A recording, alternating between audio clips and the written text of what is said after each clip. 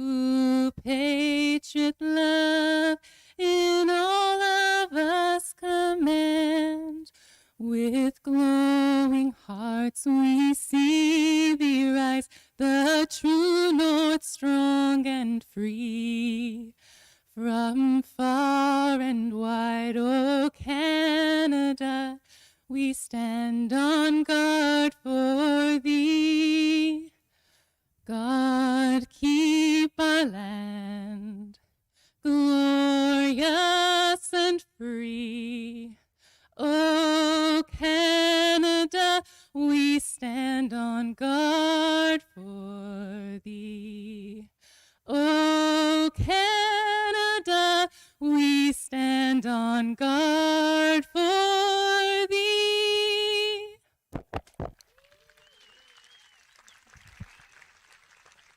That going out to all of our Canadian racers who were not able to make it down. You cannot tell you how much we miss you folks.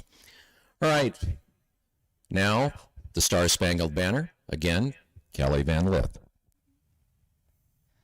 Oh, say, can you see by the dawn's early light what so proudly we hailed at the twilight's last gleaming, whose broad stripes and bright stars through the perilous fight o'er the ramparts we watched were so gallantly streaming, and the rockets' red glare, the bombs bursting in air, gave proof through the night that our flag was still there. Oh, say does that star-spangled banner yet wave o'er the land of the free and the home of the brave? Nicely done, Kelly. And by the way, we were given, unfortunately, a very graphic example of the sacrifices that our military makes on our behalf. Can we please have a round of applause for all of our veterans, whether they served, whether they're still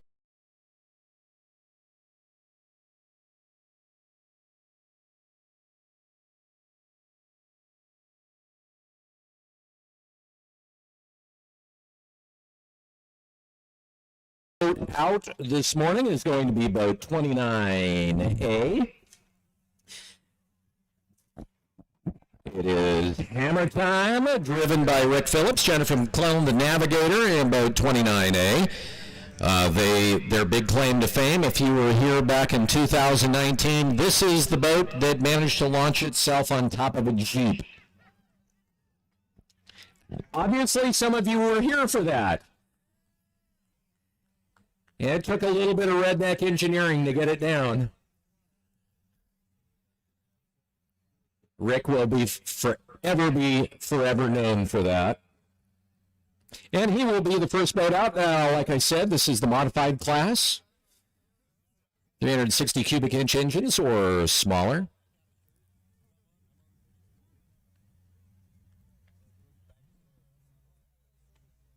And green flag is out. And he's off. Sort of.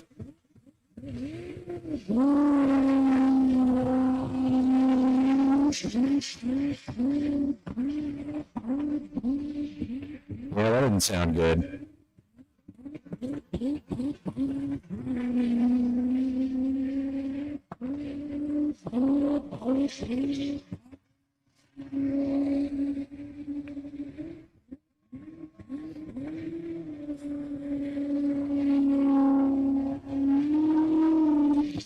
So this corner right here, when you catch speed on it, is a tricky corner that he just went through.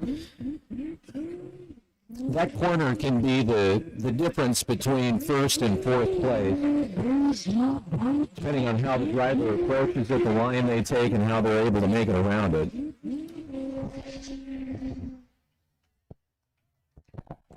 Okay, and that was the DNF for 29A, apparently taking the wrong turn there.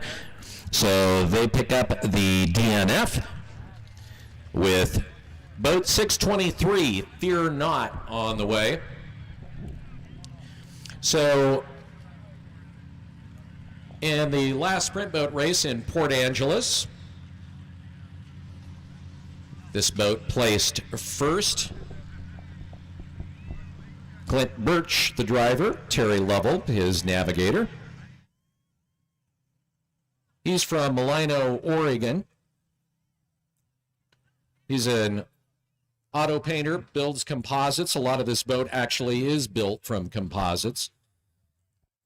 He has a lot of carbon fiber, a lot of Kevlar parts. For instance, the seats. A variety of different things in here, all very lightweight. And he's been working on this boat, I think, going on about 3 years. And finally, in Port Angeles, it all paid off for him. Boat is, when it's running, is fast.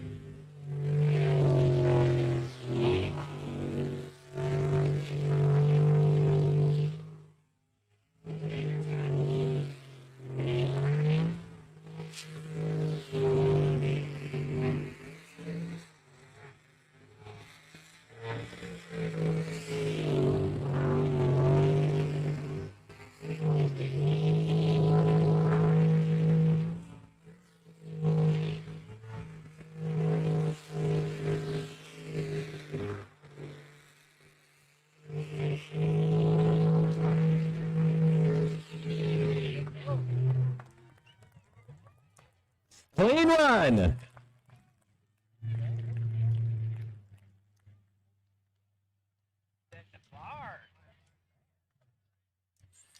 And a 40.08. So a great run to start things off for Clint Birch and Terry Lovell in boat 623.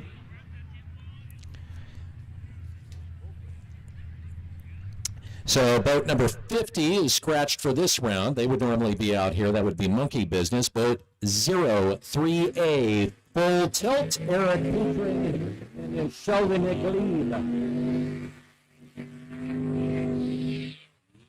At the drivers' meeting this morning, Eric started the day off by making a proposal to his future wife, who said yes.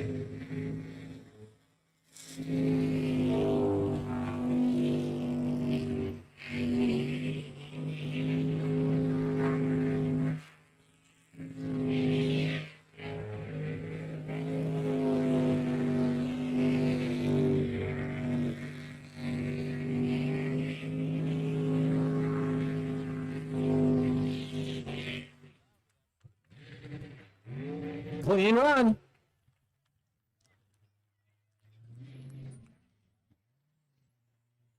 For 5.30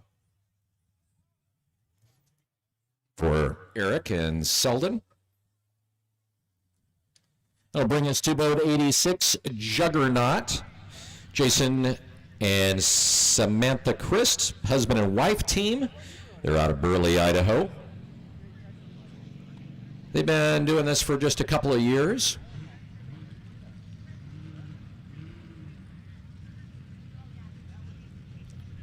Jason is a firefighter, and wife Samantha, does marketing.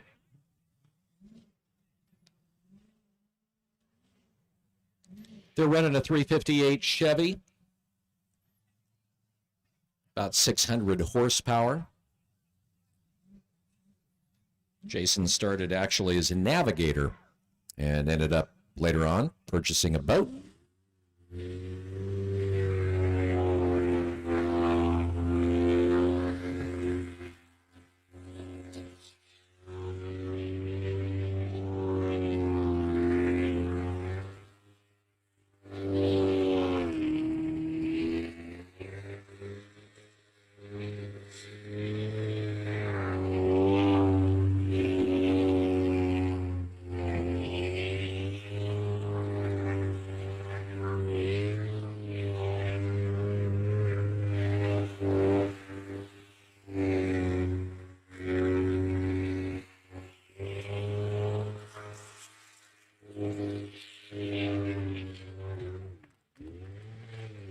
And it's a clean run, unofficially 43.62.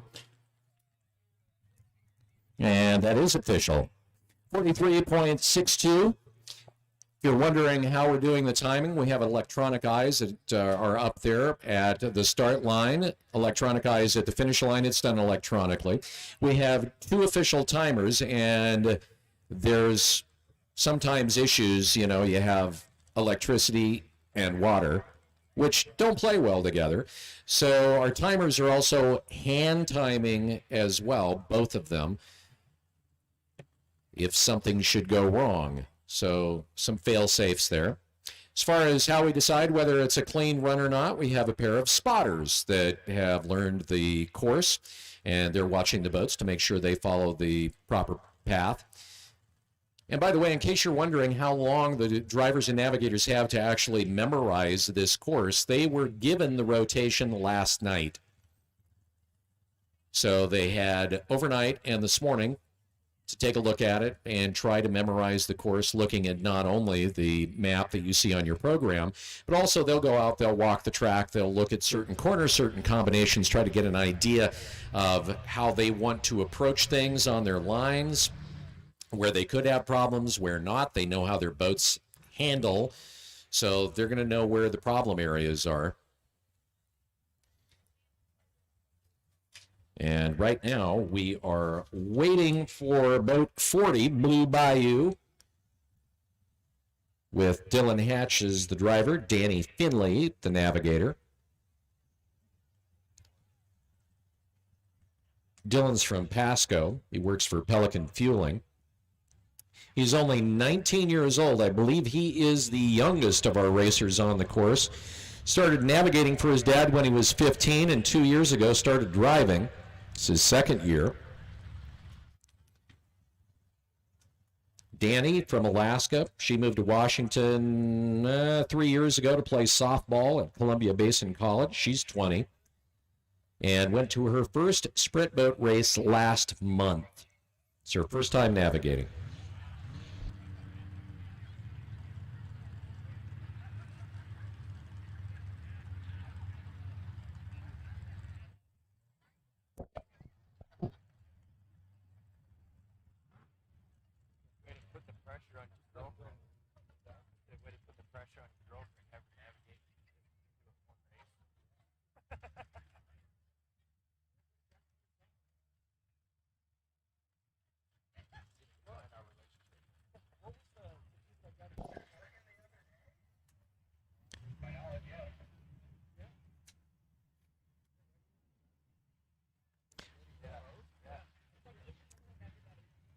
Well, if you need a good rig, you need to stop by Felton's Auto Sales in St. Mary's, Idaho. They'll help you find your next quality vehicle at a fair price. Felton's Auto Sales, or call 1-877-FELTONS.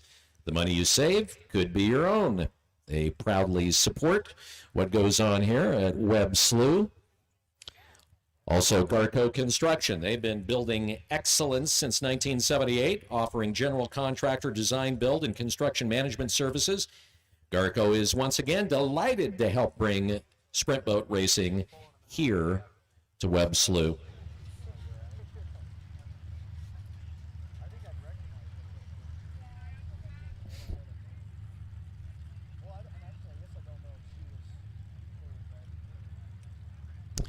And we have a couple of birthday wishes here. Happy 11th birthday to Ember Brewer.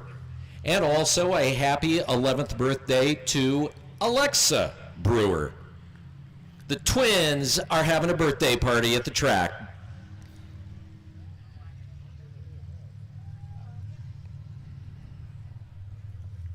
So 4-0 now out on the water, finally. Dylan Hatch, Danny Finley, Blue Bayou.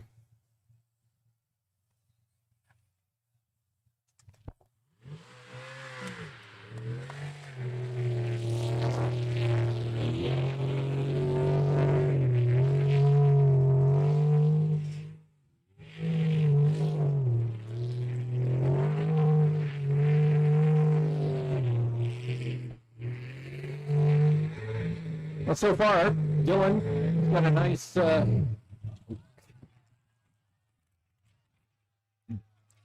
announcer jinx. God, just as I was saying, well, he's got a nice run going here. It goes from racing to gymnastics. So, everybody okay over there? Can we get some hands up? Safety crew, do we get a hands up that they're okay?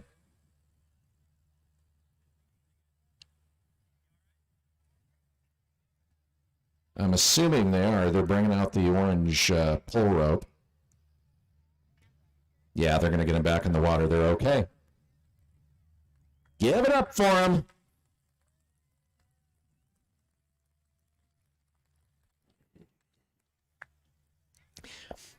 Looked like he was just unsure where he was supposed to go, and then everything just went totally gunny.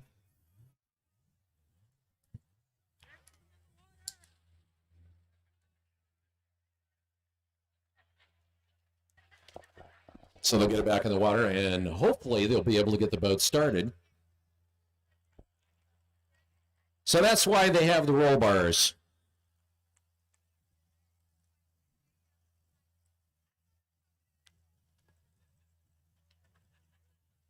Definitely not the area where I would have expected today that we were going to see our a major wreck like that.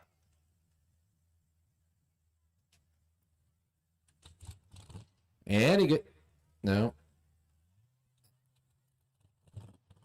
There we go. And he comes off under his own power.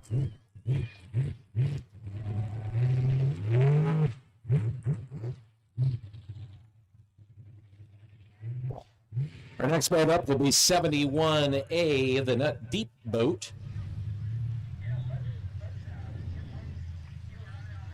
With Jay Correa as the driver. Chelsea Godfrey will be his navigator. And congratulations to Jay, who's getting married next weekend, to Corey Joe Nix. So congratulations going out to those two. So boat 71A.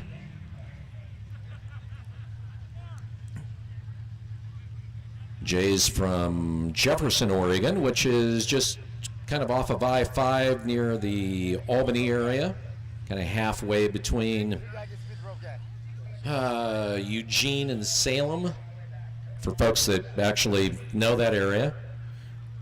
And Chelsea's from Scio.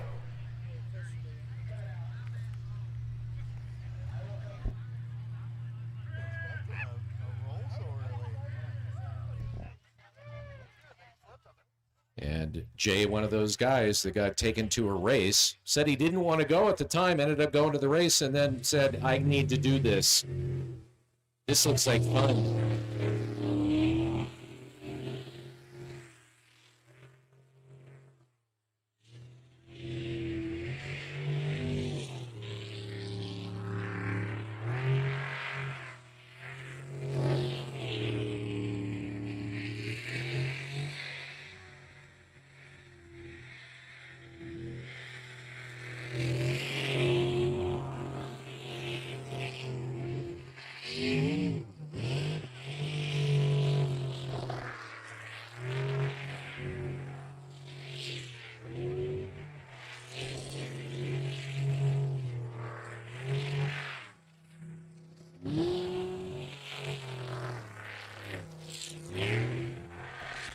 So I don't know what map he was using there, but that was definitely a DNF.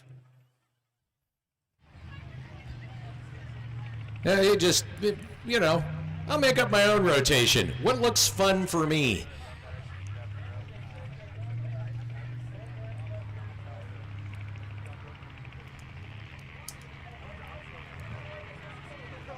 So he pulls the DNF.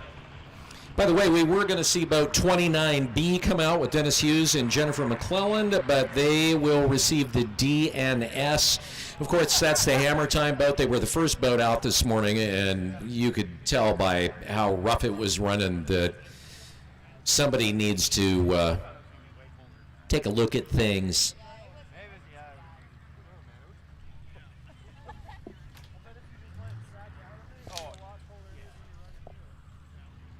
So boat 29B scratching on this go-round, bringing us to boat 154.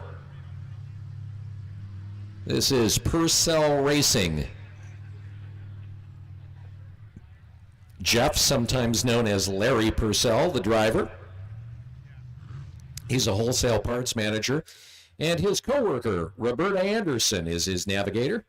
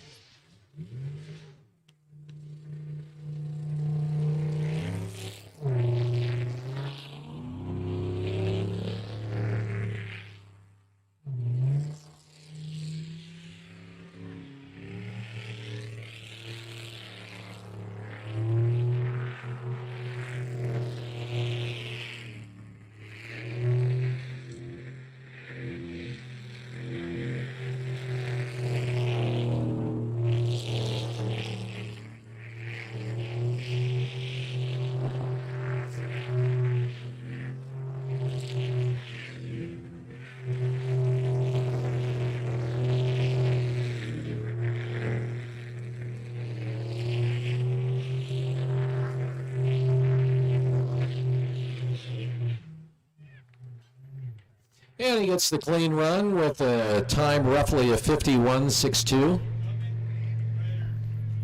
And that is the official time, 5:51.62. So far, our fastest boat out here today in the modifieds would be Clint Birch and Terry Lovell in the Fear Not boat, which makes sense after taking first in Port Angeles 4 weeks ago, at least so far.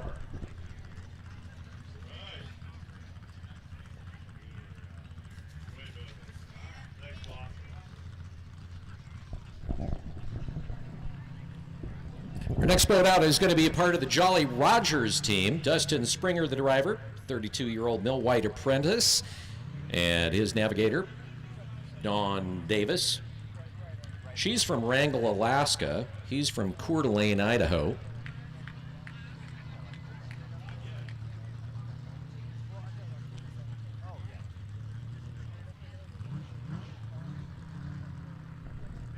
And they're coming out in boat 208.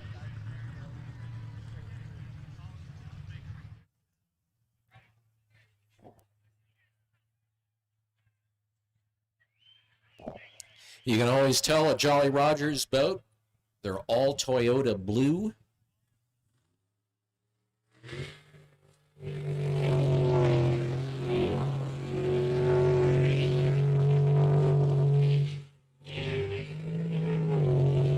And he comes out charging fairly hard.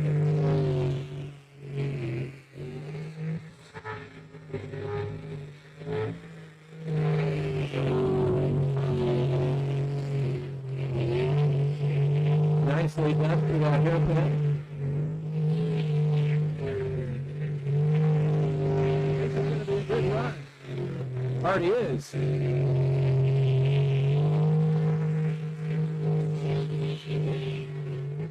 And he gets it done. Clean run and a 41.01. 41.0 run, second fastest run on the day so far. A great way to start the day off racing. So one of the things you'll notice as the day progresses, you're going to see these times get faster and faster as the drivers kind of get a little bit of a comfort level on this particular course. Now they've had a chance to do it once. They kind of know where the problem areas are, and they'll start getting a little bit deeper into the throttle. So nice run, definitely, for Jolly Rogers 208. Jolly Rogers well represented out here. They'll be in the 400s as well. As a matter of fact, coming up in the 400s is part of the Jolly Rogers team, our only all-female team. And boat 03B, we saw them out here a little bit earlier where Eric Petring was driving and Selden Glebe was the navigator. They flipped So Selden, in his very first sprint boat run here at Webb Slough.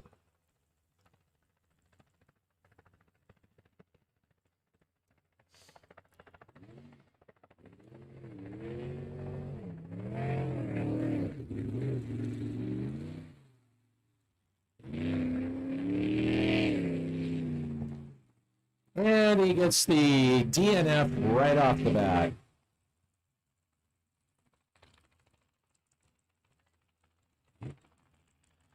All right, well, that was a pretty inauspicious introduction.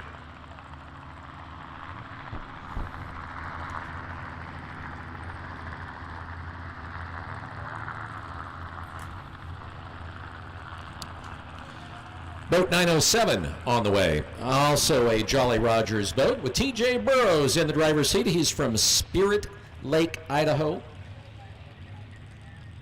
As is his navigator, Keith Brownsberger. This is their, I think, second year racing. Now this boat, by the way, is up for sale. If you're interested in purchasing it, all you have to do is go over to the... They have their booth down there in Vendor Row where they're selling their swag. You can go down and inquire.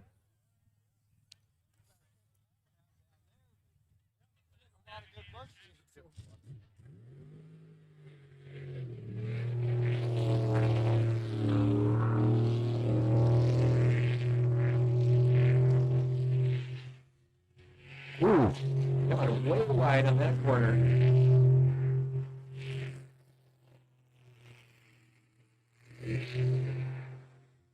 He's hanging wide on a lot of these corners.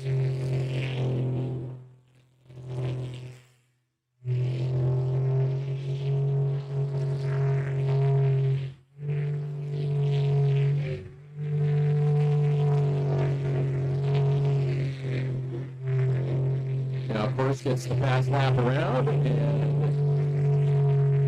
comes in for the clean run. So 46.92 unofficially. And that is the official time. So sometimes the clock can vary from the actual time due to the fact that we're dealing with electronics and water here. Thank you for joining us today for this awesome day of racing from Webb Slough, the final race of the year. Please like or comment, share the Facebook video, or subscribe to our YouTube channel. We appreciate you tuning in. And we're waiting for boats to get in the water. Boat 71B, Nut Deep, with Larry Hines and Daryl Correa. Get ready to make their way out again. Tag teaming this boat, it's a 71B boat.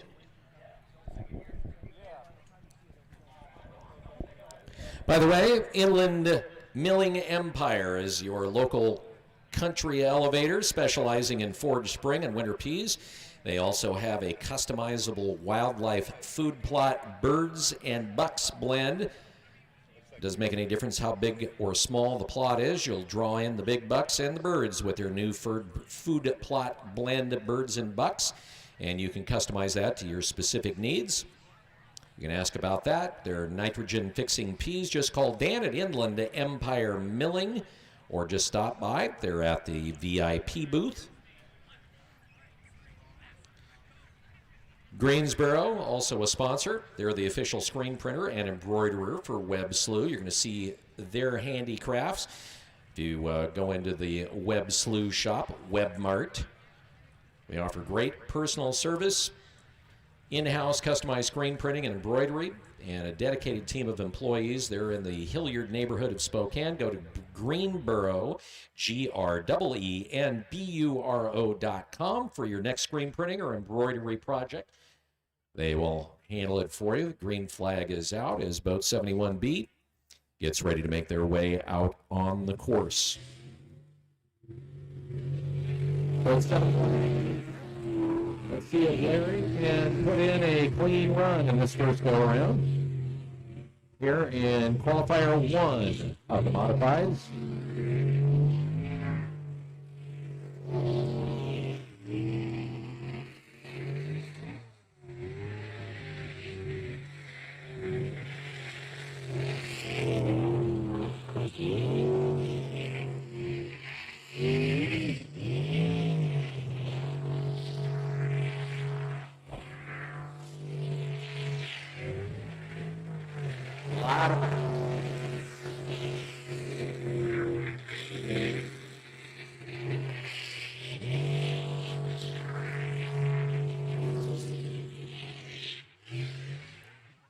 And he gets it done.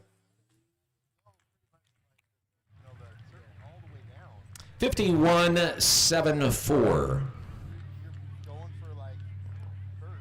The official time for boat 71B at 51.74.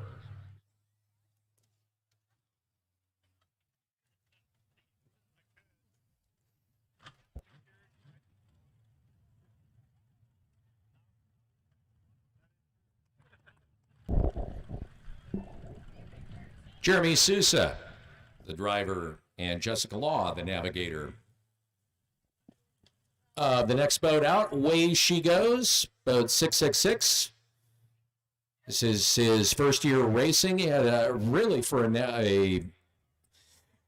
noob, had a great race in Port Angeles, making it into the 8 cut. And if this boat looks kind of familiar, this was originally owned by Clint Birch, the first boat that you saw out this morning. And he gets the quick DNF. Once again, announcer Jinx. So he pulls a quick DNF in and out. I was going to say that this particular boat, Clint Birch built his own boat, his hull, pretty much from the ground up. And if this boat looks familiar, it is essentially Clint Birch's old boat. Clint was out at boat 623, the Fear Not boat, who still has the fastest time on the course so far today in the modifieds. And Jeremy purchasing it last year after being a longtime fan of sprint boat racing, going to most of the races, has been for about the last 6 years, finally decided that he was going to get involved, and we saw him in and out. Boat 199 is the Guano Loco boat. If you do your English to Spanish translator, you'll find out what that is. Sammy Steele, the driver, Larry, the navigator. Son Dad team. They're from, well, Sammy is from Post Falls, Idaho. He manages a bar. Oh, fans from Post Falls. Hello, Post Falls. Right on. Nice to know we have the Post Falls contingent.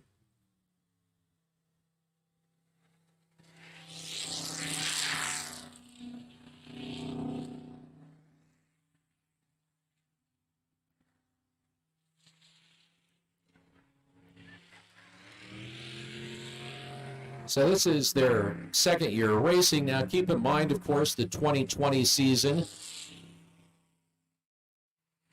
affected by the pandemic.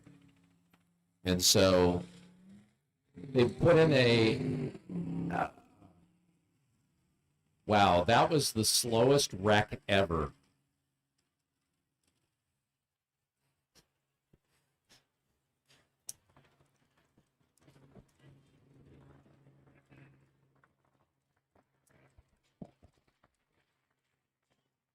It was totally slow motion.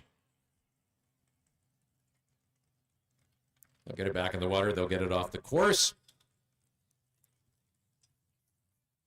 And that should round it out for the class. which will bring us to the 400s. 400s always a lot of fun. Part of the reason for that is that it is the most highly restricted of the three classes. Very limited as far as what you can do to these boats in terms of size. The modifieds, they are allowed a lot of leeway into the engine, and he's going to wreck again. And yeah, he does. Two of the slowest wrecks ever. Okay, that's a record for slow wrecks in one round. And he wrecks again. No, he kept it in. Looked like he was going to hit the hay bale. Anyway, the 400 class really restricted in what they can do to those boats. And so it's almost kind of, if you think about it that way, a stock class. Almost. It's an international class, which means that it falls under the UIM rules. So the idea is you have these boats that are very much equal. The differences are what they can do, of course, in the pumps, the hull design and the like, the way that the boat is set up in terms of balance. But as far as the power plants, they're all pretty much equal. So what you're going to see are a lot of times, particularly among the fastest three boats, that are very, very close to each other. It's very common in the 400 class to see boats be within hundredths of a second of each other.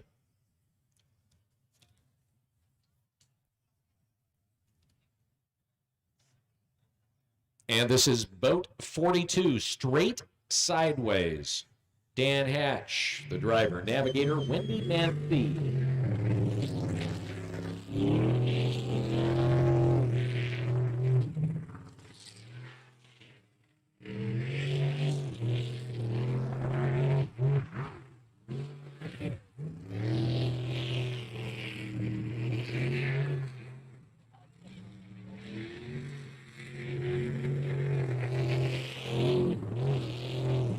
See how he does through the hairpin here. Not too bad. A little bit of cavitation. Cavitation is when the pump sucks up some air, pushing air. Shoot the head up in the back of the boat and it sink into the water. Oh, pretty good run.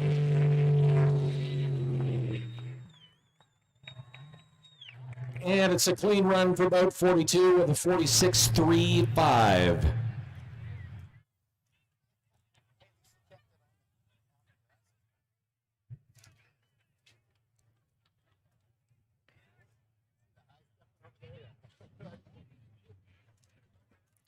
Dan is the owner of Pelican Fueling in Pasco.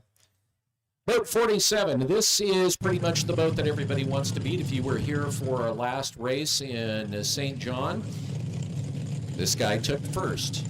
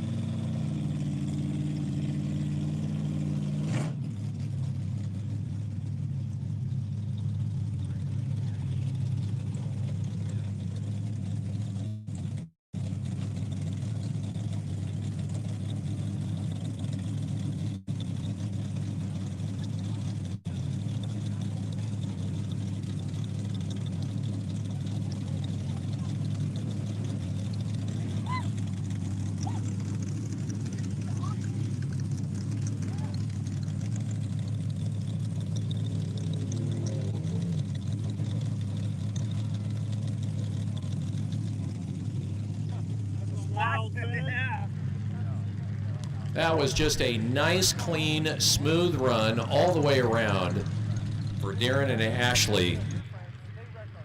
He's been driving for about 9 years, and his daughter navigating for him, Ashley, for 9. He's got a 410 cubic inch Dart in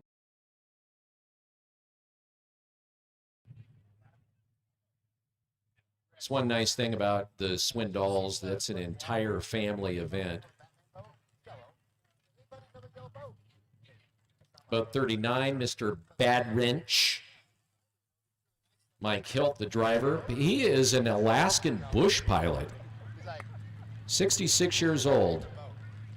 Nick Sibley is an 18-year-old, and he's the navigator. Okay, so 39 we're finding out is a did not start, a DNS for this round. So forget everything I said about him. That'll put us with 146B, which is the Jolly Rogers boat. And the founder of Jolly Rogers Racing, the driver, that is Eric Werner. He's currently an airline pilot, used to be a naval aviator. Flew off of carriers. Tina Huff is his navigator. She is an environmental consultant. He's been driving for about 10 years, and he's had an up-and-down career. Picking up again, getting his first, well, all right, so a couple of things. This is the first time that they've raced in this 400 class with this particular engine. And he comes in and gets the DNF.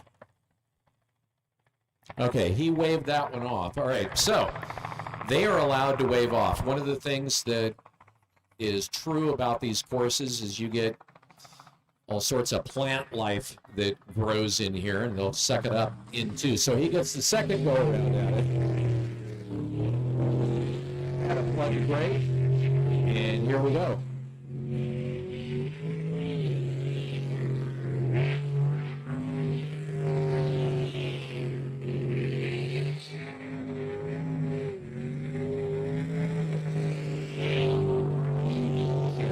Through the hairpin, handles it nicely. Yeah, pretty darn skilled. For the 400 class in this boat. And gets it done. 40.81.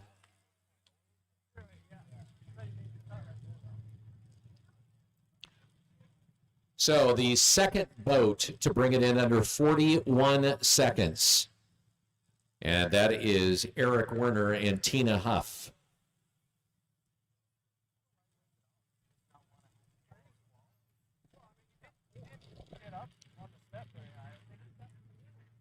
Good going for Eric there. Literally, they just got this thing put together a couple of days ago with the 400 motor they purchased. They decided they were going to move up into the 400 class for this particular race. And showing off by getting the one of the fastest times of the day. Of course, we have to go all the way back to the very first run where Clint Birch had a 40.08. All right, this is a new boat as well. Black Magic, Kelly Stevenson and Tracy Montgomery, boat number 5. This boat also put together.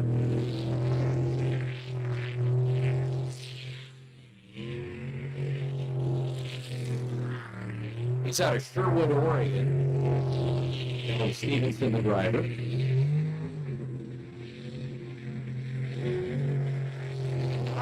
Seat time.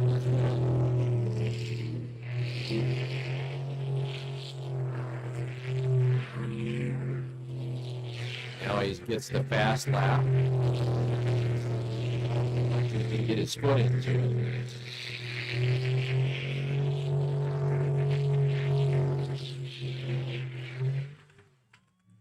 Decent run.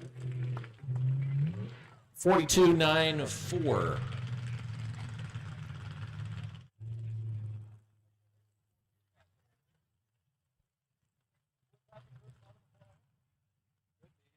Dennis Robertson, the navigator of boat number 5, Black Magic.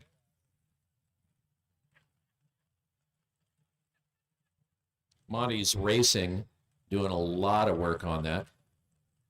Monty's Racing is out of Albany, Oregon, and they actually do quite a bit of engine work on these boats, on a number of the boats.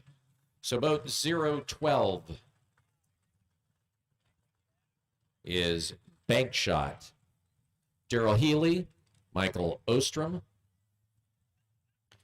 Daryl's been racing for a number of years, kind of that original contingent out of Idaho in the Bank Shot boat, boat 12. A lot of experience.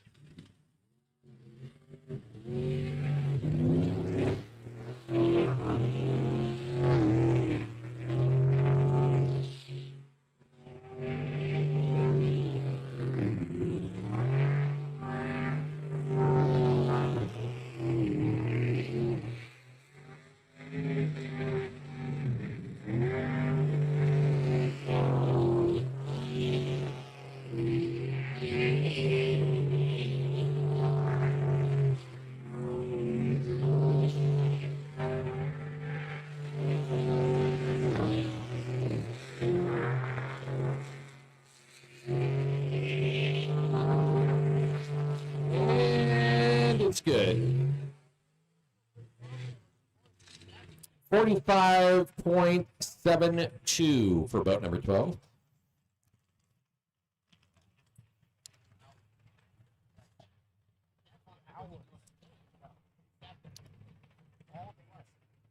And that'll bring us to boat 21, also known as Loco 21.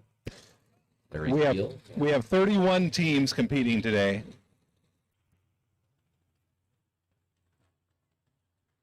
For those who are asking online. Guano Loco team.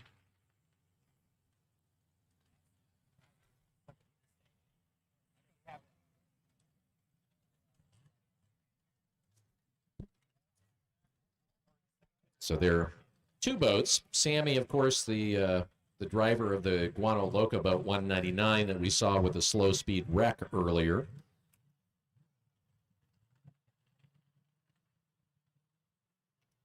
Actually, Larry is the driver, so the navigator driving this one. Navigator from 199. We'll get this straight. Larry Steele, the driver. Sammy Steele, the navigator. So essentially, flip seats. Unfortunately, the navigator or the announcer cannot see your comments. I'll try to adjust it as I can.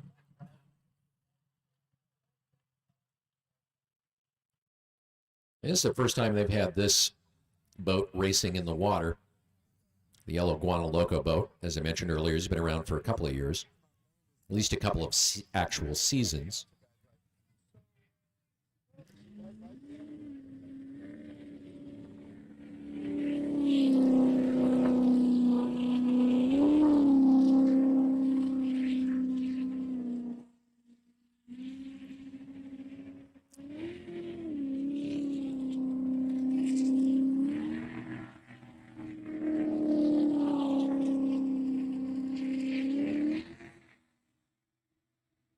Well, the driver obviously understands that when you're in the corner, you have to get your foot into the throttle, otherwise the things won't handle. And he gets the DNF by taking the wrong turn, kind of hangs it up on the bank. We'll see if he can get it out of the water without anybody having to come over and help. Does not look like that is going to happen. Yeah, he's hung up. And probably have sucked up a big chunk of sod. The grates on the bottom, so the intake, the water intake is on the bottom back end of the boat. Kind of a rectangular area with a grate on it where it sucks up the water. And it acts like a cheese grater when you run it across dirt. So it'll clog things up with the clay here. And that is definitely a clogged jet.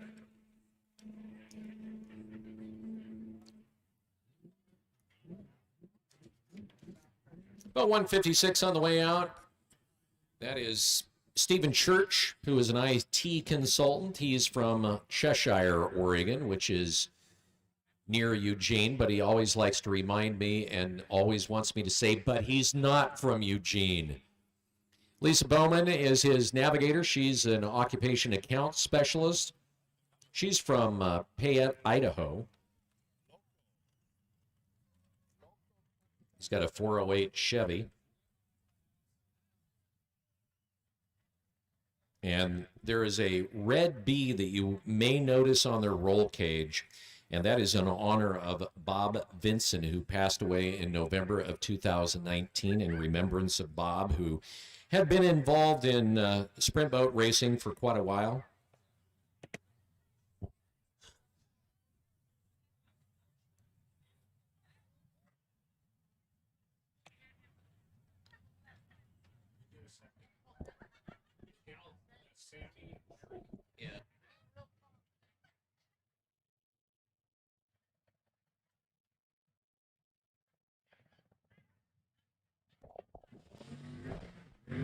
All right. They were very competitive in Port Angeles, had a great day of racing until they sank the boat. And a pretty knuckle-clenching accident. Coming out fairly smooth today. This corner was the one that Stephen yesterday said he was worried about. And no worries there. It came through pretty nicely. The corner in question can really slow you down. And all in all, a very workmanlike run. And a clean run for boat 156. Yeah. 42.43.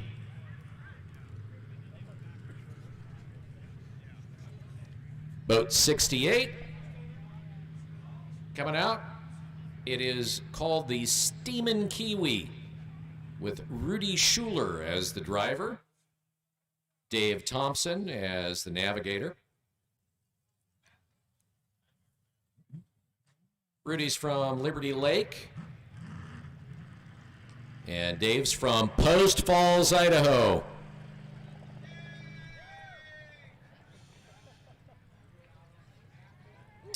He was, back in 1999, Rudy was the 1999 New Zealand champion.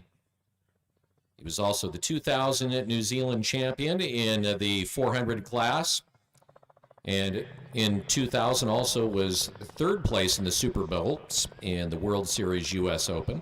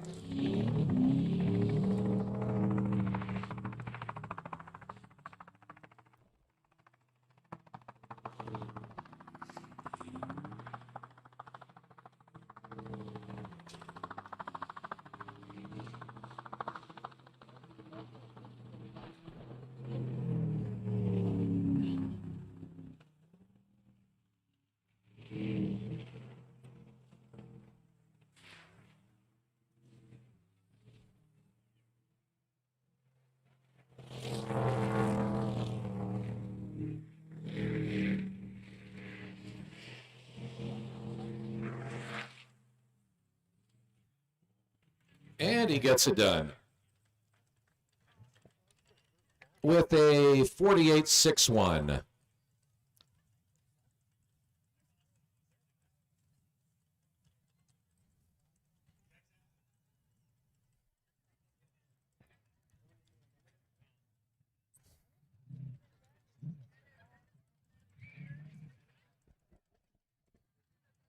Someone in the chat's asking about flying Hawaiian. I do not see it on the running order here. Not sure if they're here.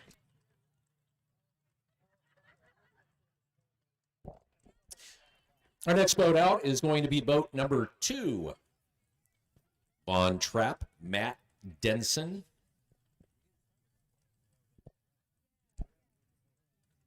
Vaughn's out of Port Angeles, Washington. He was a longtime crew chief for Paul Garr, who originally owned this boat.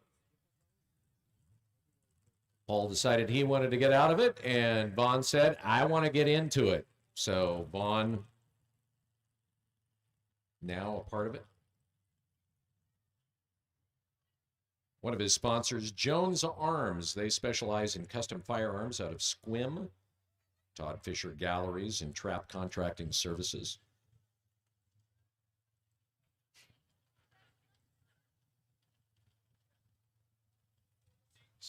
Second year of racing for Vaughn.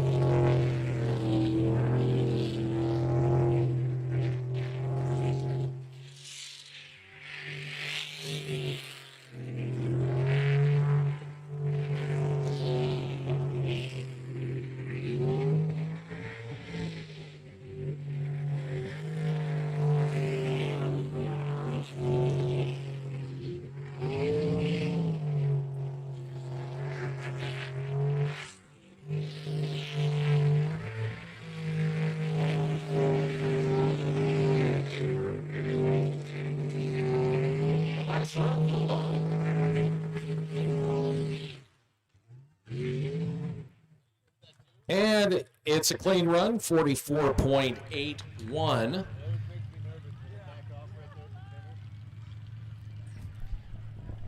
One of the things that Vaughn as a driver struggled a little bit with was kind of over-driving the boat and maybe getting into it a little too deep into the throttle for his experience level, but that definitely a good, clean, solid run for Vaughn in that go-around.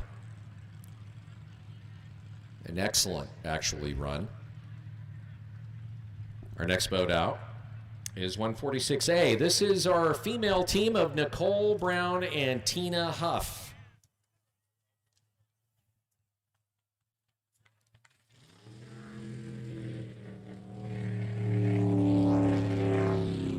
Nicole's out of Port Angeles, longtime navigator for her dad, Wayne, and then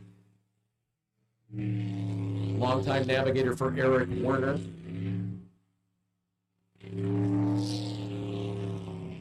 This is her second race. First race in Port Angeles. She's 29.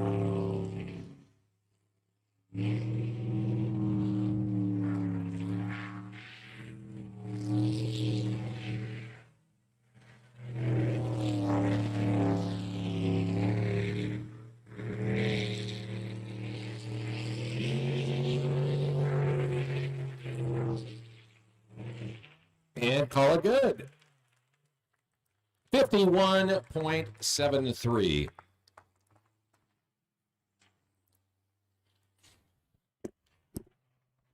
So your fastest boat in the class so far today has been that boat, only driven by Eric Werner in 146B at a 40.81.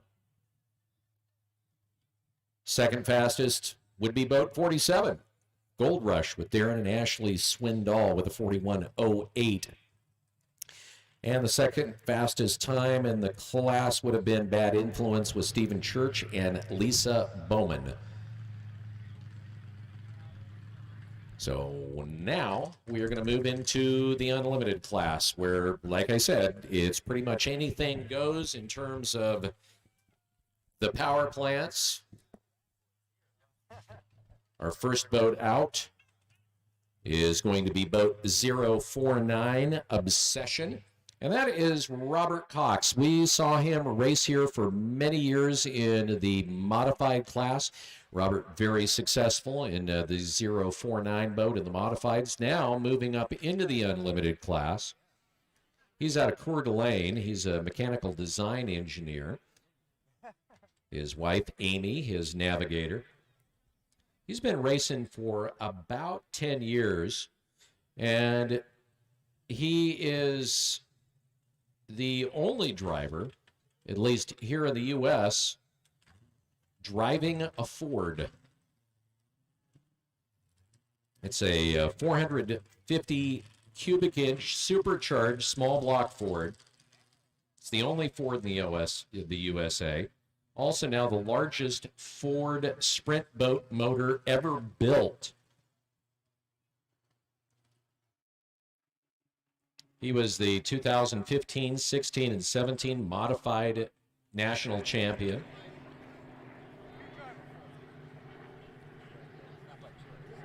And 49 is a did not start. Go ahead and make your Ford joke here. Go ahead, you can do it. We'll wait.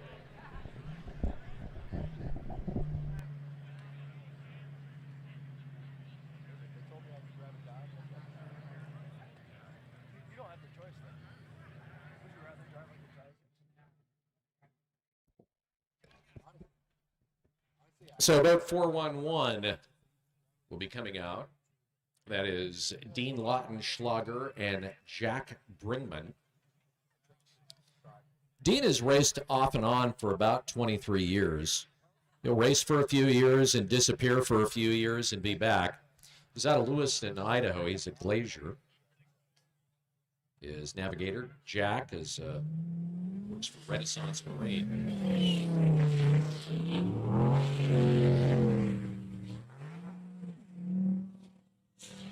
Twin turbo, 440 cubic inch, and he gets the DNF.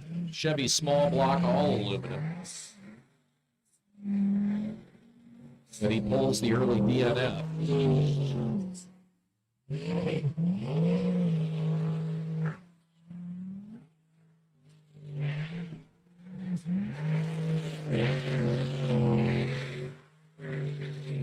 You definitely can get an idea of how fast his boat is, though. Man, he's cooking.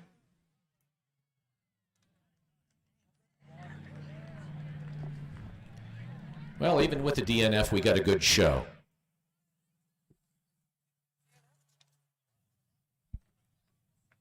Boat 69, Overkill. Expected to come out next. Dennis Hughes, longtime driver, 14 years, with his daughter, Samantha, Sam, in the navigator seat. National champion in the modifieds and also the unlimited class a number of times.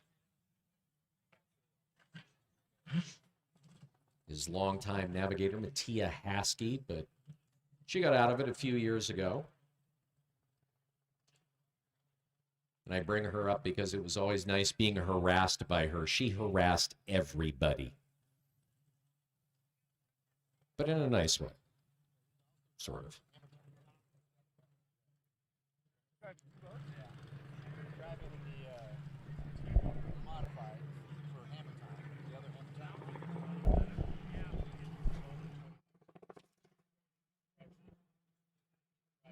Don't forget, you can stay refreshed with Coors Light. You're going to find Coors over in the beer garden, brought to you by Odom, where they remind you to drink responsibly and don't drive if you're going to be drinking.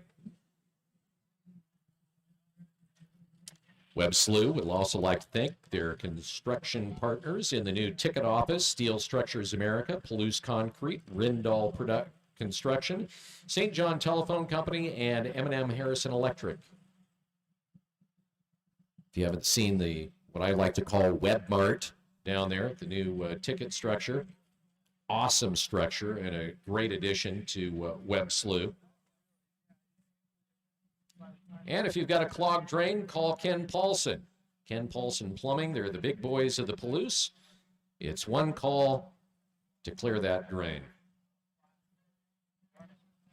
Webb Slough also would like to thank Dale Nunn and Jeff Halstead for doing their best with their photography here at Webb Slough. They're part of the reason for the success. They're great photographs used in a lot of the promotional materials for Webb Slough here, and they absolutely are stellar.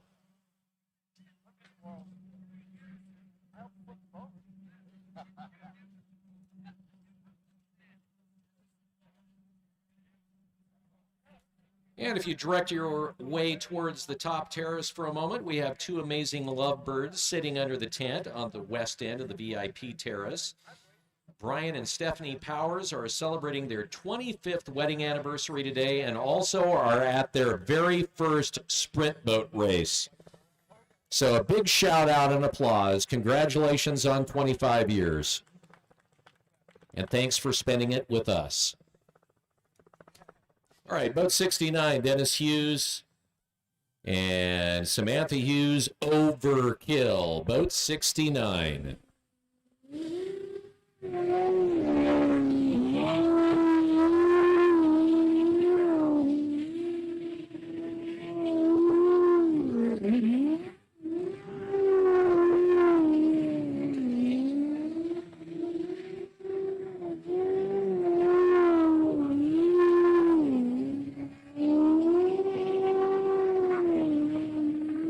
He's cooking.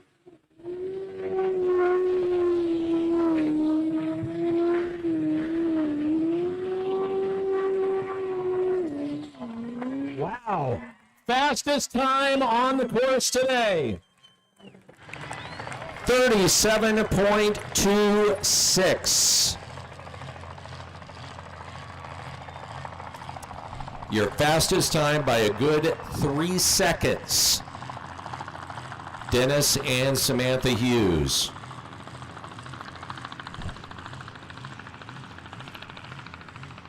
All right, our next boat up is boat 96, and it is driven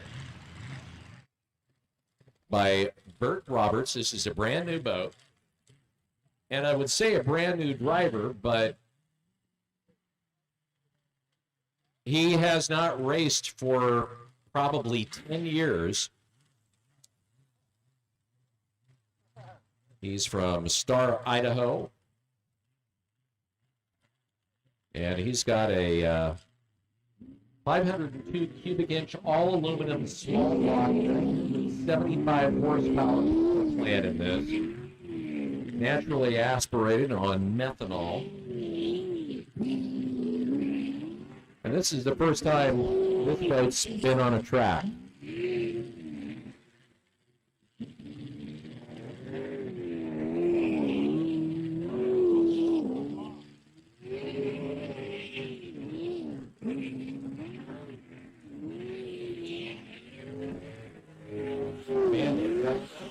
His navigator, she's been around sprint boat racing for a long time, for a while had a boat. And it's good. 42.56.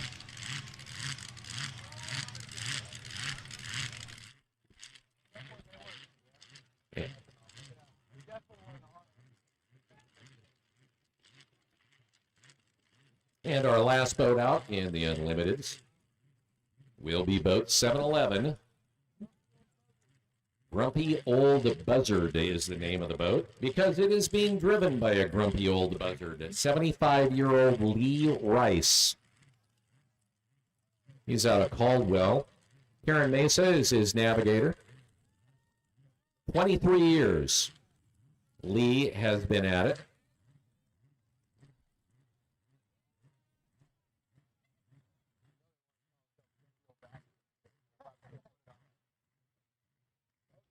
So he is on the water, off the trailer. It's another methanol burner. This boat used to be called Screaming Eagle.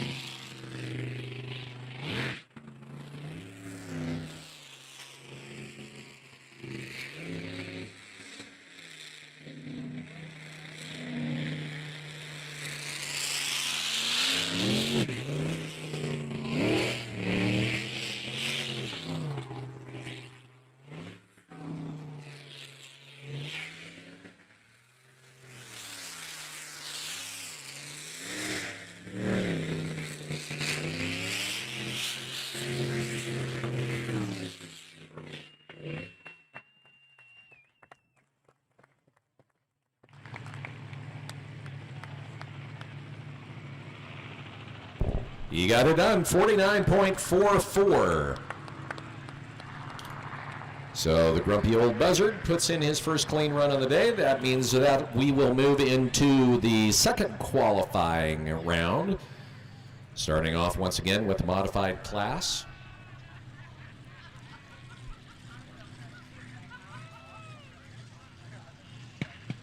This round, the racing brought to you by Star Rentals. When time is money and people depend on you, reliability is really important. You can count on them for trained employees, fast responsive service, and no hassle billing. Star Rentals has been around for 100 years, the oldest, largest, and most reliable independent rental company in the Pacific Northwest. We definitely appreciate you watching and tuning in today. It's hard to get these audio levels right. The boats are all different volumes. Some are burning your ears off and others are super quiet. So I apologize. The announcer is super clear because we're piped directly to him. And he often changes volume as well. When he gets excited, he talks a little bit louder like this, you know, and when other times he's talking like this. So it's a work in progress. The audio is tough. We're trying to adjust it on the fly, but I'm also shooting the video. My wife's switching the video, and I want to thank Kevin Jameson, who has volunteered to bring his camera and with the help of OBS Ninja, give us some live shots from the pits and wherever else he goes. So thanks again, Kevin Jameson. We really appreciate your help today.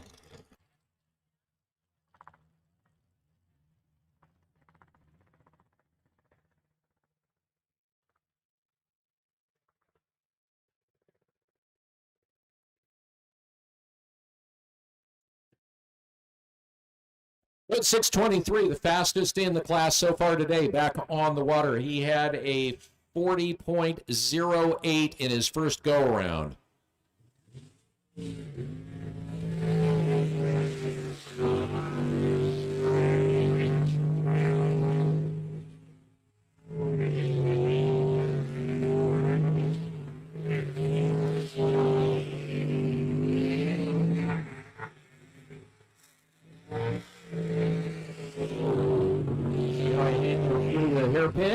Nice. He really has this boat tuned up nicely. The way it just cuts. This is another good run for him. He gets it done. And the fastest run in the class again, 39.90.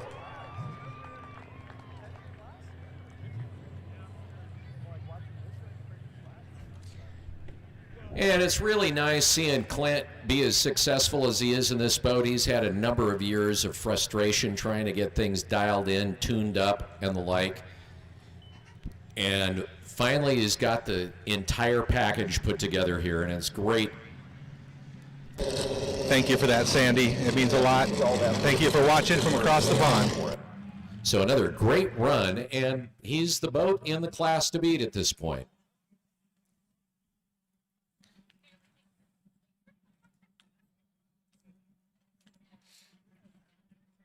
So boat 29 is in the water, and that is the Hammer Time boat with Rick Phillips. He is a produce seller. Jen McClellan is partner in that business. She refers to herself as the banana slinger.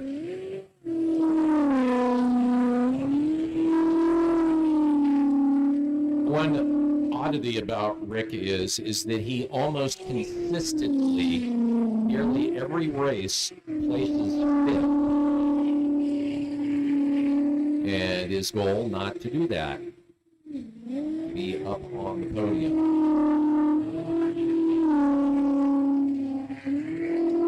After running kind of rough, obviously sounds a lot smoother as he gets kind of the feel for the course. His first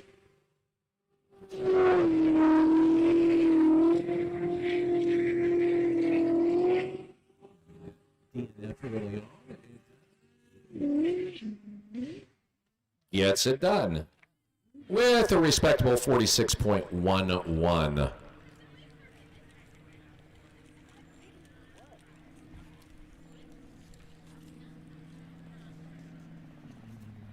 And it looks like we're dealing with a lack of Jeeps today. So taking a little extra time to get these boats on the water.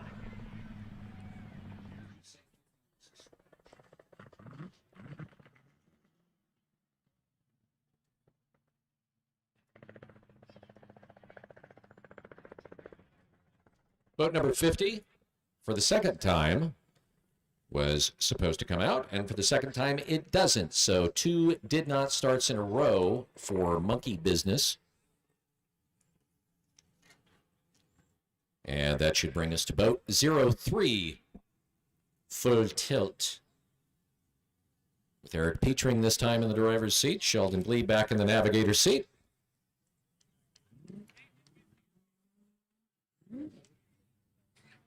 Eric is a custom painter. Sheldon is a truck driver.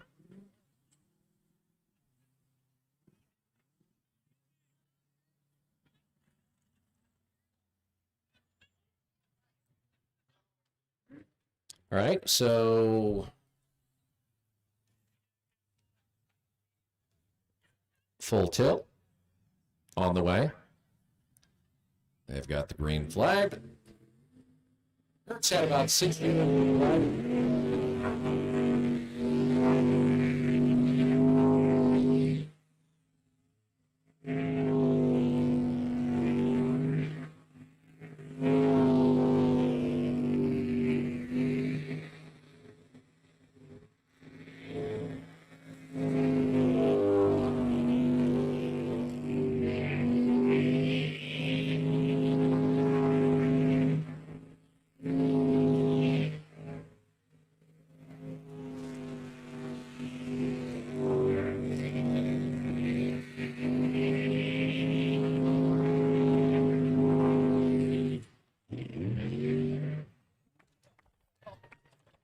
And he gets the clean run.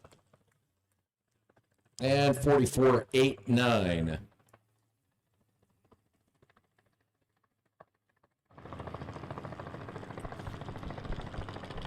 So he was able to cut about 0.4 of a second off of his previous run. So about 39, we're finding out, is out for the day in the 400 class.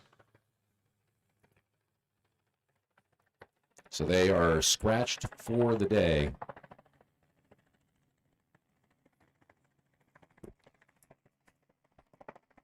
As we wait for Juggernaut to make it out. Jason and Samantha Christ had a 43.62 in their first go-around.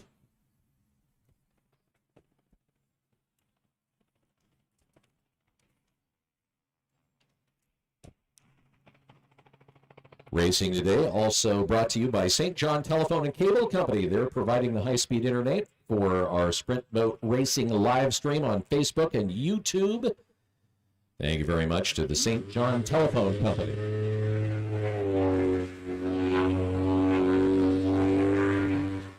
So, Juggernaut.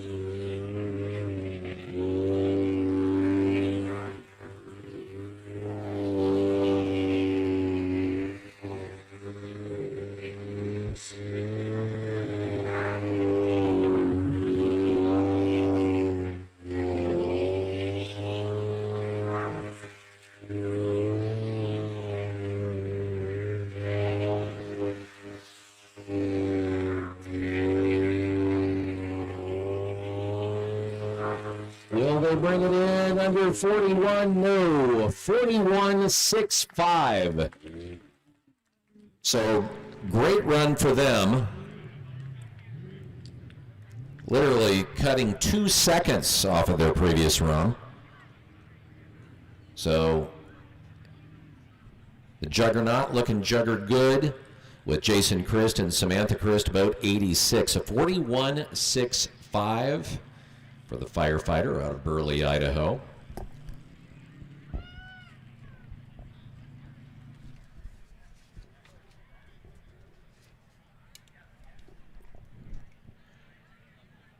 By the way, if you head over to the beer garden, you might want to pick yourself up some Webb Slough brew.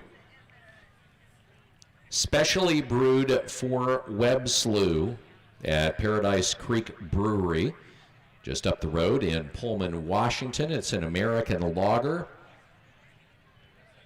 I know at one point, some of the ingredients were actually grown here on the other side of the hill.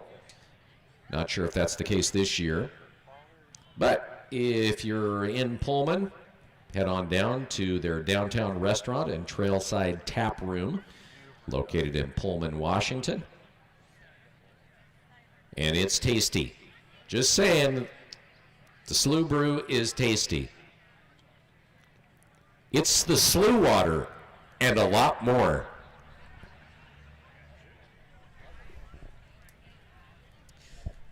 Wilbur Ellis also proud to support Webb Slough and the St. John community. They're your premier agricultural product and services group. They've got a network of local experts delivering innovative solutions to just about every grower. They're family owned. They've got over 98 years of experience in the industry. They always put their customer needs first. For details, reach out to your local Wilbur Ellis branch today. It's ideas to grow with. So Blue Bayou not making out. Here we go back to boat 71A, the Nut Deep boat with Jay Correa in the driver's seat and Chelsea Godfrey acting as navigator.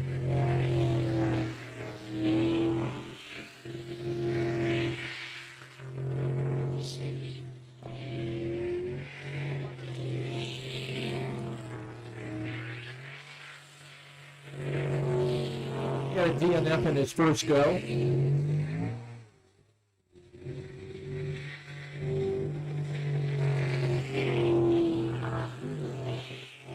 And he's going to bounce through this corner, if I'm not mistaken now.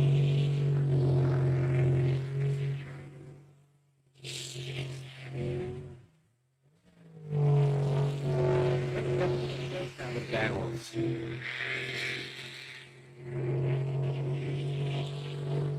Looks like it's a clean run. And it's good. 51.66. So he gets an official time in the books. Boat 71A.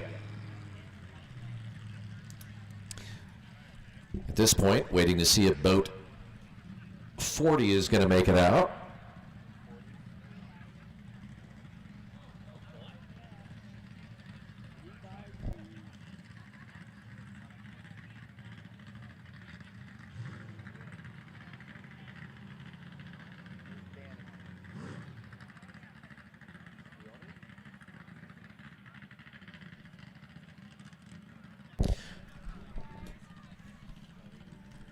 So boat 40 had the rollover in our first qualifier with Dylan Hatch at the driver's wheel. So he takes the blame for it, but he'll point the finger at Danny. She did it. It's Blue Bayou. For that, though, we'll have Hammer Time 29B.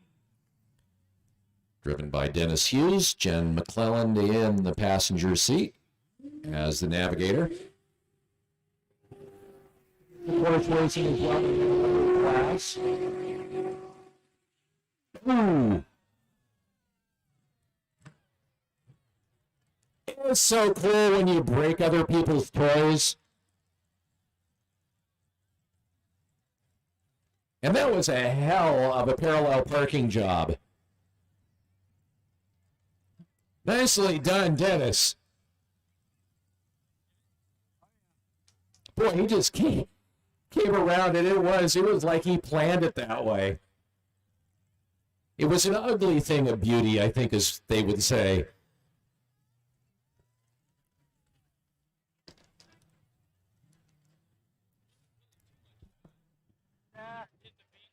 So to the owner of the boat, you may want to have the steering looked at.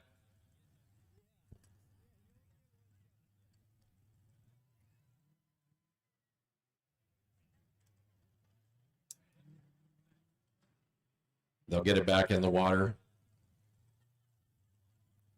That could have been a lot worse the way that he hit, but fortunately, just leaving a nice long divot.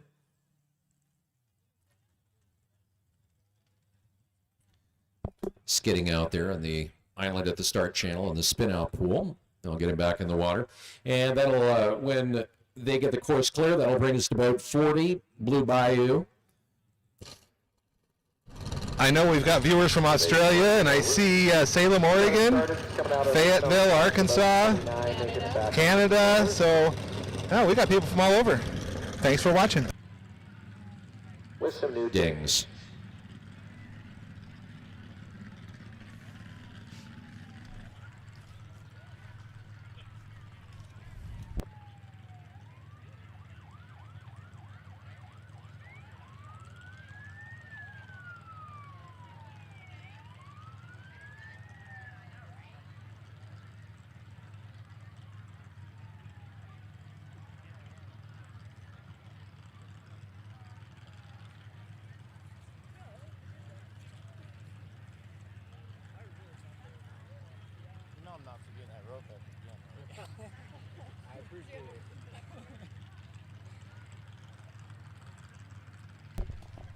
So boat 40 is started. Just waiting for them to bring it in off the trailer. Again, if you have any medical issues or anything like that, if you go down by the ticket area, you have a first aid tent that is set up.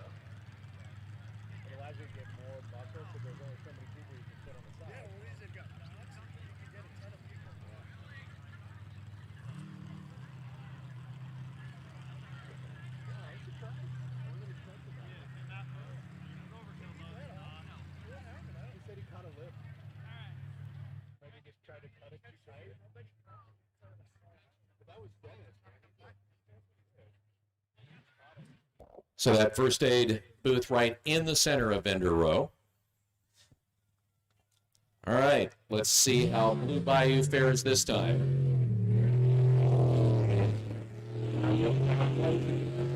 Last time.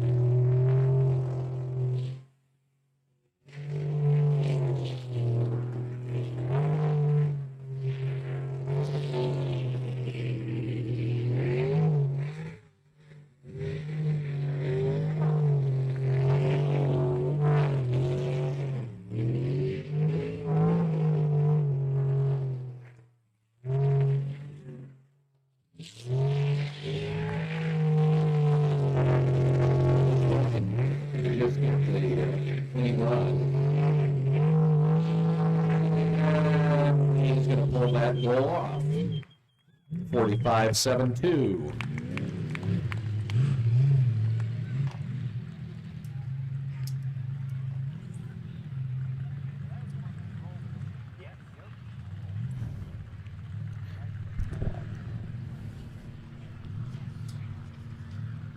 And boat 03. This will be boat 03B with rookie Solon Glebe at a DNF in his first go around, pretty much almost immediately.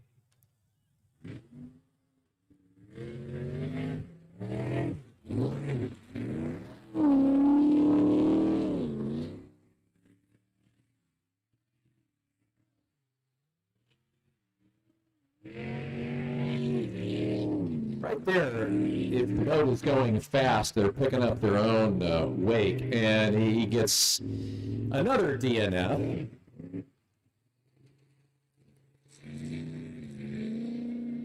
And he needs to recheck Google Maps.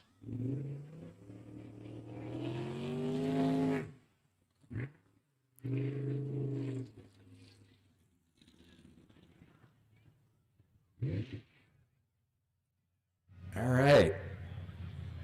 Quite the run.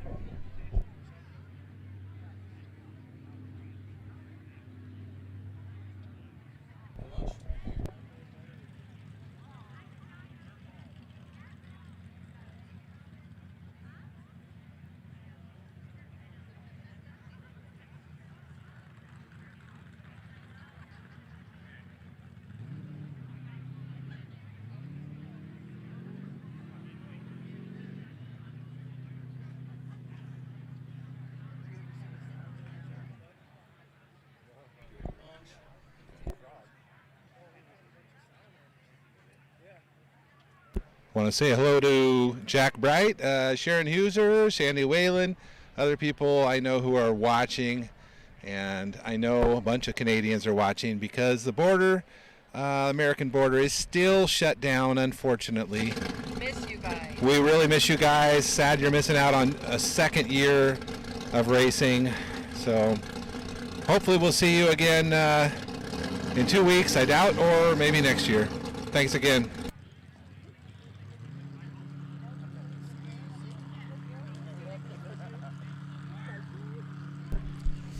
Got a big thank you going out to Paul White, who is supplying the live stream today. And if you haven't checked out the live stream, Paul does a fantastic job. He does replays and the like. He has some great graphics, really world-class aspect on the live stream on both Facebook and YouTube.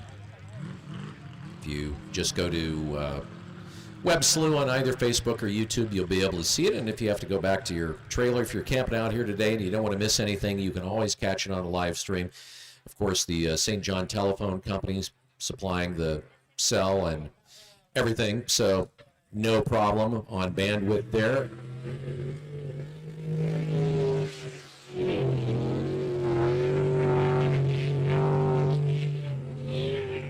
This is boat 154.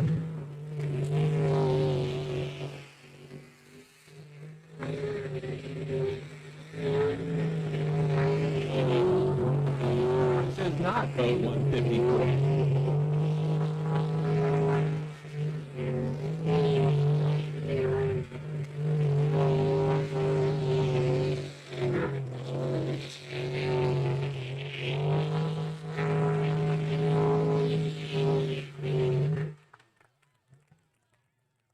And is boat 208 with a clean run. 40.47. Great. And since Bill London is always so graciously thanking me, I want to thank Bill London for all his years of service and the great color commentary he provides to the sport. Without him, the live stream would really suck. He is a big part of it, and everybody that is in this sport thanks him and owes him a debt of gratitude.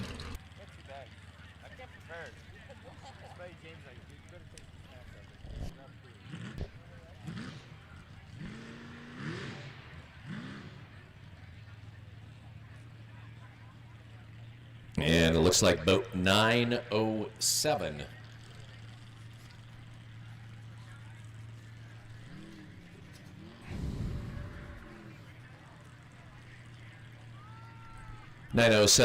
The Jolly Rogers boat with T.J. Burrows and Keith Brownsberger at a 46.92. So boat 907.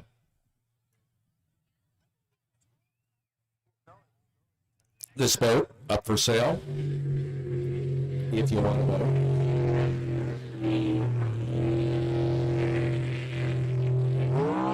Great for your drainage ditch, and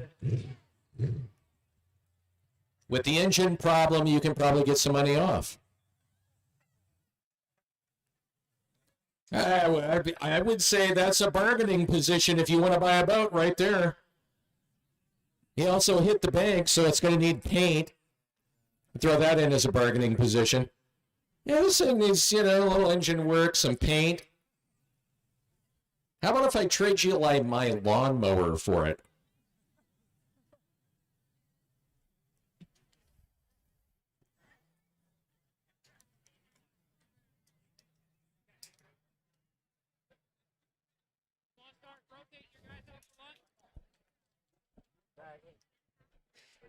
Yeah, a couple more runs like that, you might be able to get it for free. Hey, Chris, can we pass this first round? Do we have to, or if we pass? I'm sure Eric Werner, the owner of the boat right now, is cursing me. Which he normally does anyway. All right, they're going to walk it out. Obviously, they can't be push started. We're really out of order here, so I have no idea what boat at this point that's coming up next. I think probably boat 666, part of the Dark Horse Racing. That is Jeremy Sousa and Jesse Law. They had a DNF in their first go-around. Jesse being the... Thank you, Sharon. I hope Phil is with you, and say hello to Phil and the other Canadians for us.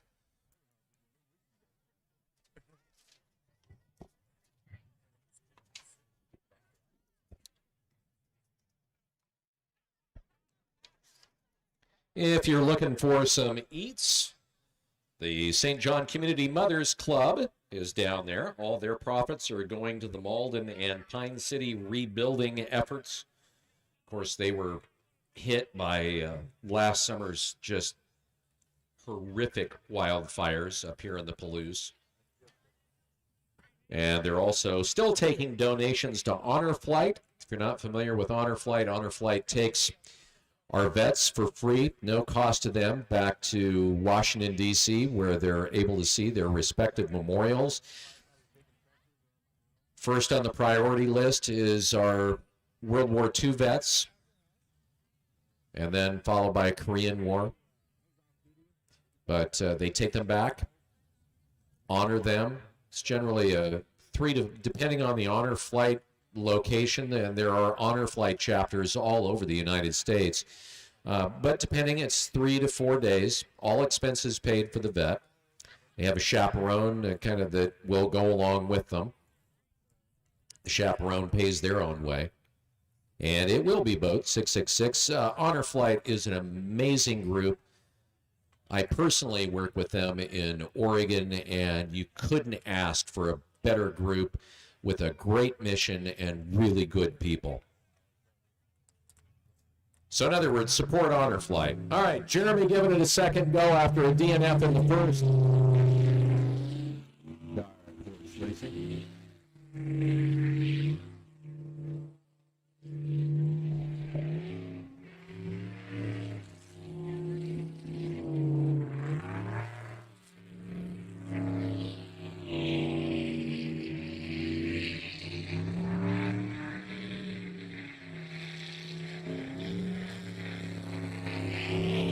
Really is for a rookie driver. This course is hard. It's short. It's fairly narrow.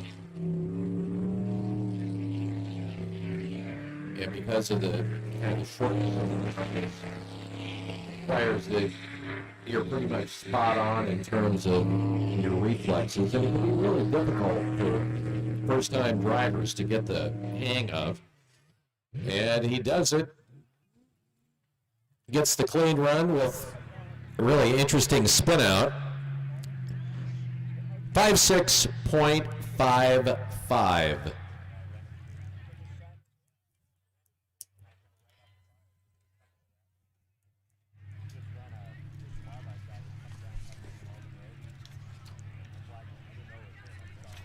Also on Vendor Row, Terry's down there has a variety of different things. Terry's Teriyaki.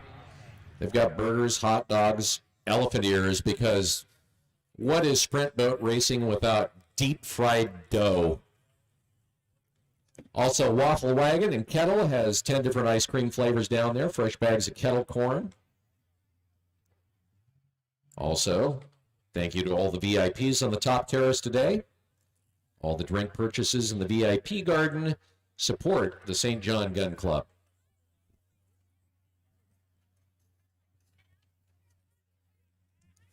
Terry's, of course, tomorrow as breakfast.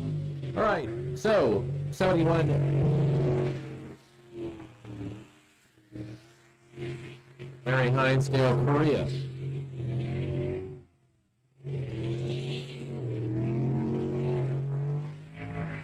Had 51.74 in his previous foray in the Q1.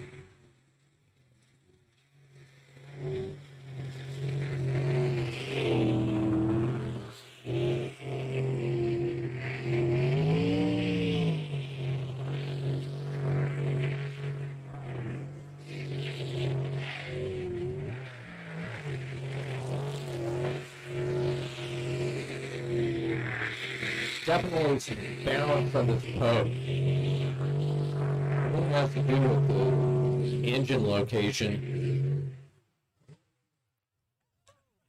And he gets the clean run.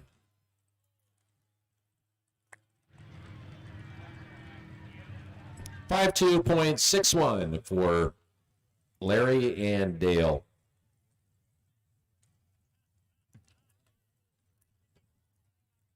Looks like boat 199 will roll it in.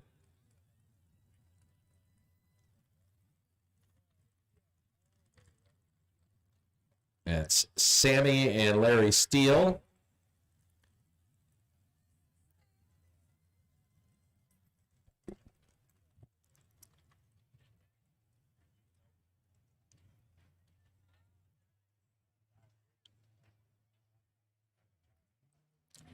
Let her rip.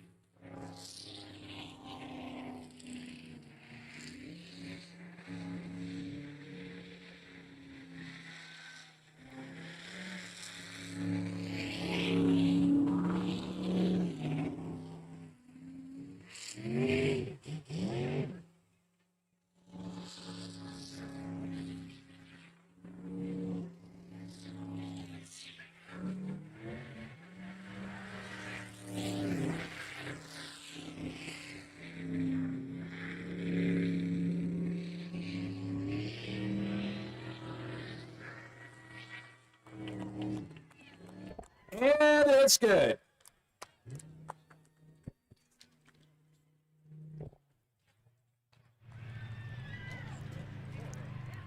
.01.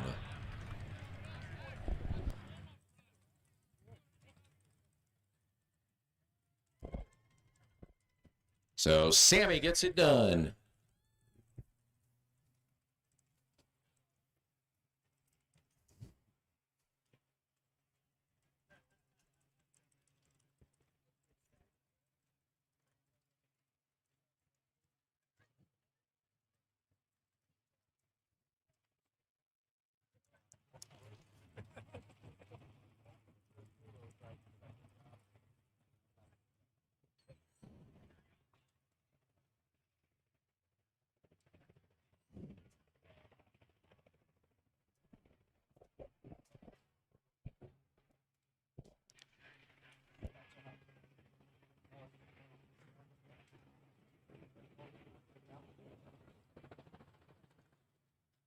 So into the 400 class boat, 42.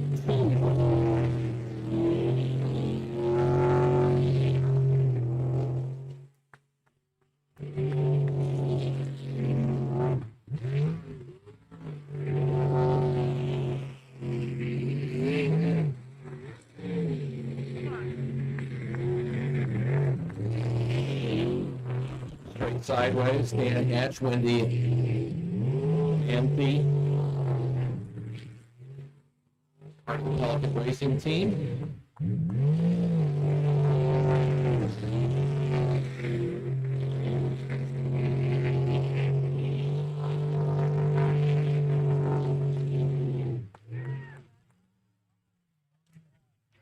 It's a clean run and a 45.02.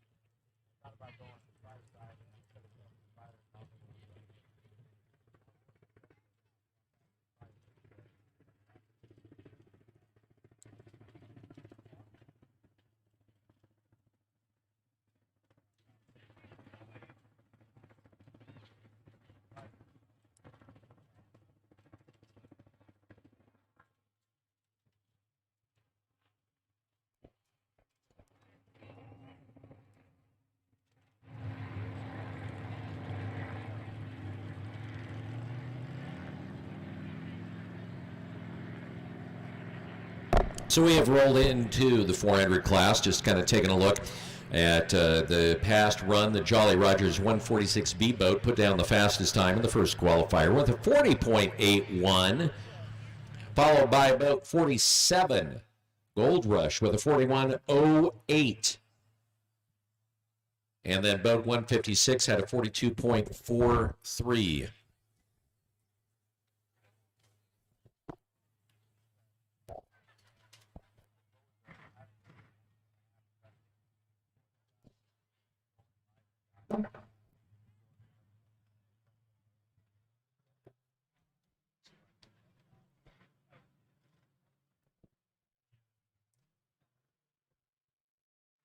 So not sure, I would think the boat 47 would be coming out next, which would be the Gold Rush boat, Darren Swindoll with daughter Ashley.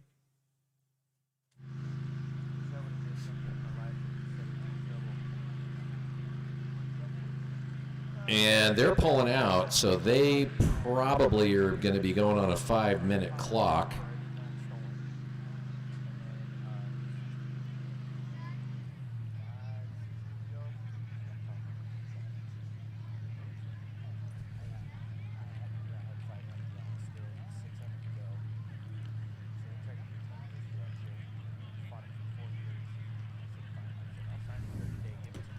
And 39, Mr. Goodbranch is a scratch for the day. Boat 146 will be on the water.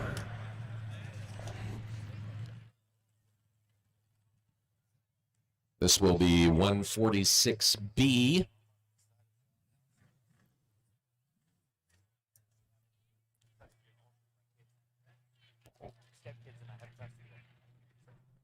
With Eric Werner, the driver.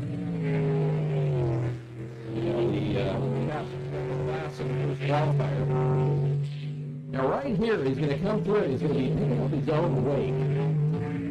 And you can kind of see the hop when he does that. These boats are really not designed to deal with weights very well. It manages to cut it through. And he's putting down another hot lap. Man, superb run for Aaron Werner.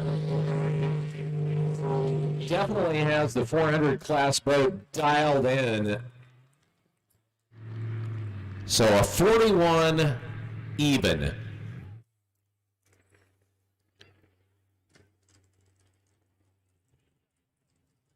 So he had a 40.81, puts down a 41 even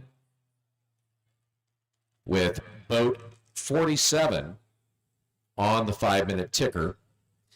So part of the rules are that if you're having mechanical issues and you're on the ramp, and you can't get it started for whatever reason or need to fix something, you've got 5 minutes, and they're being timed. If they're not able to make it into the water, started and ready to go within the 5-minute period. At the end of that, then they will receive a DNS for the run, and we'll be bringing out our next boat, which is boat number 5, the Black Magic boat.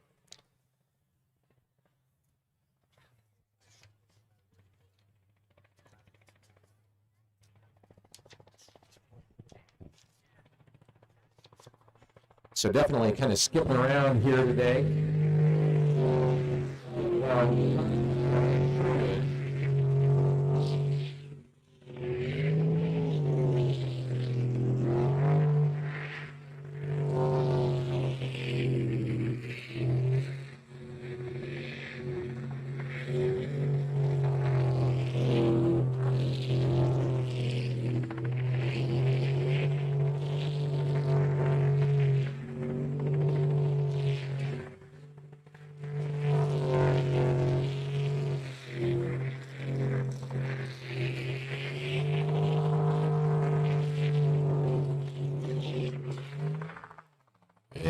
It's good. Clean run, 42.03.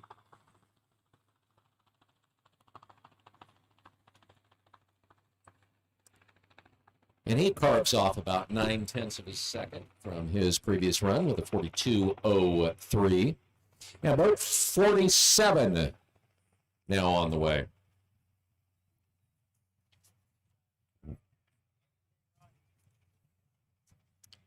Able to get it done within that 5-minute time period.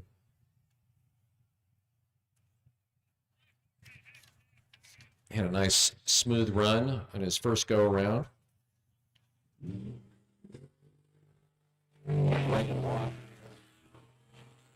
It's a boat builder by trade, both he and his brother Brian.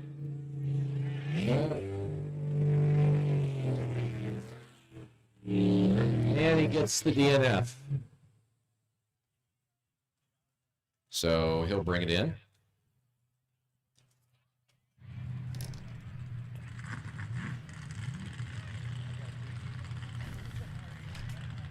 So kind of the long wait and the early DNF.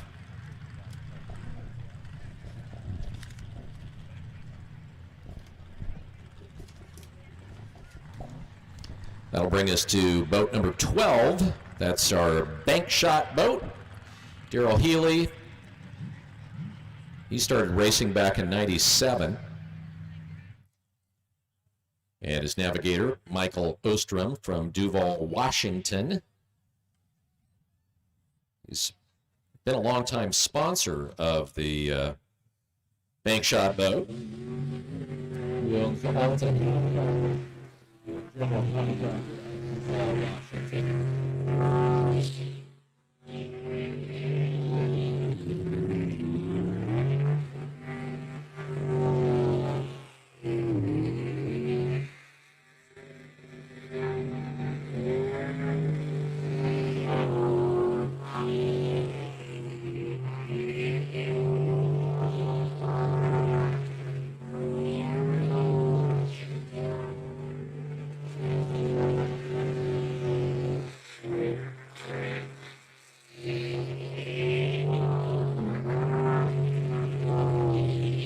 Good.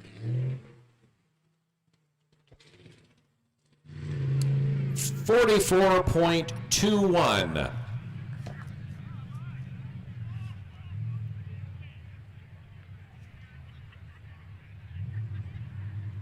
So he carves off just about a second and a half from his first run.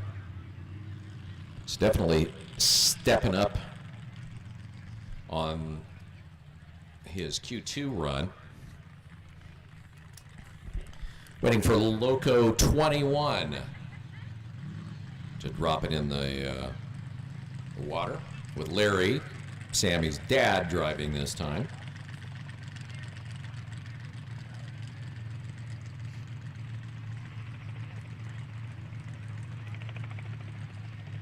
Right now, as far as sponsors for this boat, there are none.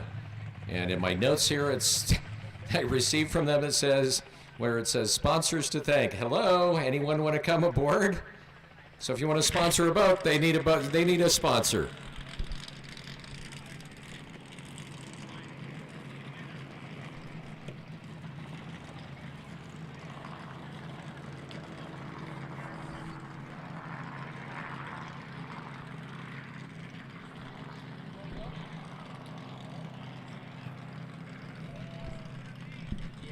So waiting for local 2-1 to roll it in.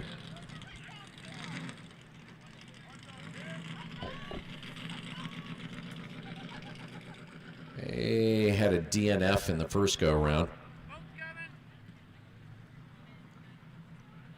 Looking to put a clean run in.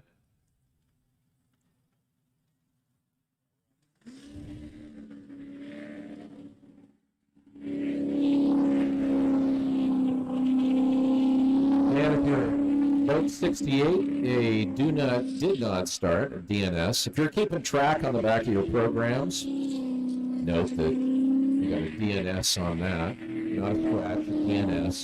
So their hope is to be out for another round.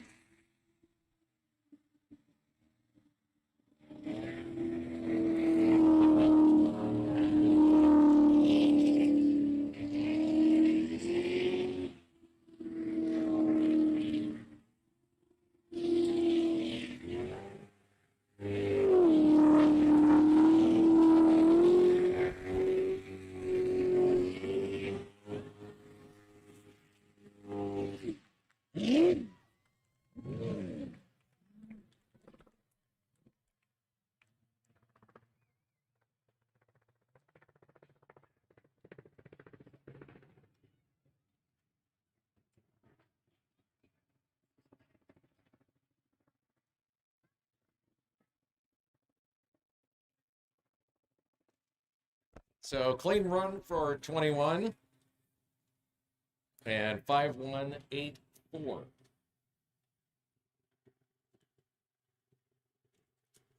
So Monkey Business is boat number 50. They're a modified boat.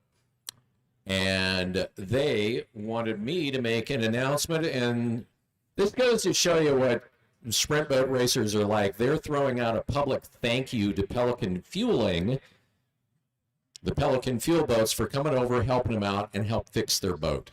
And that is so common that drivers are helping their competitors if they're having a problem with the boat. It's fun.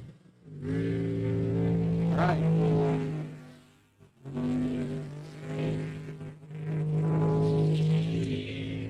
Boat 156.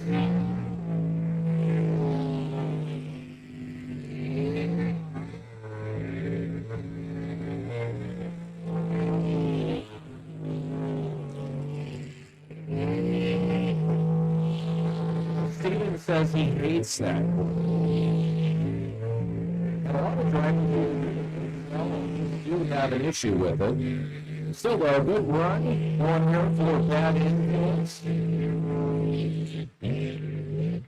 Clean, good, and a 41.76.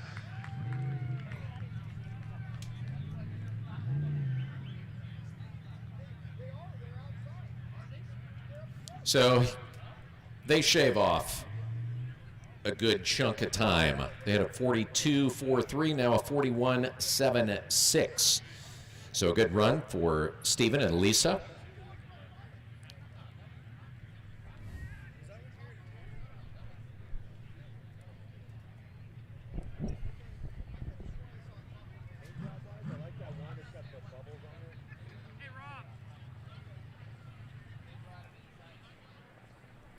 As they get ready to get it up on the trailer as we wait for our next boat. Apparently today I just discovered that, you may be noticing if you've been to previous races that there's a little bit of lag and sometimes a lot of lag between the boats. And the issue has been with, apparently a couple of the Jeeps have been having mechanical issues. And the Jeeps, we've got a Jeep club that comes down and does the towing of these boats in and out of the water. And so with fewer Jeeps, means a little bit more of a drag between the time that we get the boats in and out of the water.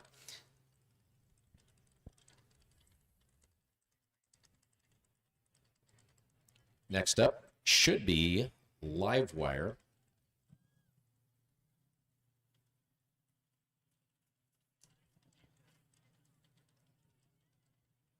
Chris was saying if you don't want to hustle back, you can take a half hour.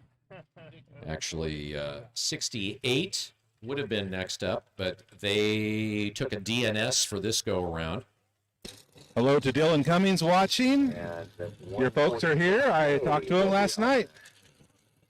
Glad to hear they're going to get back into the sport again sometime soon. I am talking about Tim and Tina, or Tim and Only all female Yeah. team. Of course, Guano Loco, Sammy, she is the driver of Guano Loco, but her dad the navigator. So 2 gals out here driving today.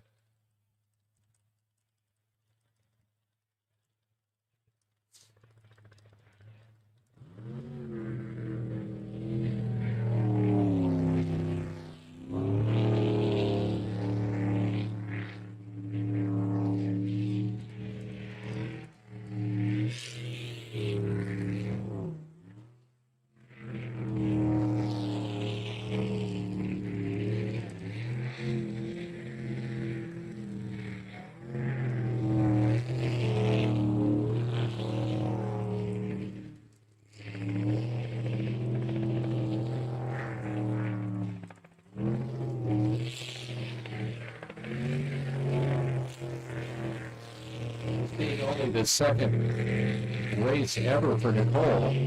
Very nice and smooth.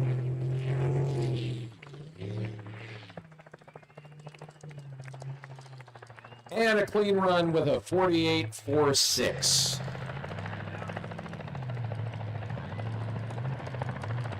So her first run kind of rough and slower, and she knocks off well over 3 seconds from her previous run. And kind of interesting, some racers, and she may be one of those, will start off very slow, and then as the day goes, they'll really start to get further into the throttle. Others will just come out charging hard from the go. So she may be developing her own kind of style and approach to it. Live wire on the way. Boat number 2, Vaughn Trapp and Matthew Denson. By the way, they have a booth down there in Vendor Row with all sorts of gear. And I got to throw a shout out for their hoodies. I love the way their hoodies look. Got all sorts of gear down there, the live wire gear, the way that you can help support them.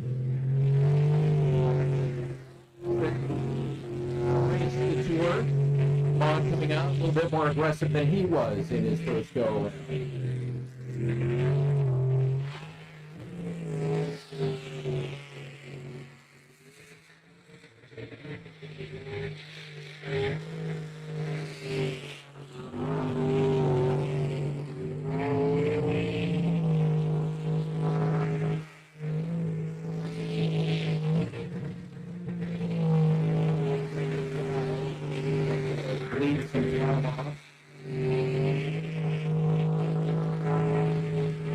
Nice aggressive run for Vaughn. 44.24.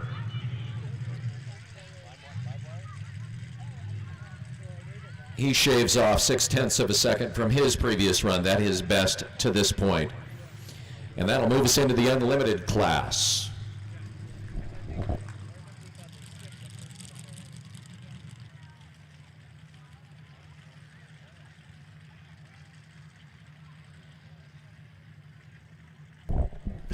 If you're watching on Facebook, please share this video. We'll see whether the Ford starts, and it does not. So we are with boat number 4, Dean Lautenschlager. He had a DNF in his first start today in boat 411.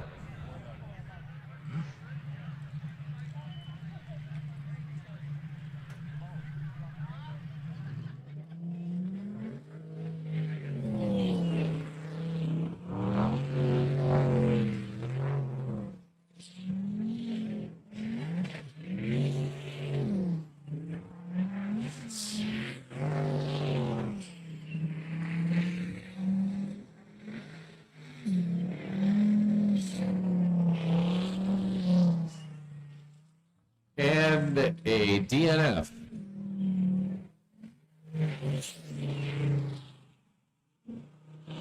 So 2 DNFs in a row for Dean Lautenschlager. Just having a hard time getting the rotation down.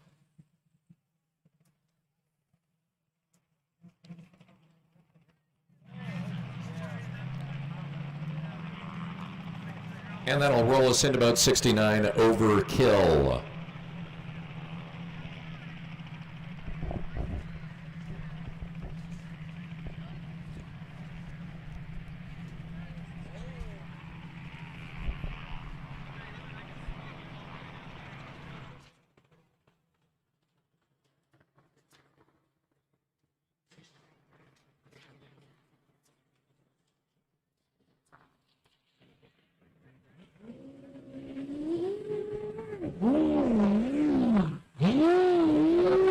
Razor from hell.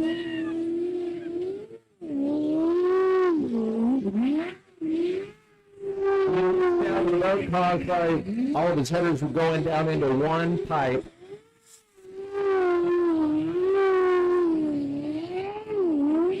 With that distinctive, aggressive sound.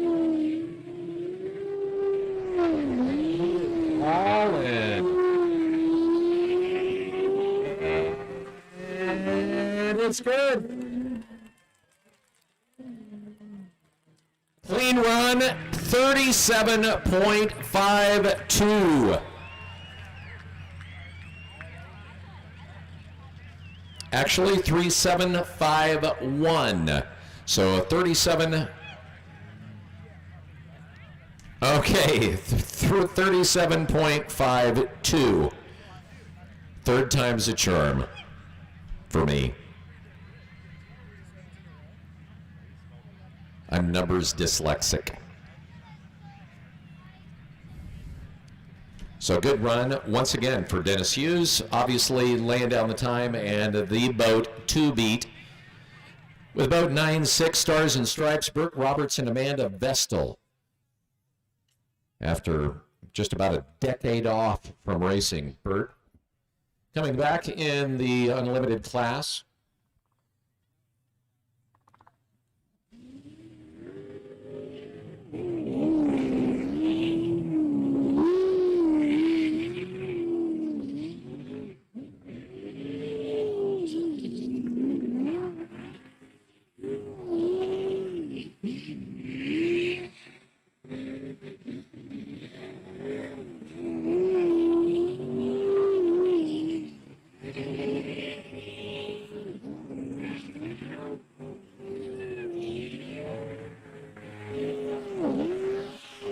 Playing for a decade off, he definitely seems to have it dialed in. Now the hard charge for home, good. 39.62.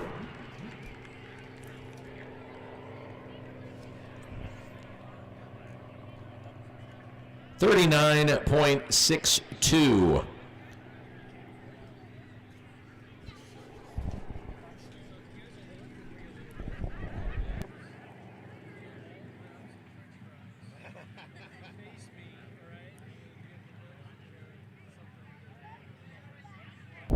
Happy birthday going out to Carly Anderson today, age unknown. At least that's what I was told. We don't know how old she is. So we'll just make a number up. Happy 75th, Carly.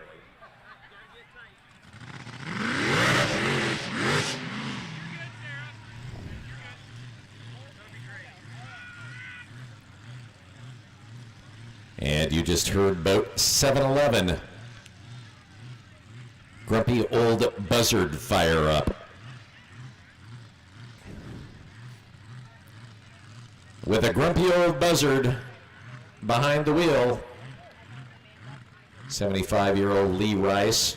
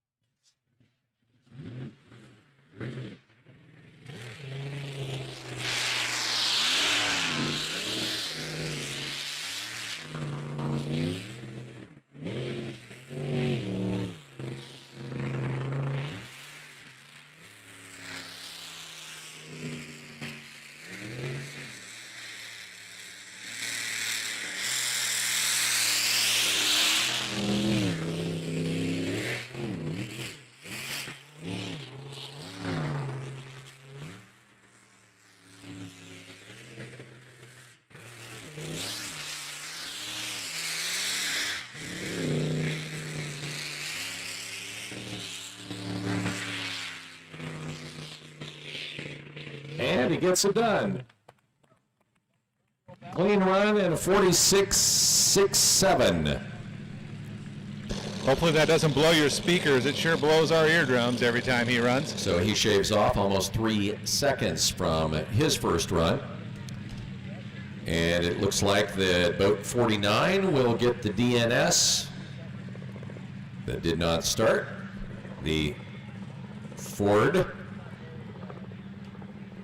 Insert your own punchline there.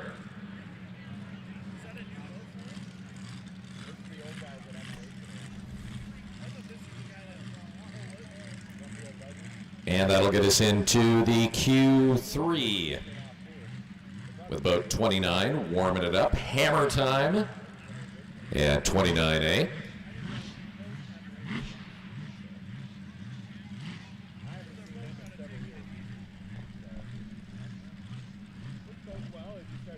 He's sponsored by Sir Speedy Redline Oil, Auville Fruit Company, the home of Gee Whiz Apples, and St. John Hardware.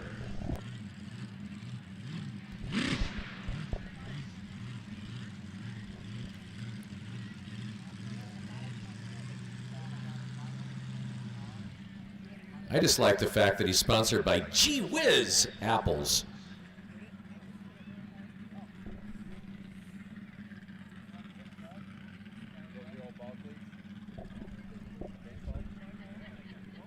Rick is not exactly new to racing while being a sprint boat racer for a couple of years. Back in the 80s, he used to do some stock car racing.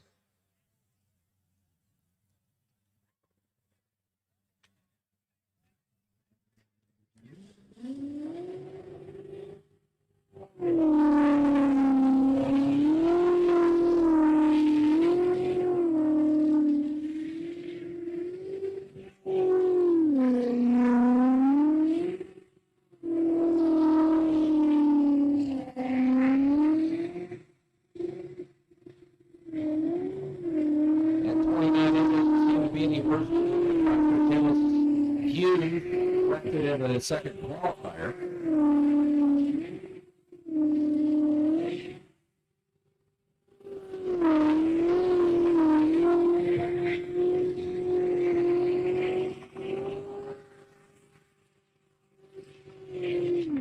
And it's good. 44.68.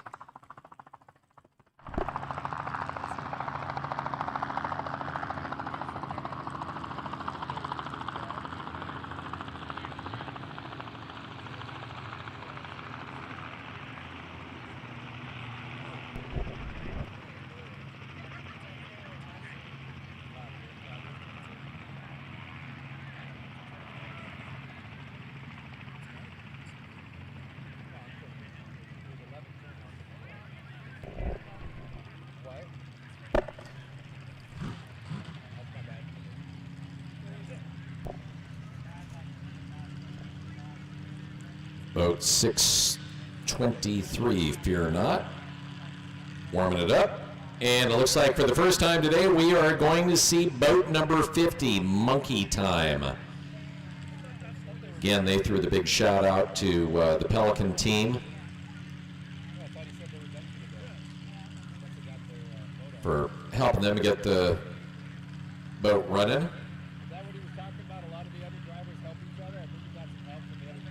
They've got it in the water and they're warming it up. So we will see Monkey Time for the first time today.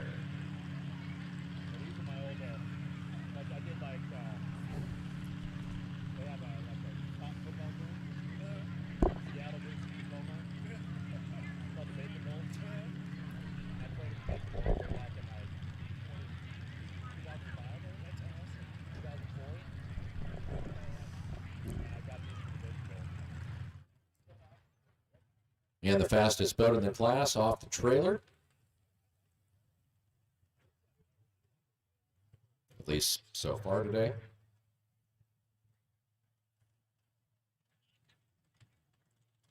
Yeah, 39.90.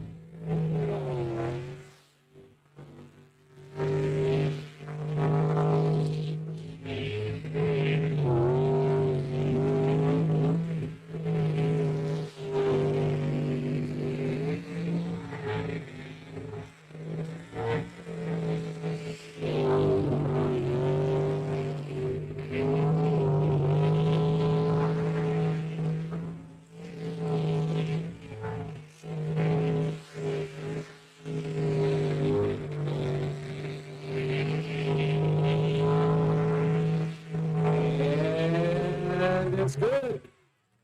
40.08 and a clean run.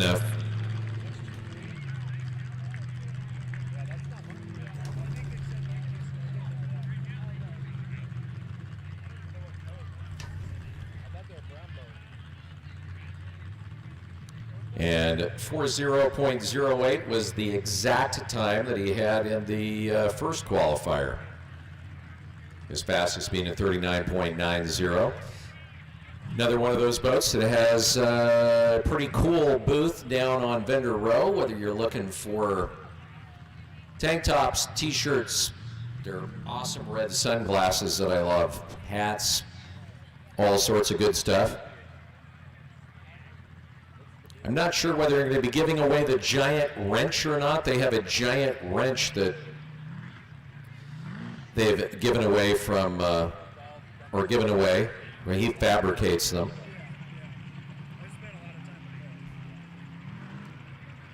So boat 50. We will see monkey time for the first time.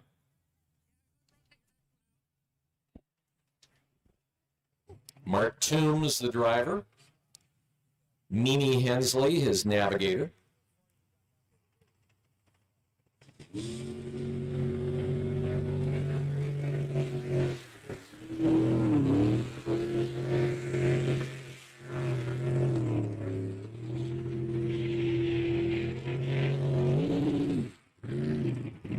Grabs some bank and sucks up the side.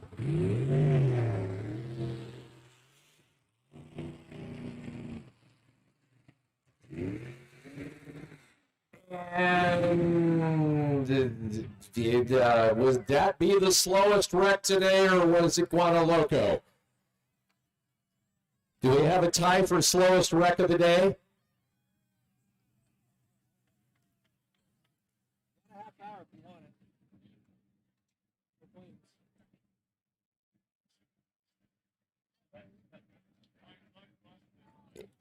Just came in utterly wide. They're going to push it back in the water.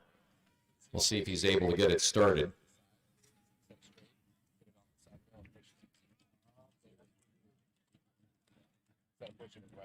This boat was the old Hammer Time boat that they purchased from Rick Phillips. And they essentially got involved in sprint boat racing after coming here for years. He used to do some hydro racing, he being the driver, Mark Toombs. He raced the mini pro hydros for about 12 years. Mini hydros are a kick, by the way, if you've never seen them. He calls Ford Washington home, and we'll see if he gets it started.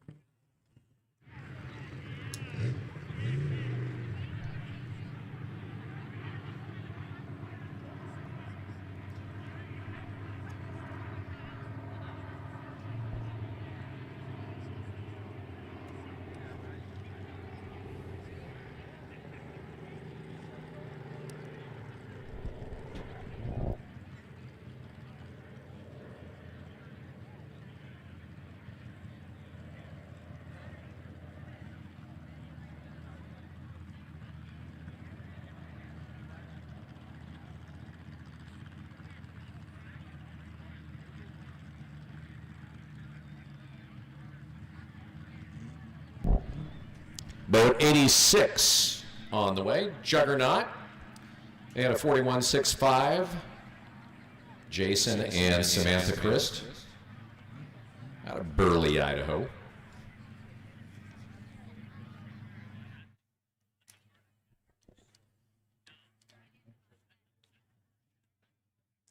This boat originally owned by Ron DeMille.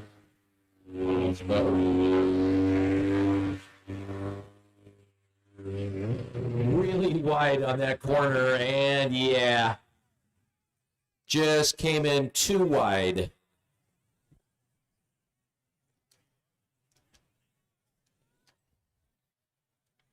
He came out of that 7 into 8 was real wide and just totally missed the corner. So he takes the DNF.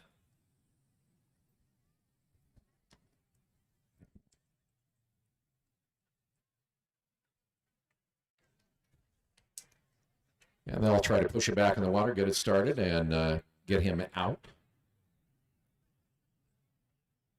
Give it up for our safety crew, doing a good job today. Let them know. Yay, safety crew.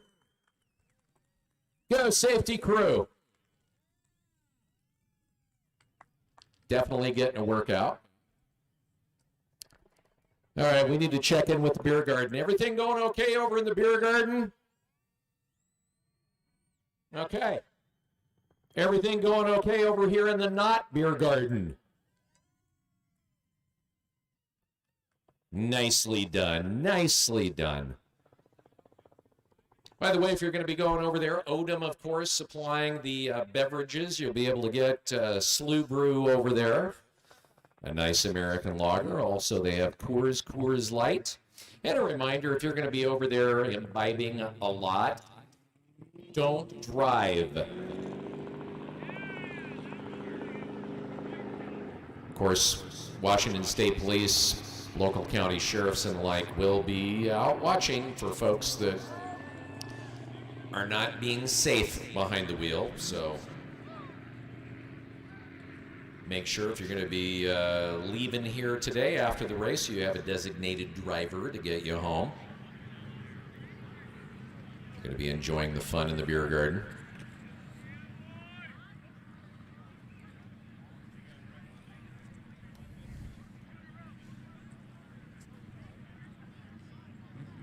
And it does appear that we are going to be seeing boat 03A. 03A. Eric Petring, Selden Glebe.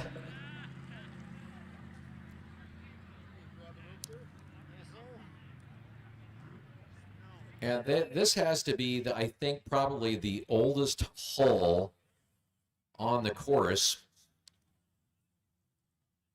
This boat goes back, way back into the 90s.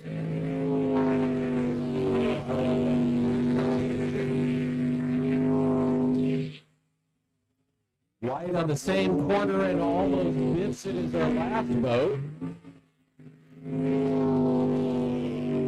Eric, able to hang on to it.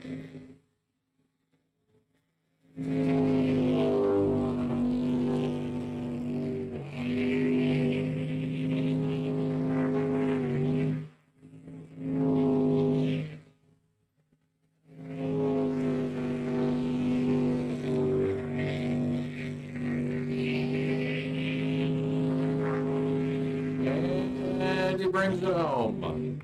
Gets it good. 45.94.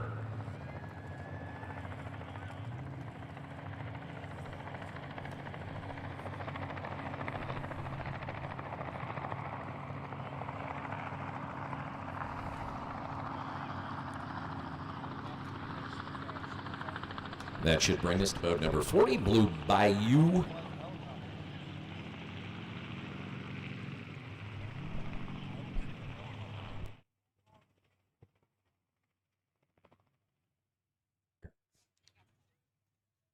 All right, so the Ford-powered Obsession boat not going to be running the rest of the day, and the driver, Robert Cox, up here in the booth. What's the story? There's just something wrong in the valve train. It's an easy fix. It's just not something that we're wanting to tackle here at the trackside. You know, when you start tearing into some of these motors, you want it to be in a clean environment, not a bunch of dust and grass blowing all over the place. So it's just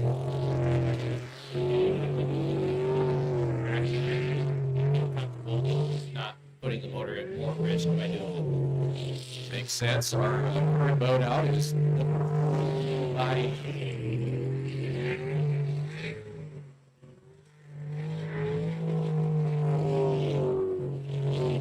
Yeah, 45.7. Second qualifier. It's about.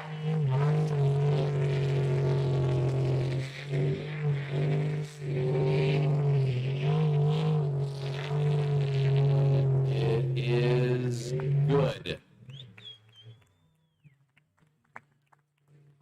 So about 44 and change. 44.09. Well, that's got to be disappointing, Robert. You know, I know you put a lot of work into that boat. Yeah, we've got a lot of hours wrapped up. We've been doing some testing, and we thought we had all the issues straightened out, but apparently we missed one, or at least one that we know of right now.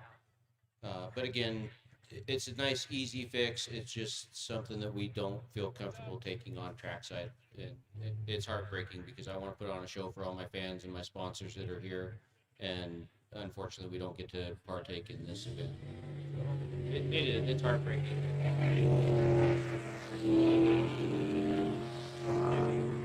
Boat 71A, Nut Deep, Jake Rhea, Chelsea Godfrey. Their best was 51.66.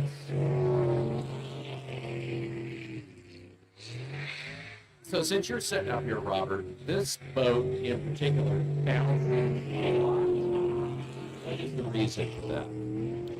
Without getting a closer look at the boat, I couldn't tell you. Said it could be a weight balance issue, or this boat is pretty old. I had if the boat, it could also be taller. It could get a lot of bouncing like that. I would venture to say a little bit of a change in the weight might help straighten that out, though. And he banks it into the spin-out pool. And he got the clean run with a 51.11.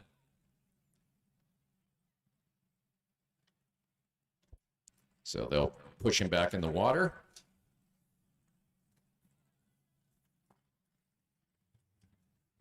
With boat 29B, hammer time. On the trailer, Dennis Hughes, last time, wrecked the borrowed boat. Just pointing that out.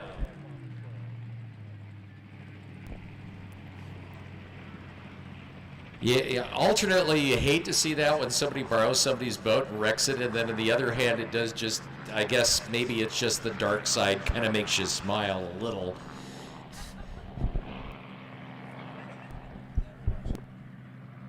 Yeah, or watching somebody beat somebody in their own boat. That's even better. Which actually happened last time here in boat 29.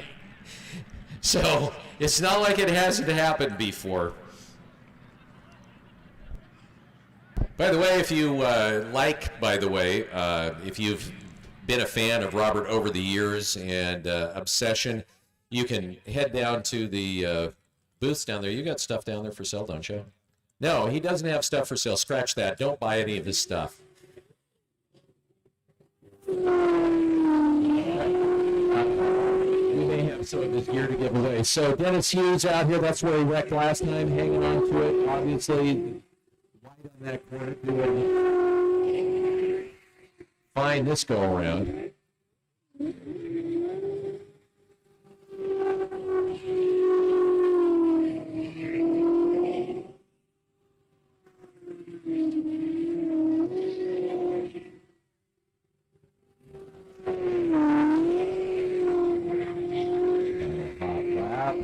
And straight away, it's good. And a 42.09.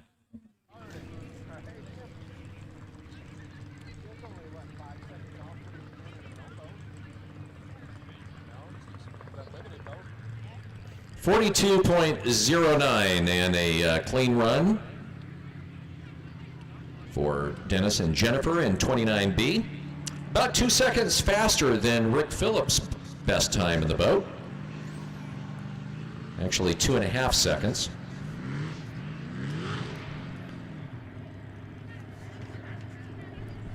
And we'll see if 154 makes it out this time. And doesn't look like it is going to be coming in. So that'll bring us to boat 208. Part of the Eric Werner led Jolly Roger's team with Dustin Springer at the wheel, Don Davis in the navigator seat. Providing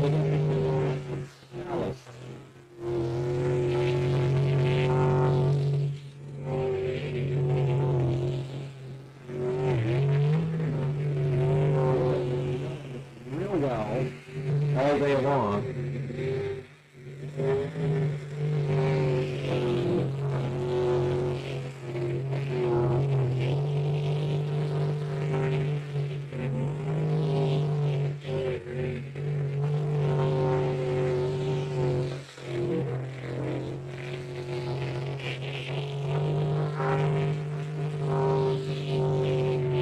And Dustin putting in another solid run with a 41.31.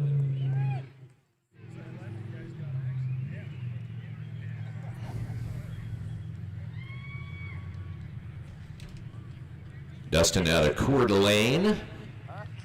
Don from Wrangell, Alaska.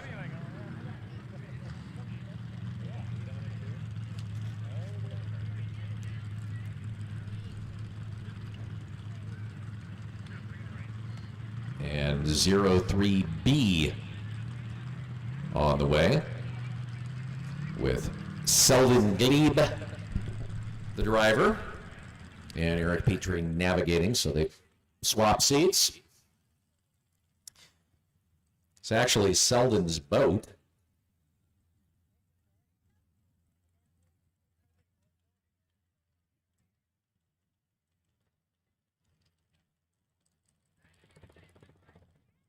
And Selden is just having Eric kind of teach him how to drive and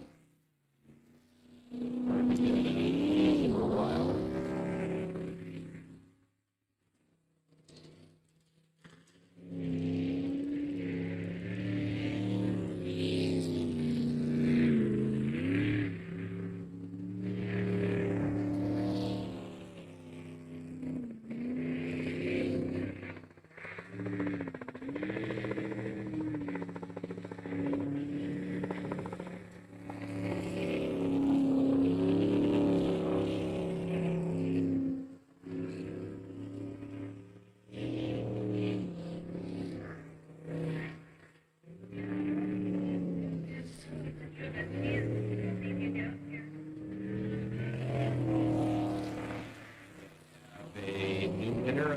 Slowest clean time of the day.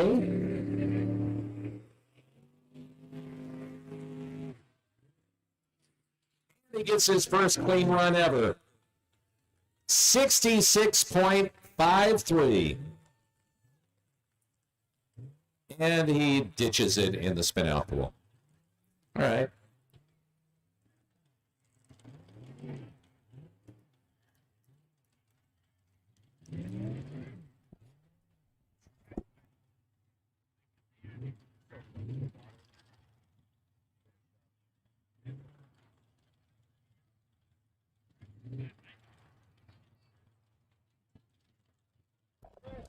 Don't forget to visit the new Webb Slough shop next to the main gate.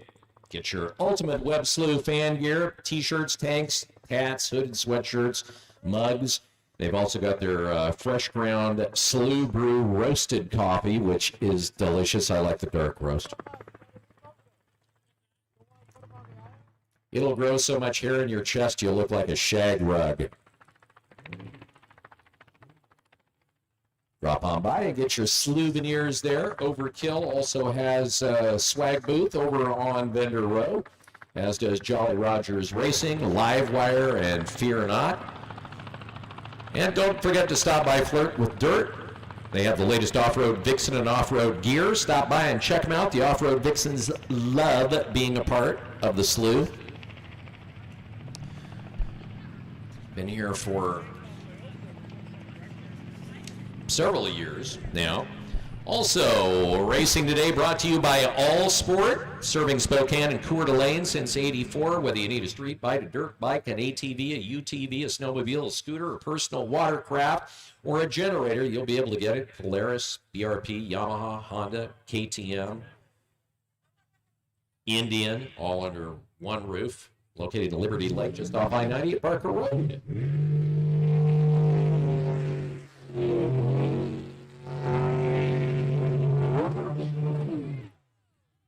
Wow, that is the longest reverse I've ever seen.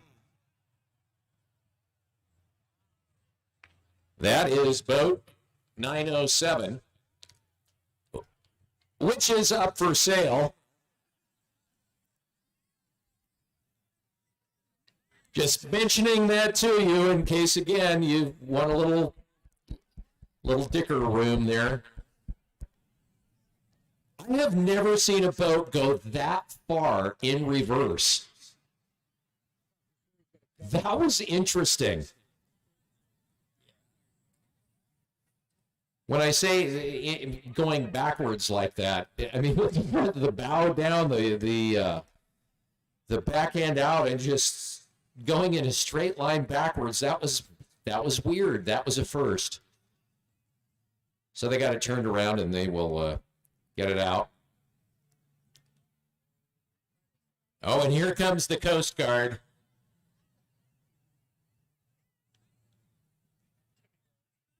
I'm not sure whether they can't get it started and they think they're going to have to tow it out. Okay, they have to tow it out. I'm thinking more money off. That was down.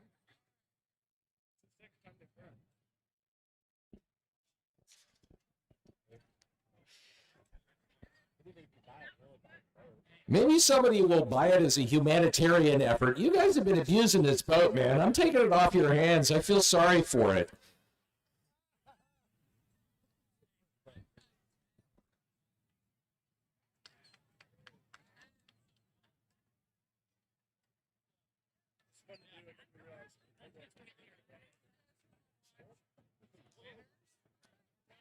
TJ Burrow's definitely not having the best of days.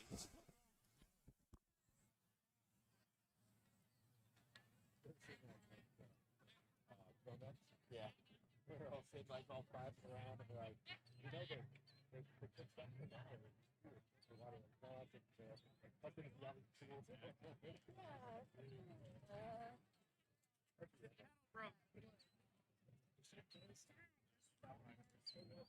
What, bro? His gas pedal. Oh, really? Yep. Is he out or is he going to be able to race? He's gonna go try and fix it.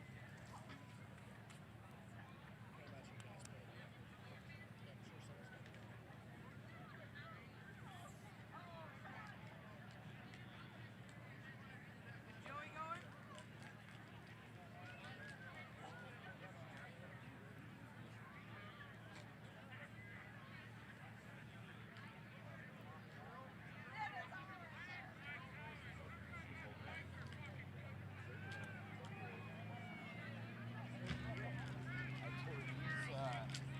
Two ligaments in these tendons that go to my toes.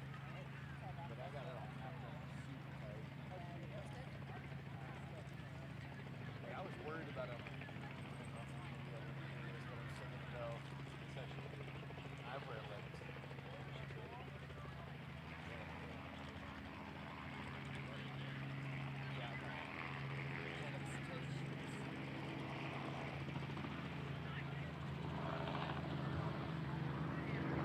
Boat 71D.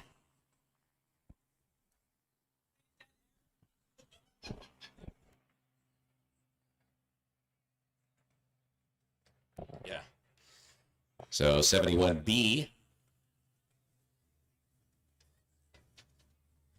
By the way, thank you to Boat 907 for the pause they're refreshing.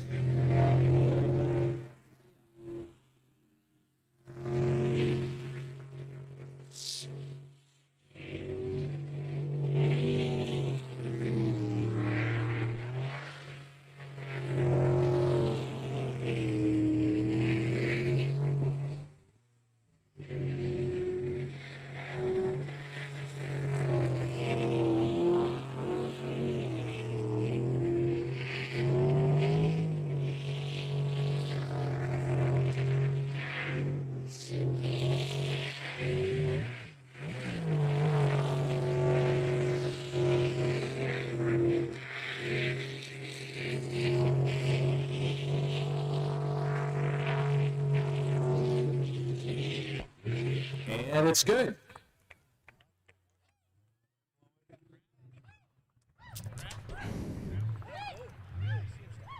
5206.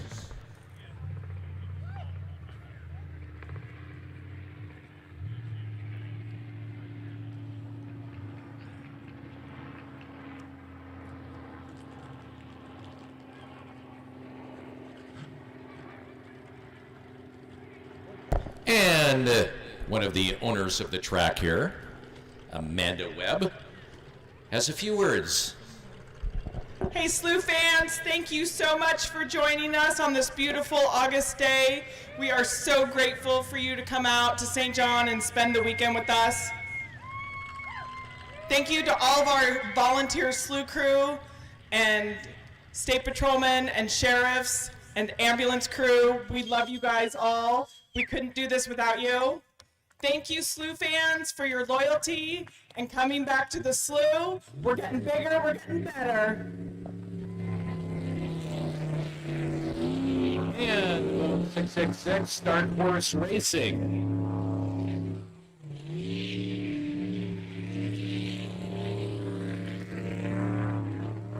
Jeremy Sousa, Jesse Law.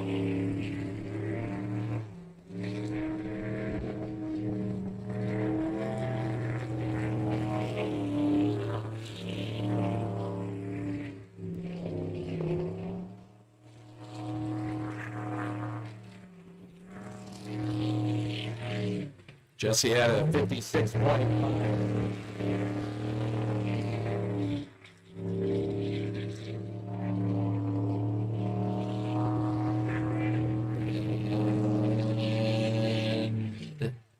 Beats it by about 4 seconds, so 52.16.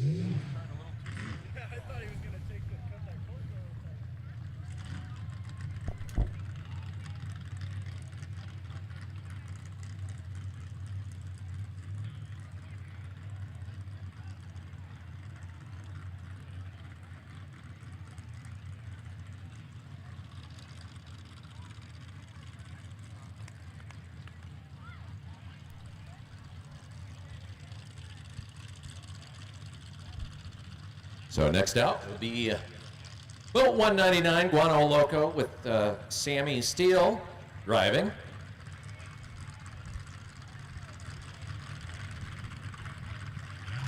Well, we would like to wish John Carlisle a very happy 80th birthday today.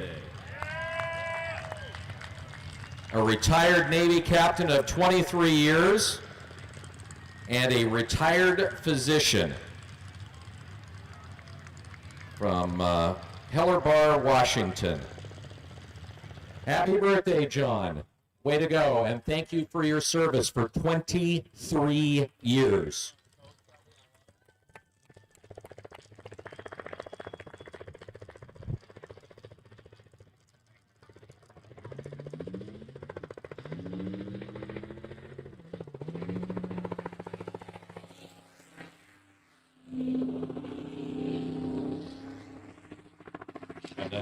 Guano Loco.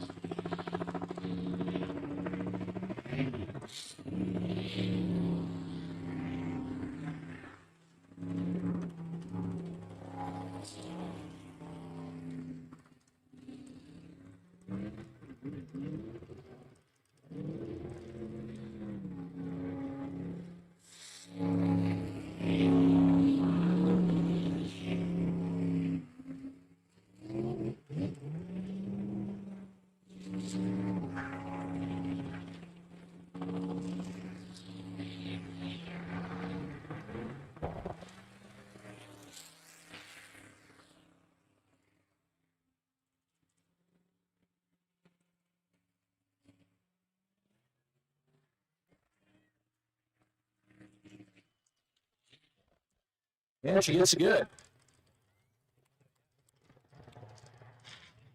65.44.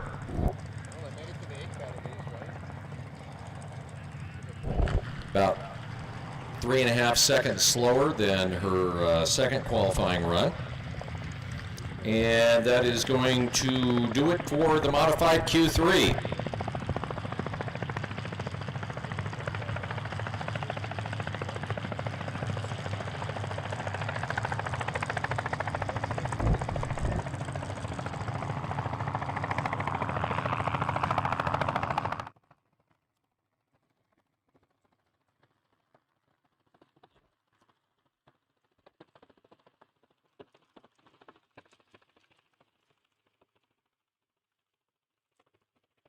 We're at 42, sideways.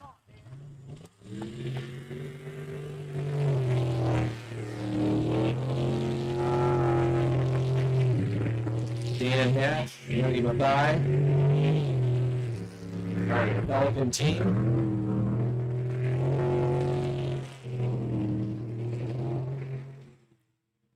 $45 and change was their best run back in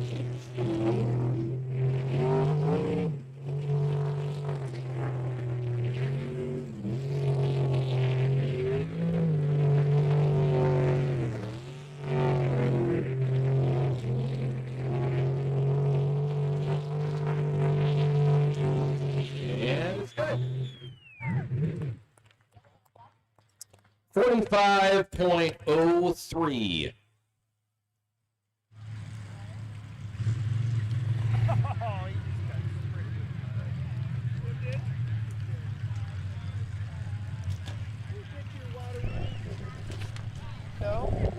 On the way, boat 47.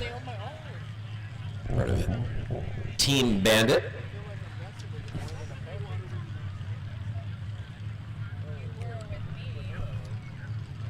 By the way, a big thank you to American On-Site Services. They've helped out a lot for a variety of different things for the sprint boat races today. Also, thank you to sponsors Bartek, generating renewable solutions with their carbon neutral processing of regional organic waste.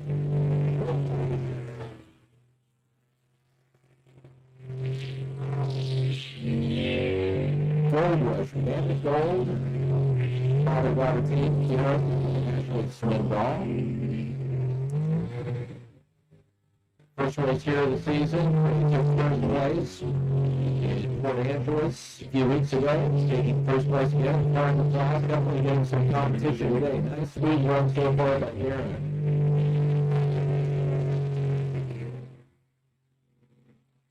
Some difficulty in his last in his first round, and a clean, fast run of 40.49. Bad, man. You're making us feel bad. Come on now.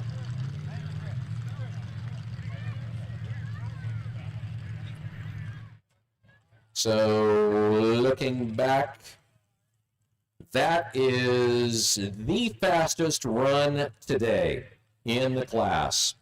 So, congratulations to Darren, putting it together for the fastest run in the class so far today with a 40.49. Coming within 0.4 of a second of him would be Eric Werner's first run of a 40.81. So, definitely everybody.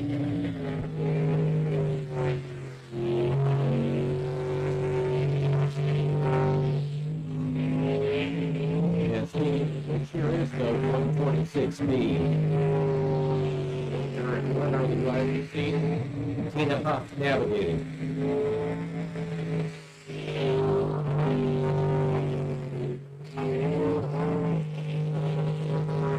Good showing for the Charlie Rogers team, moving into the front. He was dancing.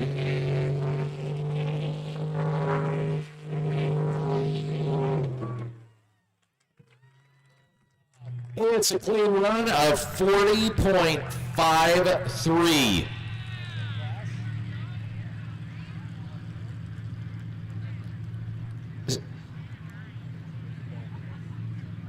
And if you're keeping track at home, that is 0.04 of a second slower than the previous run. When I said in the 400 class you get these competitions where it's intense and hundredths of a second, there's why.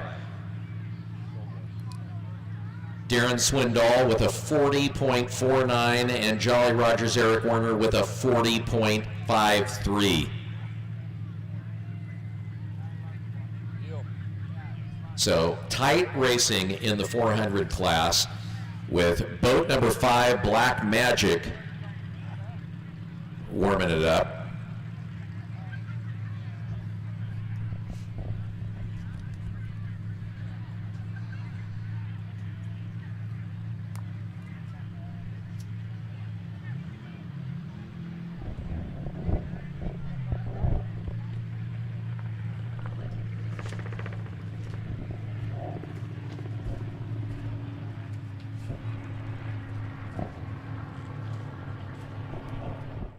And boat 05, Black Magic, on the walk.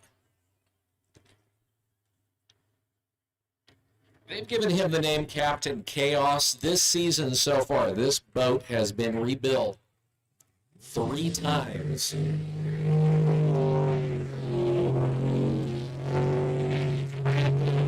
He's had all sorts of issues.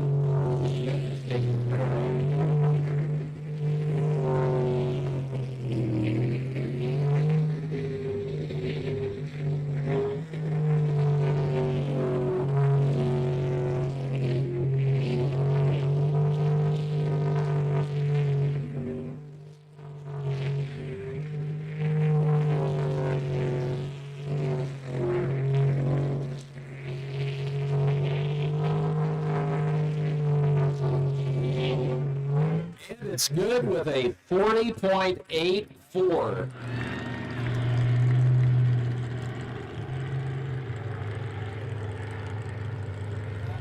So looking at the last 3 boats, Darren Swindoll with a 40.49, Jolly Rogers with Eric Werner a 40.53, and now Kelly Stevenson with a 40.84. Under 0.4 of a second separating those 3 boats. So racing getting tight in the 400 class right now. That could make for a really interesting 8-cut and even into the finals. Now the question is whether Bad Influence 156 will step it up. Other boat that has definitely been in the running all day today. Their best was a 41.76. Boat number 12 now, their best was a 44.27 in the last qualifier. And Daryl Healy and Michael Ostrom in the bank shot boat.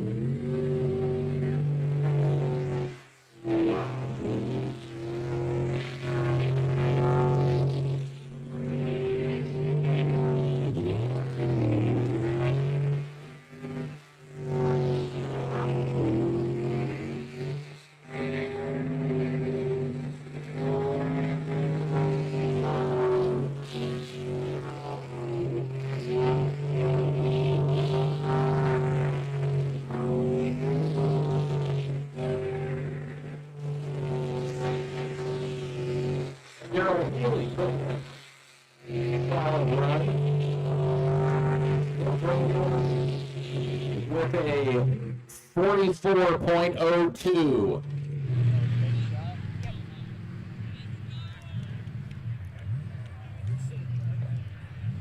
So clean run and a 44.02. Best run of the day for Daryl Healy in boat number 12.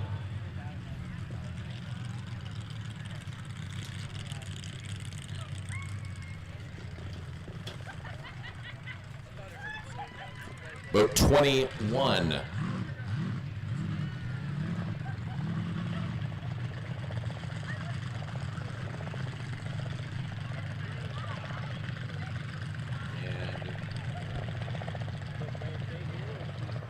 And it looks like we're going to have 156 coming in next. So Lisa Bowman, Stephen Church And Bad Influence, 156. This boat was completely underwater, and I mean that very literally, in the last race they ran.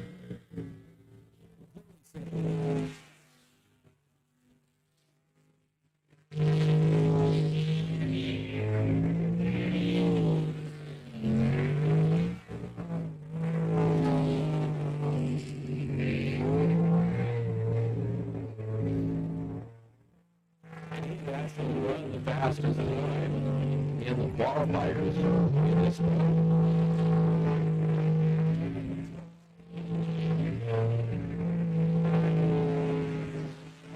here.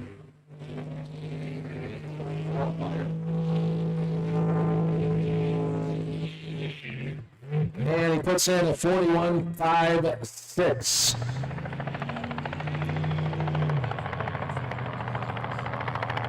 And that's his best run today. Everybody stepping up here in the third. At least in the 400 class, everybody having their fastest runs today in this, the third qualifier.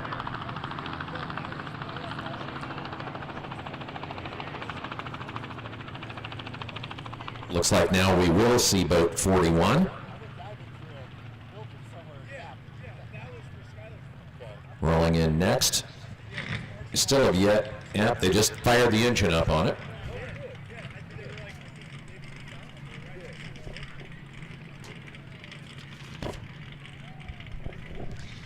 D&J Farm Supply is a proud sponsor of Webb Slough, the largest independent dealer of Northwest Camso agricultural tracks. They're locally owned by Don and Amy Swanick. It does make a difference what your farm needs, whether you need a mid-roller, a spindle, hubs, jumbo, harrows, they've got them. New and used. It's D&J Farm Supply, locally owned and locally operated.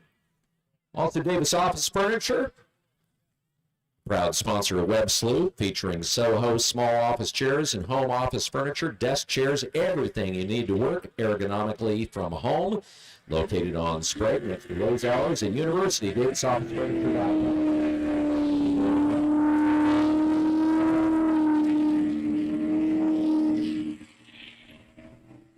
So here we go for the Loco team. This is Loco 21. Their first foray into the 400 class.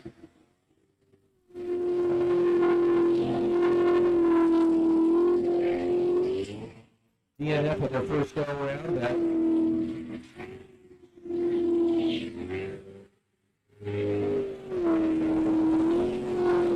causing them some problems. 57.4. And they get it done with their best run today, bringing it in under 50 with a 46.82.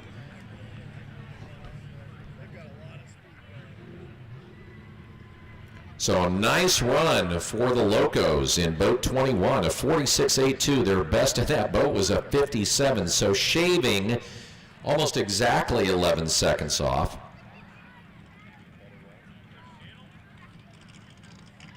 Following the trend of the Q3 being the best in the 400 class for all of the drivers so far.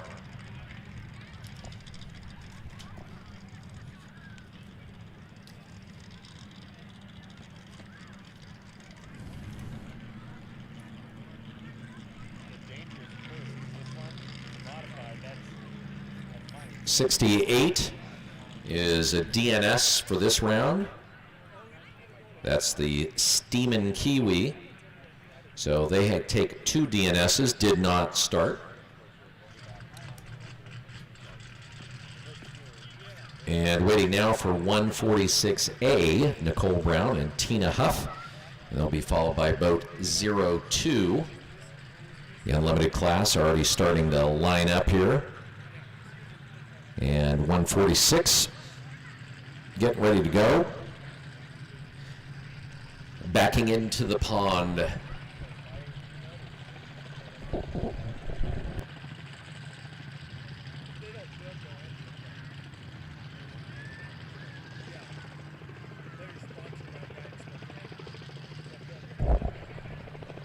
All right, once again proving that Washington Department of Motor Vehicles really does have the worst photographers. I've got Joshua Bellier. I've got your license here. So Joshua, I have your license. And Joshua has a look on his face that kind of looks like he's about ready to be abducted by aliens. With that wide-eyed blank look. I may be pronouncing your name wrong. It's Bellier, I believe. B-E-L-Y-E-A. I have your driver's license. For a small handling fee, I'd be happy to give it back to you. I do accept Visa and MasterCard, Joshua.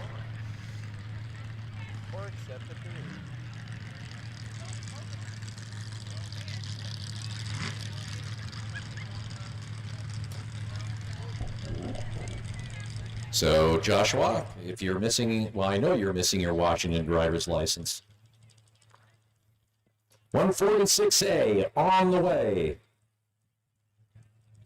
Nicole having a pretty solid run in her last round with a 48. Appears to be coming out a little bit more aggressive in this run.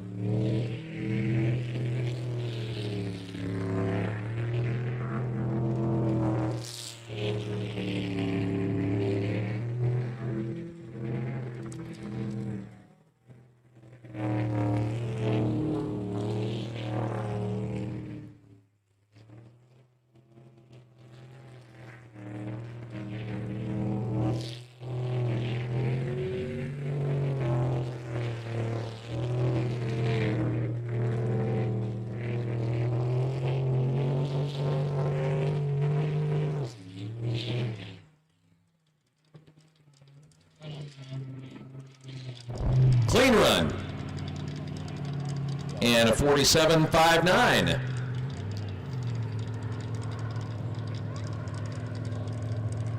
And she shaves off not quite about 0.8 of a second from her previous run, so she gets her best run on the day. Now we'll see if consistently across the board that everyone in the 400 class puts down their best run of the day here in the Q3 with Live Wire batting cleanup in boat 0-2. With Von Trapp in the captain's seat. First mate Matthew Denson as the navigator.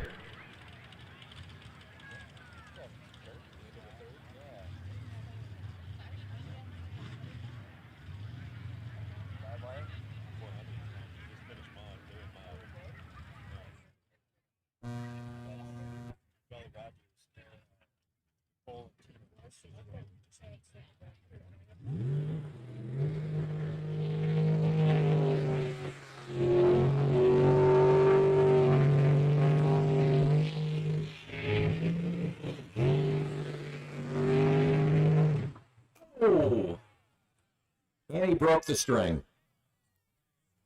Comes out wide, hooks the island, and that is the DNF. So we'll end with a DNF for the 400s. All in all, though, a great showing in the 400 class in this particular qualifier with everybody besting their previous runs, with one exception. There always has to be a show-off. Look at me, I'm special. I was talking to Vaughn last night, and he told me that at the previous race, that after they wrecked the boat, there's, as he put it, man, sales of our T-shirts just went through the roof. So that could be a sales ploy right there. They are located down on Vendor Row, by the way. Livewire has some great swag down there if you want to pick up some stuff. And the T-shirts and hoodies and everything that the drivers sell, that kind of helps support their habit of racing. So if you want to support your teams, that's one way that you can do it. Go down to Vendor Row and pick up some of their goodies. And so the unlimited class will be coming up next.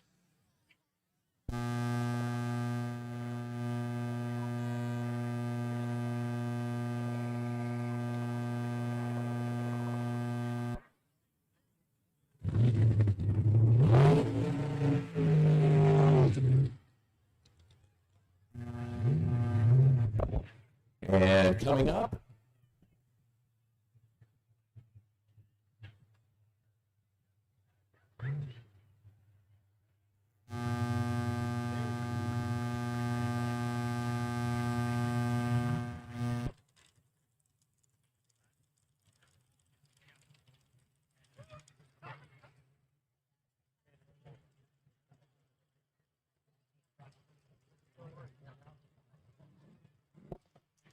happy birthday going out to Scott Donahoe, celebrating his birthday with us here at Webb Slough.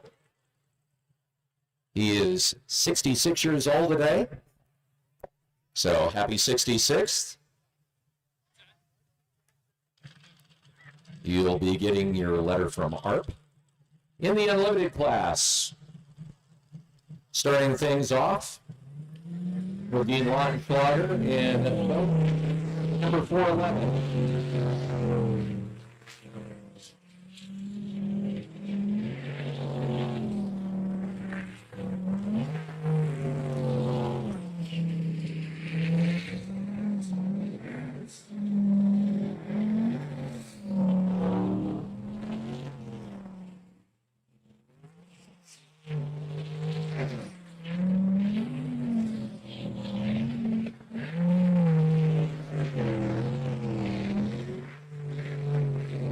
Definitely stepping up in this round. It looks good. Clean run. And 41.19. And that is his first clean run today after 2 DNFs. So he throws down a 41.19.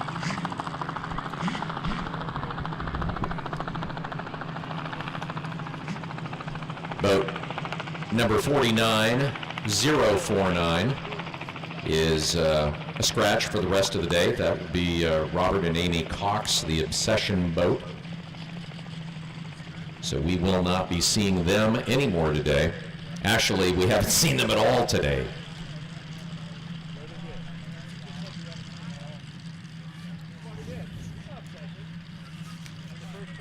Boat 69, the fastest boat on the course so far today, just fired up. Dennis and Sam Hughes out of the Spokane Valley.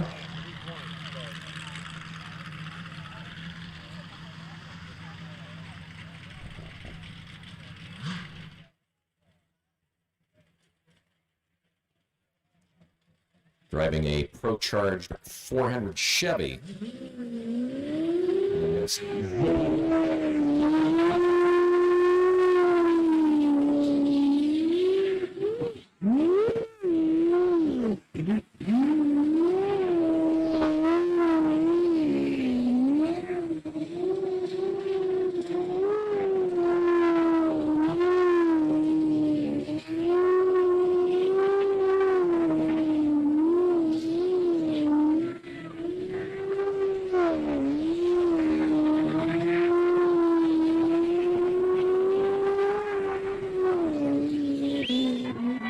That's good. Clean run. Wait now for an official time. Having a problem with the timing lights. His best time was a 37.26. May have lost a little bit of time in one of those corners where he looked like he nicked the bank and sucked up sod. Kind of slowed him down a little bit. And our timer is over there. We'll be giving us an official time shortly.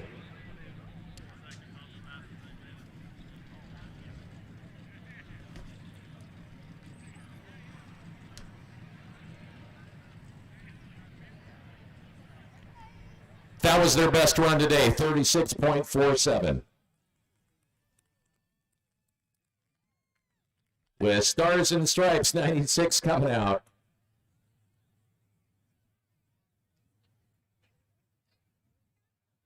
Britt Roberts, after taking over a decade off, coming back. Amanda Vestal, his navigator.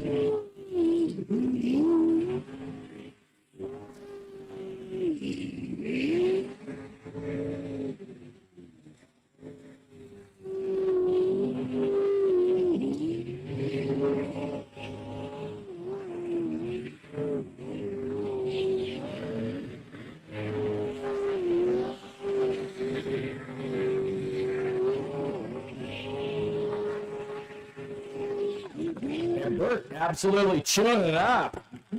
Clean run with a 38.24.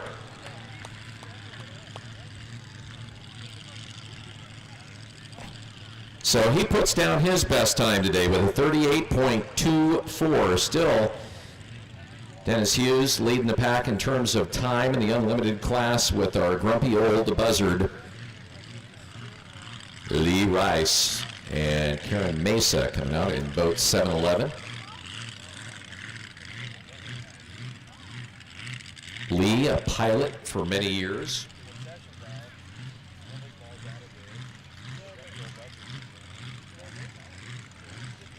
He was in the aviation and also the trucking business for a number of years. He's from Caldwell. She's from Spokane, Washington.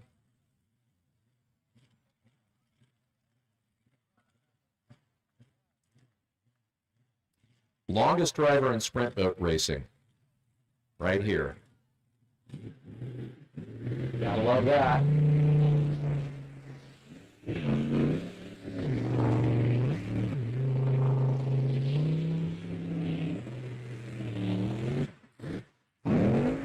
Catches some bank, sets up side. Definitely clogging the intake.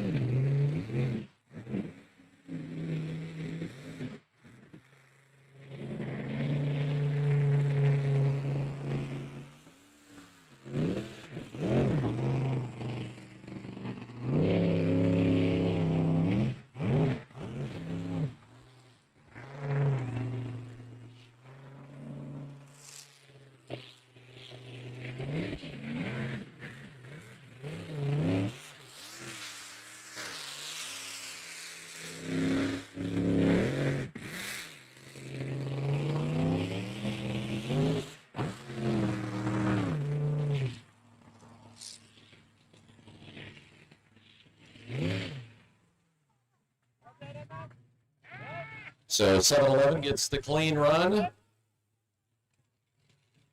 65.54. And we will roll right into the unlimited class. We're going into the fourth and final qualifier. Again, if you're new to sprint boat racing and you arrived after I kind of described how things go, from the qualifiers, we go into the 8 cut, and that is the 8 fastest boats moving into the 8 cut. So some of the boats will be eliminated in the qualifiers, but it's based on a boat's fastest time throughout 4 qualifiers.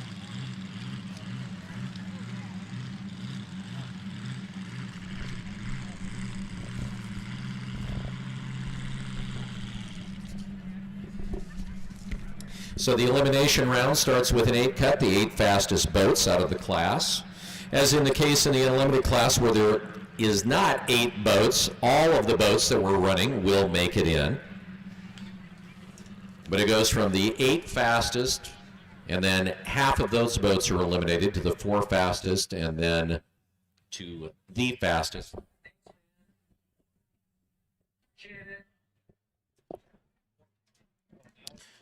So first out, 29A. Hammer time.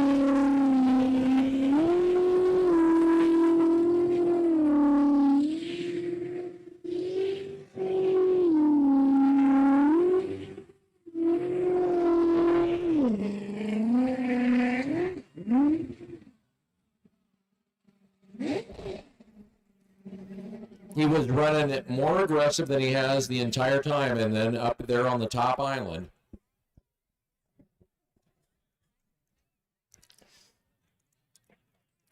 he biffs it.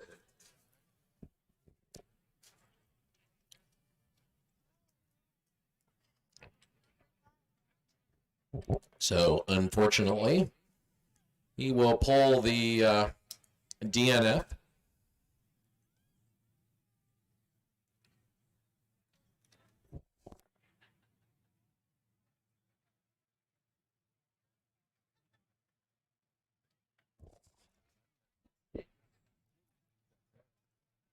So that's got to be disappointing. He was looking pretty good going into that corner, coming out more aggressive, faster than he had in any of the previous runs, and just hangs it a little wide and ends up spinning it out and pinning it on the bank.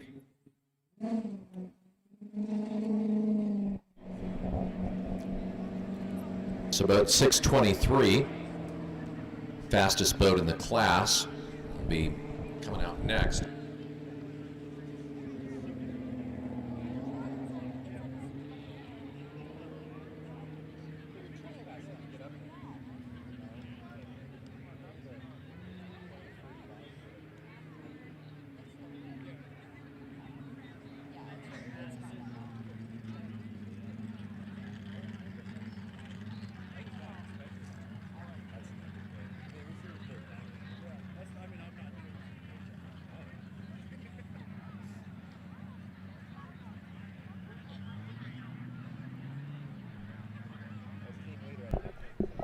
By the way, Joshua Bellier, Belyea.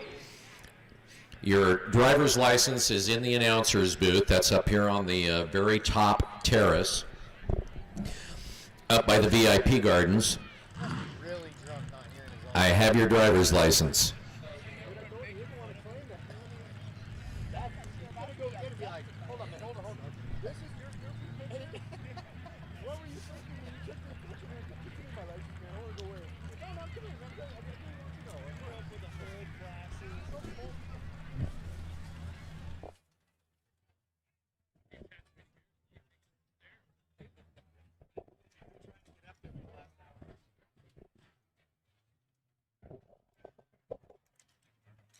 Clint Birch in boat 623.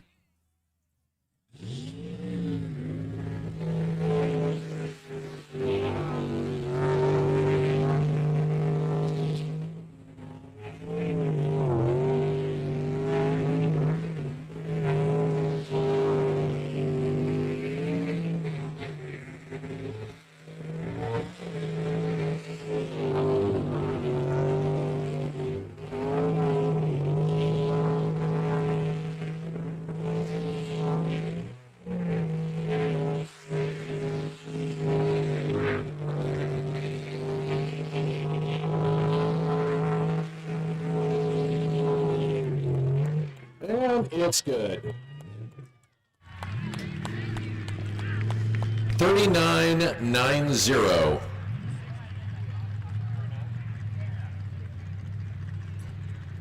And that equals his fastest time today.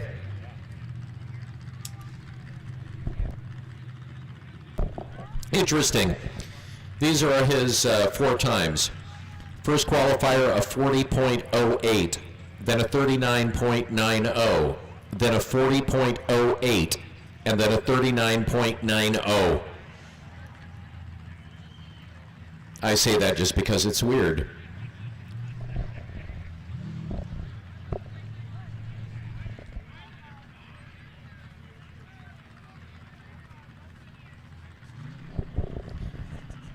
One of his previous racing events was flat track motorcycle racing,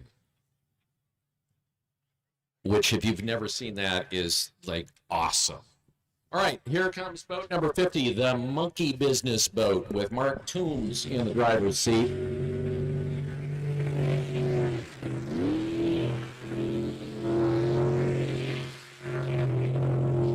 He had 2 DNSs, and in his last run, a DNF with him. His final chance to qualify.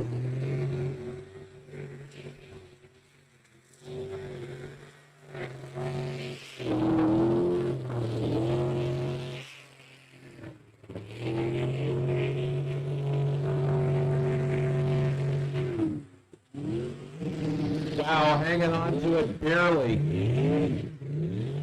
Sucks up a bunch of sod.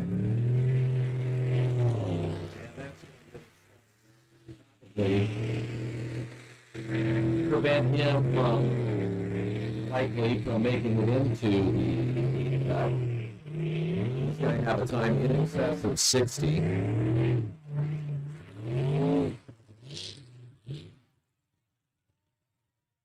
And he gets the clean run with a 67.06.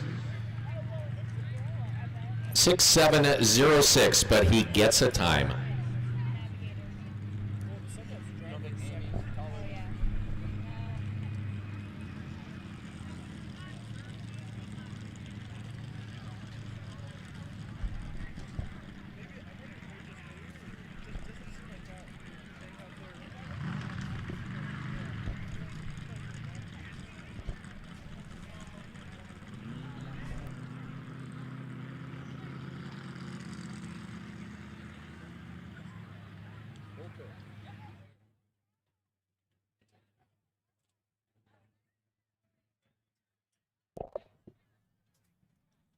But 038, full tilt.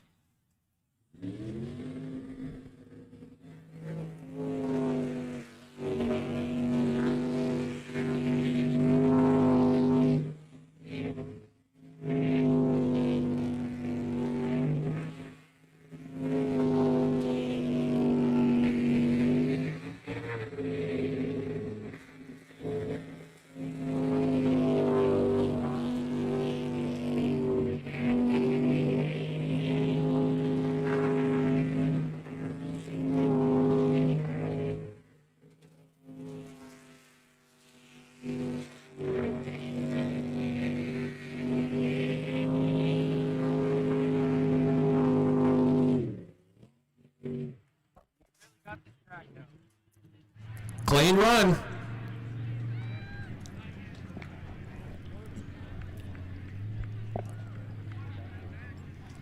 For 5.00.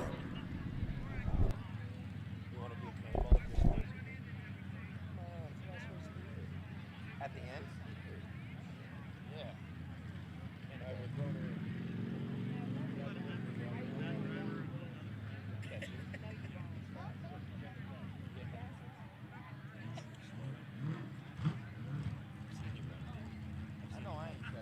Boat 86 on the water.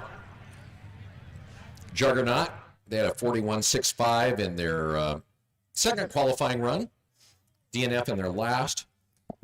One of our island hoppers is having his 20th birthday. Levi Lathrop, 20 years old today, one of our island hoppers. Happy birthday, Levi. Juggernaut.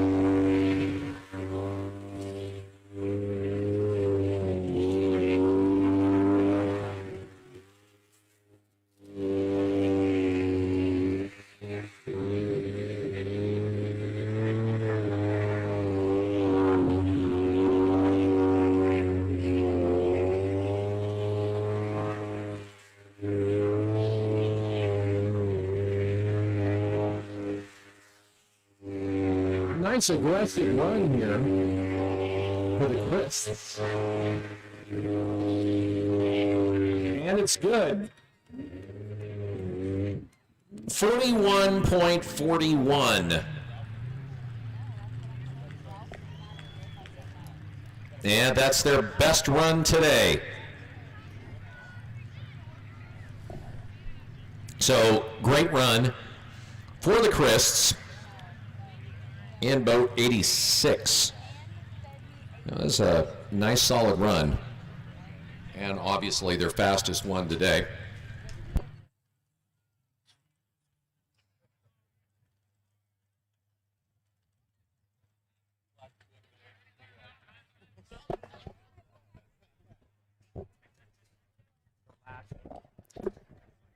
Boat 40 Blue Bayou will be out on the way.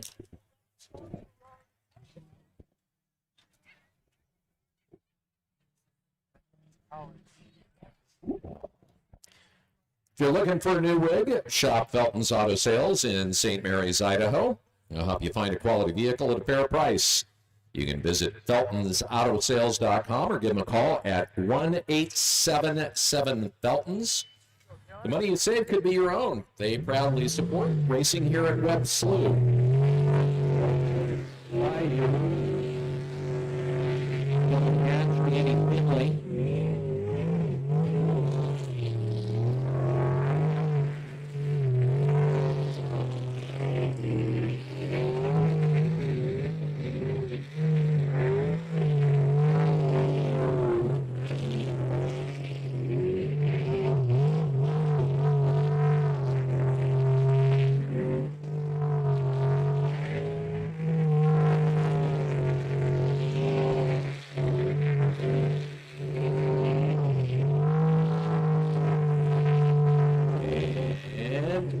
Looks good. 43.85 for Blue Bayou in boat number 40. That's their best run today. So the modifieds picking it up in this fourth and final qualifier.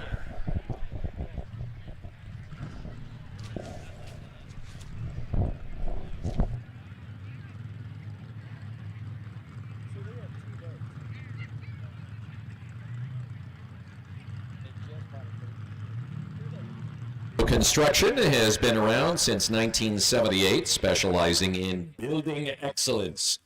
They offer general contractor, build design, and construction management services. And they help sponsor racing here at Webb Slough. Okay, boat 71A. Jake Rhee and Chelsea Gottfried.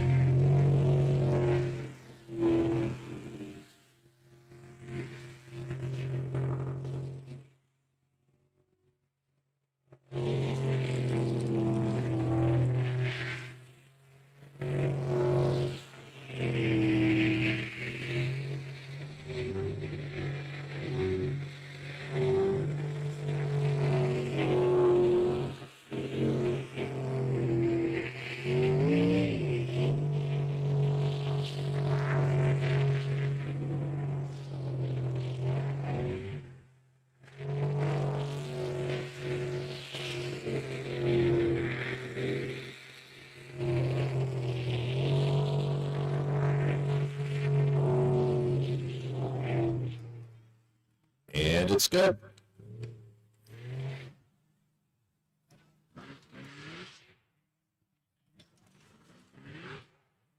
$51.33, 51.33 for boat 71A with 29B coming up. Hammer time.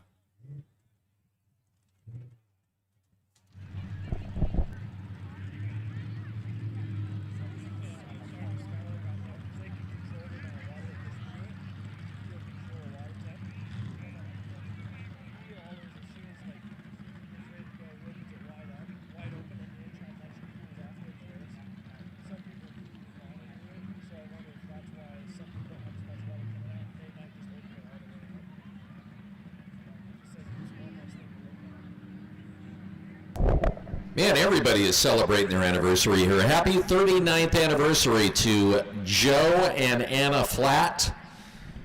And we want to thank them for spending their weekend anniversary here at Webb Slough.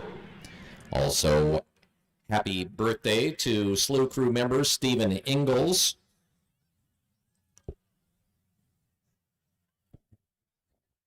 Rochelle Love is 22 years old today. Aw, her mom sends that to her. Happy birthday, Rochelle. The Hammer Time boat. Saltwater boat riders have wrecked the boat today, which I think is a first. Boy, and Dennis is just hauling.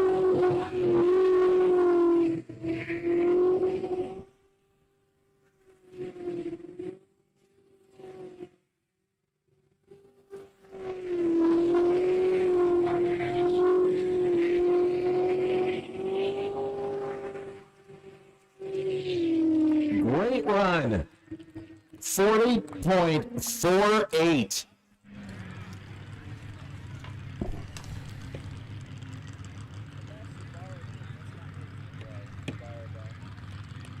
So that would be, well, the second fastest boat in the class today.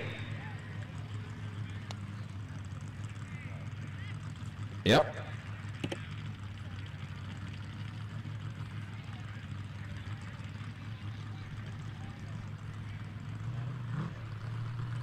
So Dennis working his magic in 20 in the Hammer Time boat.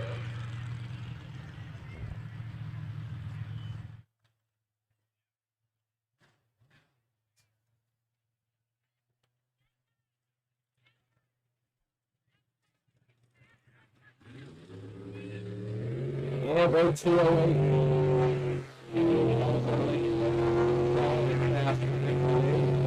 41.01.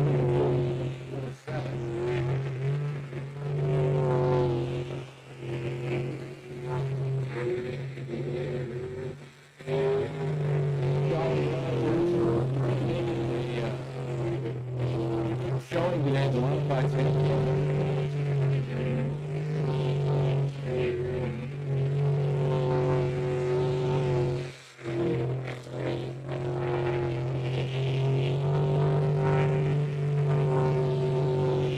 Justin brings it home with a great run of 41.23. Not his fastest run, but a solid run.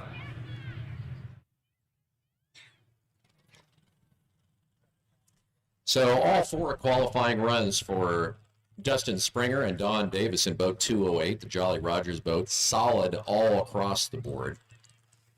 Very consistent today in their running, as has been Flint Birch in boat 623, Fear Not.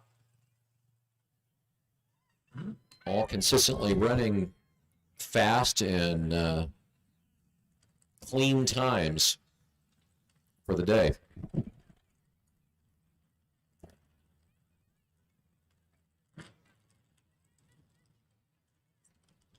And 03B with Salden Glebe in the driver's seat. He got his very first qualifying clean run as a driver with a 66.53 in the third qualifier. Let's see if he can bring it in under a minute.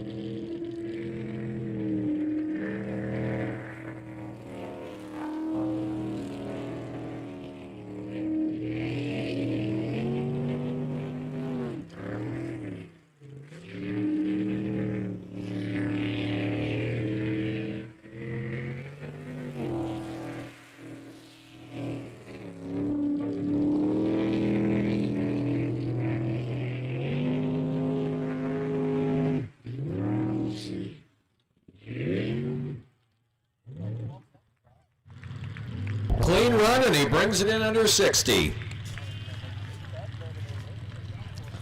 57.72, his best career run.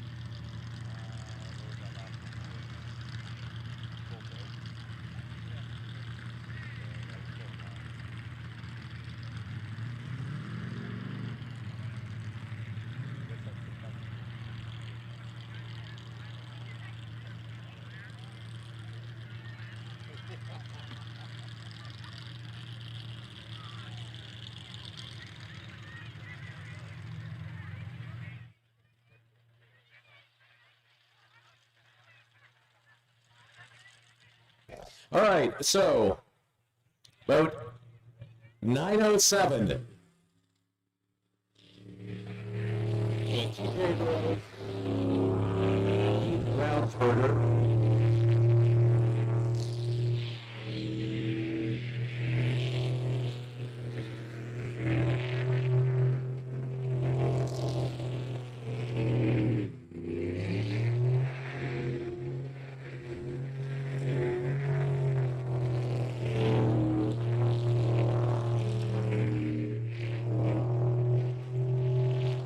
Had 2 wrecks in a row.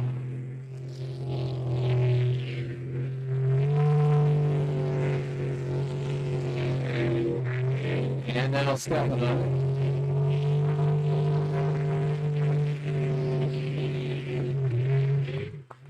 And they get it done. And inside swipe it up there. Did I tell you that this boat's for sale? 48.82. So once again, I think we've got another markdown. Make sure you take a good look underneath it so you can point out, yeah, this thing's been dented under here.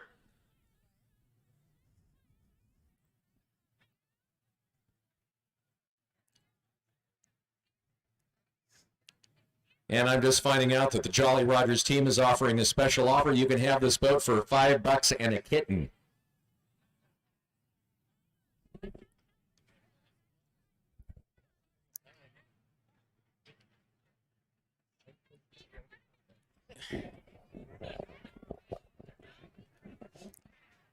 Yes, quite the demonstration.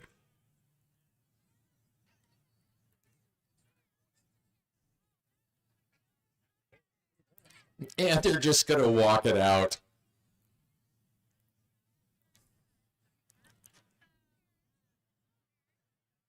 So what this means is you might also question them about the starter.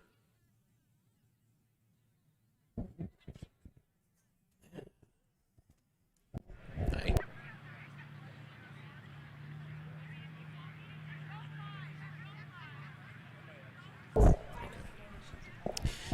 By the way, we have some volunteers out here that are picking up the garbage today. They're known as the Boy Scouts.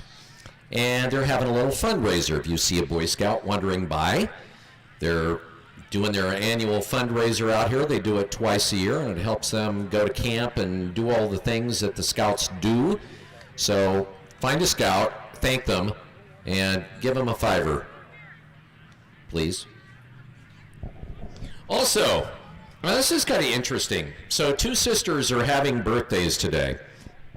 They were born 18 years apart on the same day. Happy birthday to Sarah Merker, born in 1979 today, and Tiffany Rice, who was born in 1987 today. 2 sisters. Happy birthday to both of them. A lot of people celebrating birthdays and anniversaries out here. Also, we want to throw a shout out to Brian and Stephanie Powers' 25th wedding anniversary that is happening today at their very first boat race ever. Also,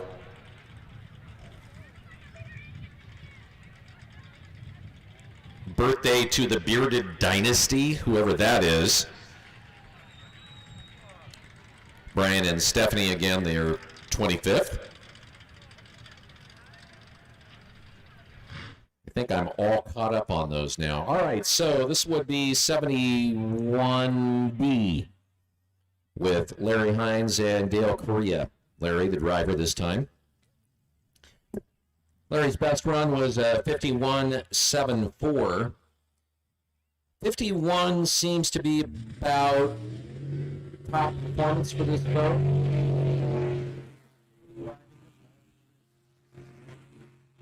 One 7 Larry fast and 52 early on, coming really wide on that.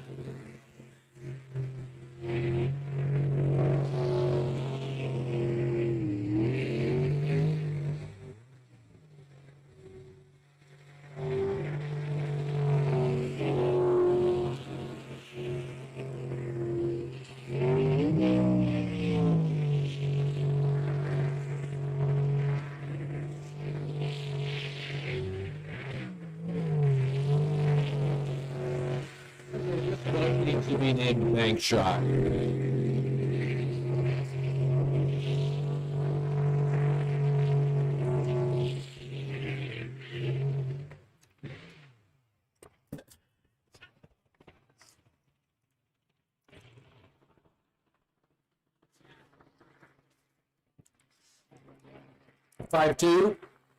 .85. The time. I think I counted 6 bank hits on that particular run or scrapes.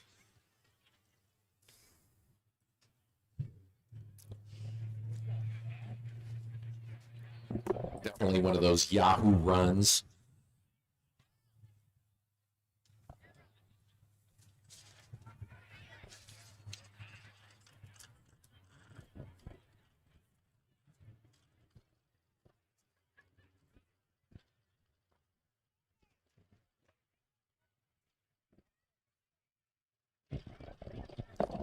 And that should bring us to boat 666, the Dark Horse Racing boat with Jeremy Sousa and Jessica Law.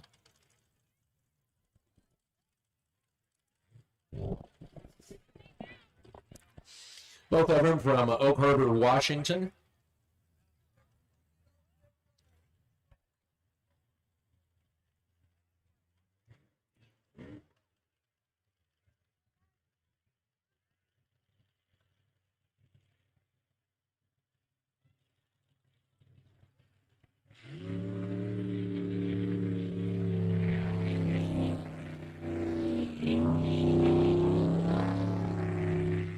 Jeremy's best run was a 52.16.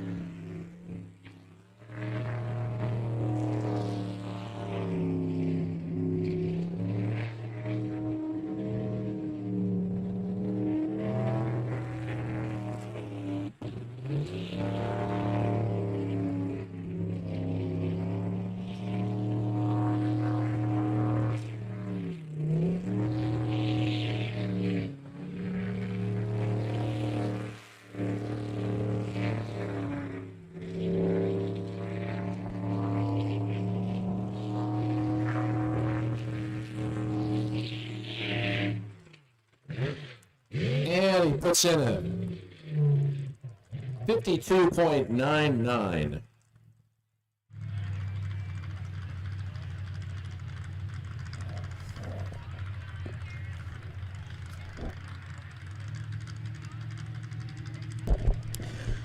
$199, getting ready to make their way out. So his best time, a 52.16. That would be for boat 666.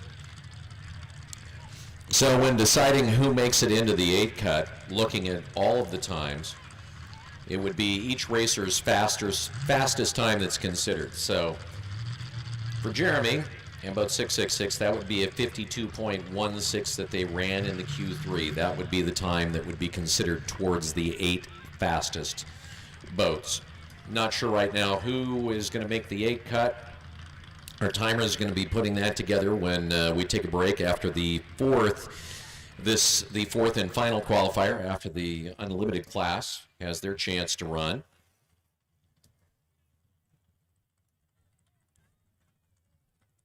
$199. Guano Loco.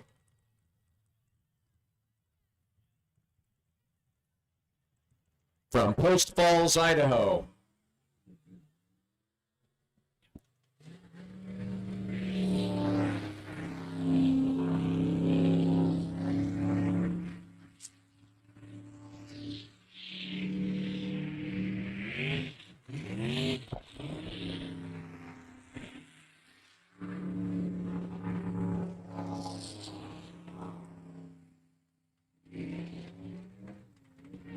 Yep.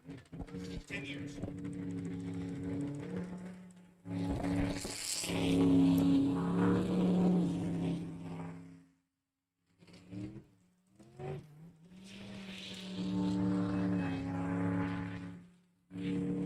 So Sammy's best time was a 62 and she might be able to best that if she plants her foot in it now.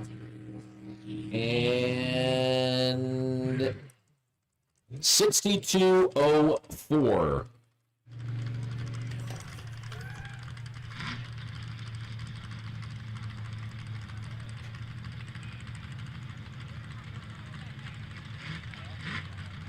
And that leaves us, I don't think we are going to see boat 154.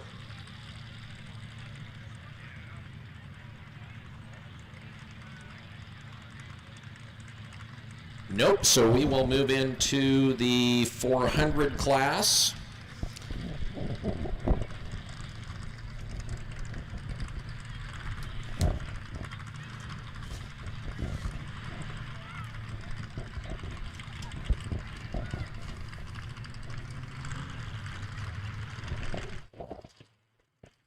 So boat 4-2 coming up in the 400 class. That is straight sideways, Dan Hatch, Wendy Mathai. Best run today was a 45.02. 400 class, definitely the tightest of the classes today, the 400 class.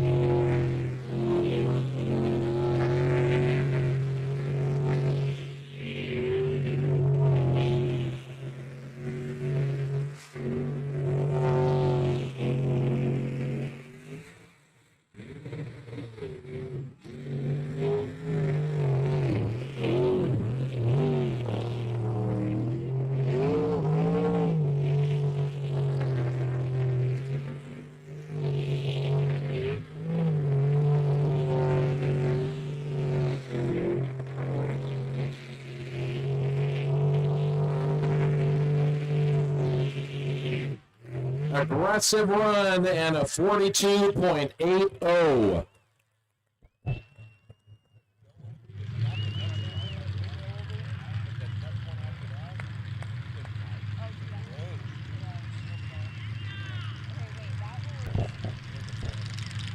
So definitely his best run today for Dan at boat 42 with a 42.80, stepping on it.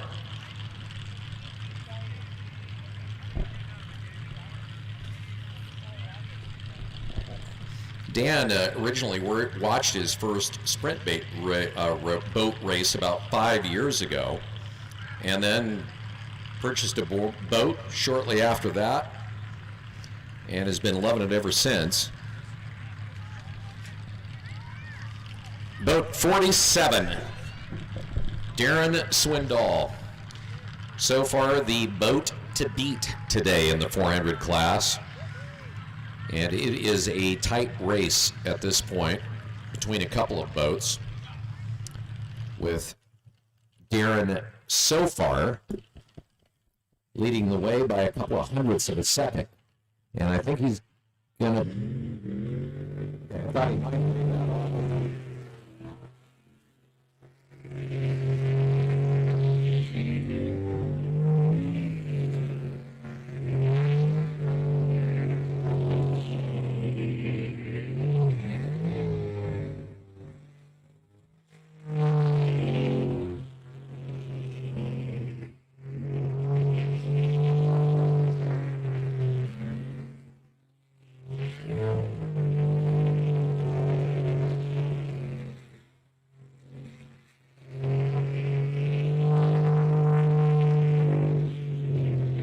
It's good. Clean run.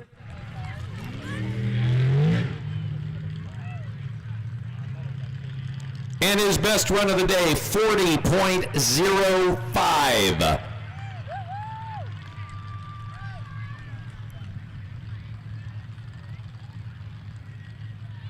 Pretty typical for Darren as a driver,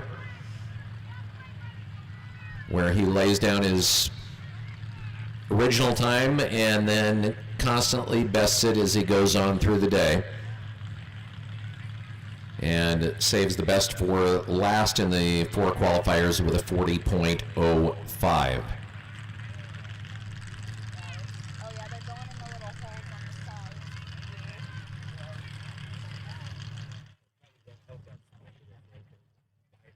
Boat 146B. So this is the boat that has consistently gotten closest in times to Darren Swindoll today. Boat 146B.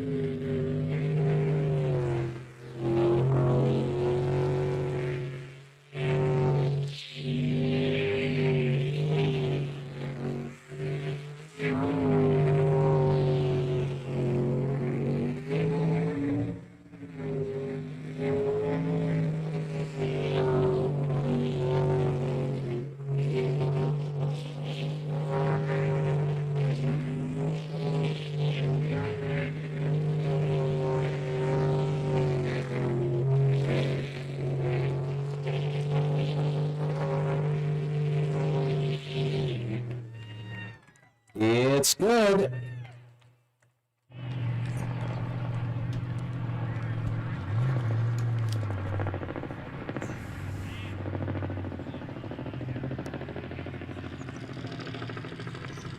.37, his fastest run of the day.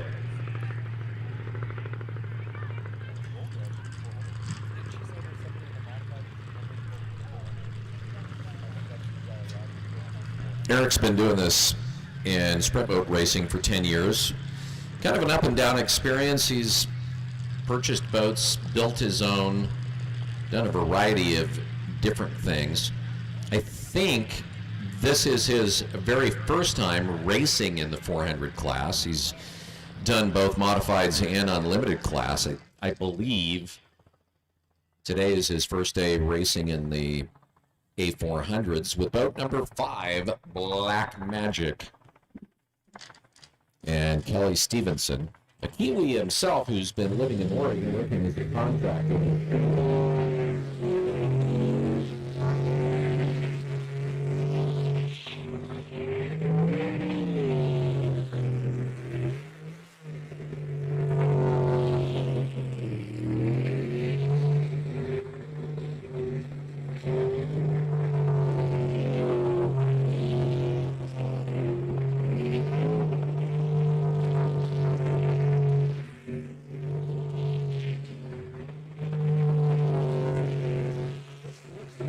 Kelly's smoothest run so far today. I don't know if he is fast as smoothest. And it's good.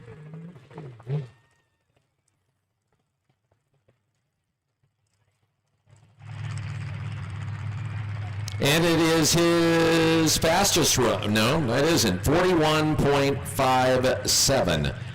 So he had a 40.84. But definitely looking smooth on that run.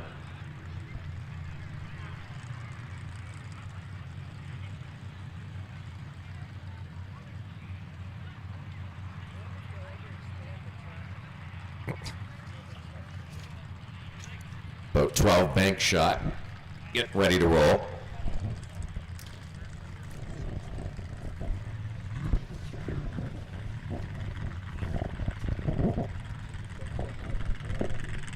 By the way, Greensboro, proud to be the official screen printer for Webb Slough. They do custom designs and they offer great personalized service.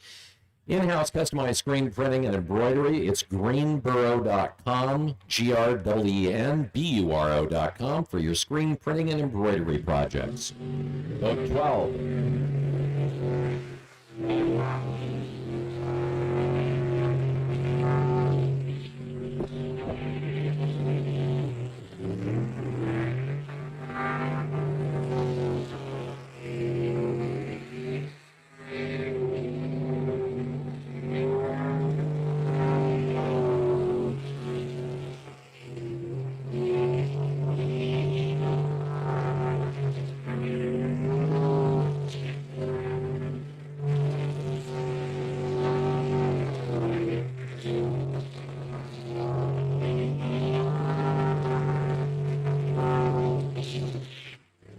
It's good.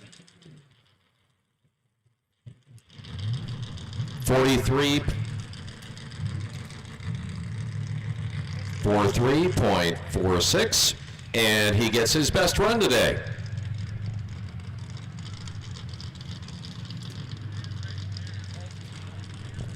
And that will bring us to boat 21. Larry, a new driver, you saw this boat out here this morning on one of the licensing runs. And he put down a 46.82 in his third run. He had a DNF in the first, a 57 in his second run, and then a 46.82.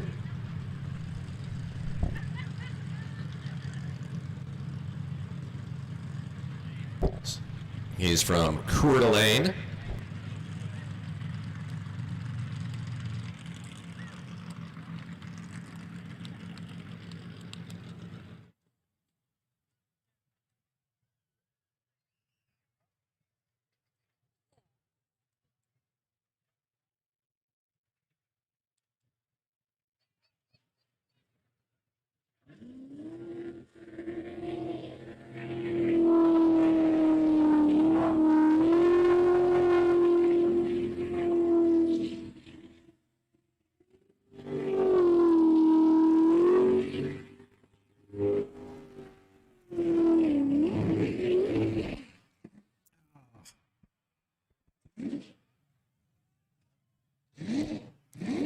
Technically, this is still a clean run.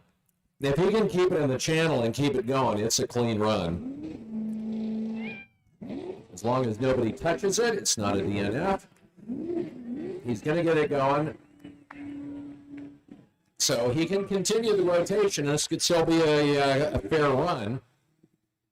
It's going to be about an hour long, but it'll be a fair run. Huh? Yeah. All right, now it's a DNF.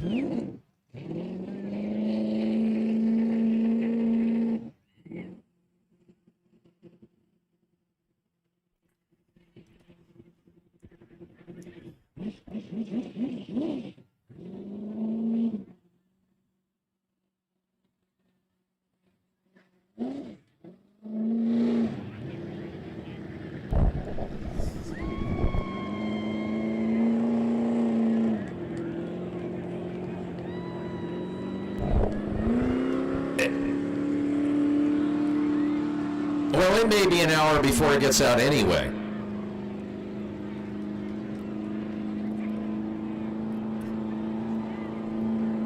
It's the little sprint boat that could.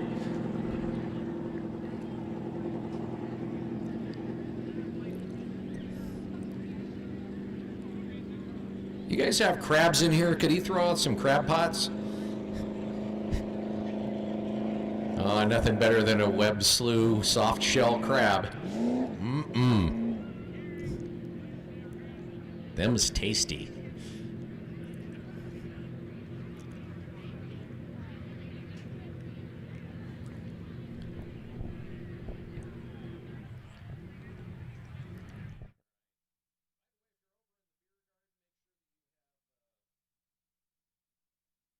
Slough Brew. Get a can of the Slough Brew, American Lager. Did you guys plant any of the ingredients for that here this year? I know that in the past you have.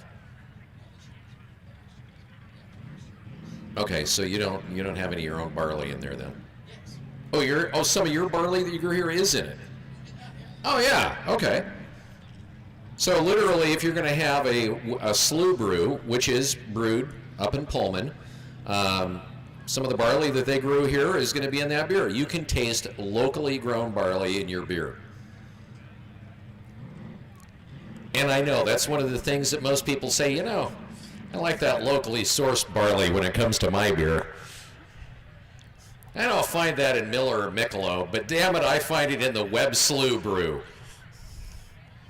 I need a 6-pack of those.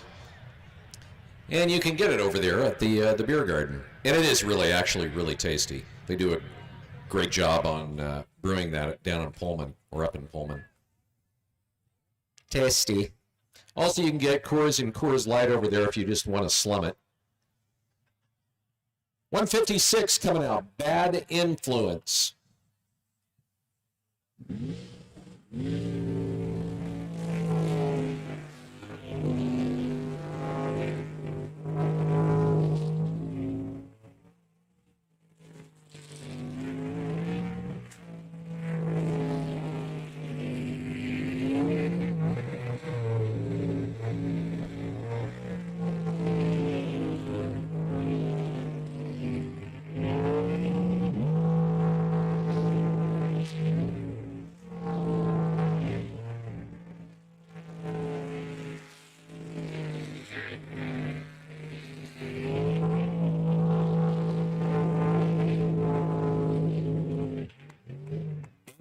it's clean. 42.01. So, not their fastest run today, but they definitely have the times to be making it into the 8 cut and the elimination rounds.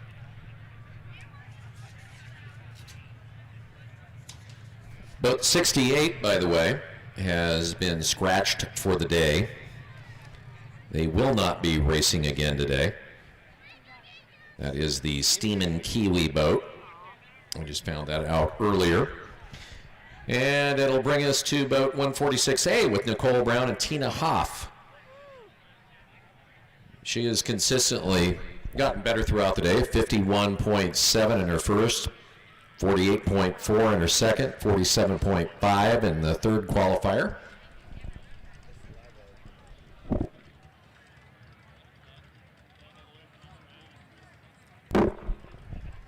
And honestly, I don't even...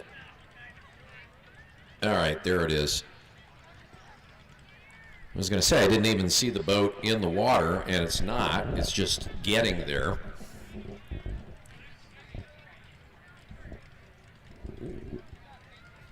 Our Jeep crew's doing the best that they can with kind of limited resources today.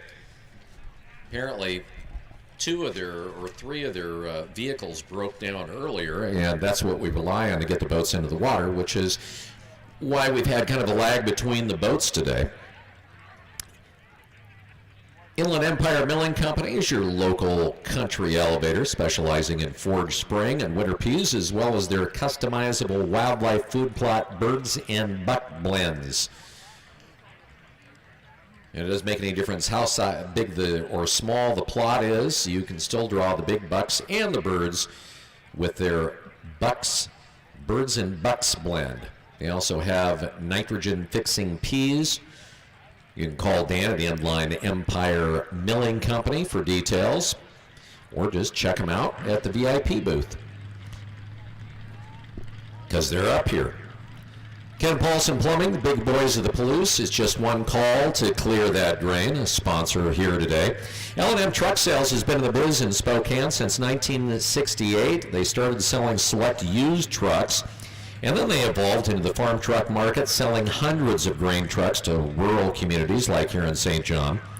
They also specialize in custom designed construction quality equipment, including truck mount cranes, farm truck water trucks, dump trucks, bucket trucks. A lot of rural fire departments use their water trucks, along with the U.S. Forest Service. They've got an extensive rental fleet as well. So what you're looking for in a truck, you're going to find at L&M Truck Sales. Purpose Roaster. They're in the Webb Slough store. Fresh roasted Slough brew coffee by Purpose Roasters, located in Colfax. Tasty coffee to be had there. All right, 146A, Nicole Brown. The driver, Tina Huff, the navigator.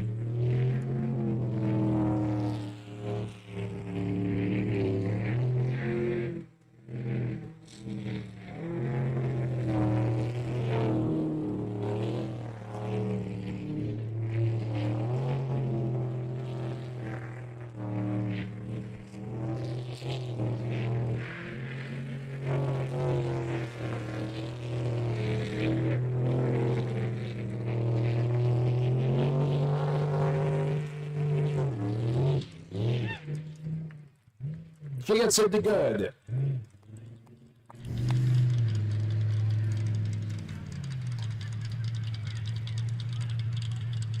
And she gets her best time of the day with a 46.87. So constant improvement all day long for Nicole. Her second time, her second race, started off with a 51 to a 48, a 46, 47, and then a 46. So improvement all day long. So a good day of racing definitely for Nicole, driving in her second race ever. Boat 02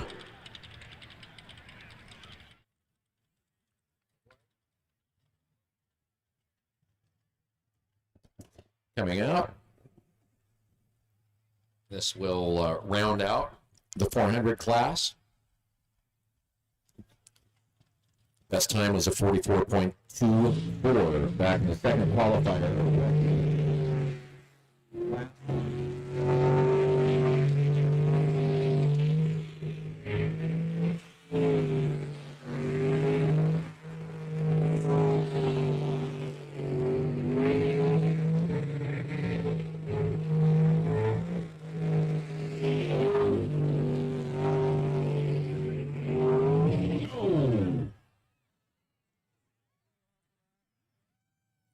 That would be a DNF.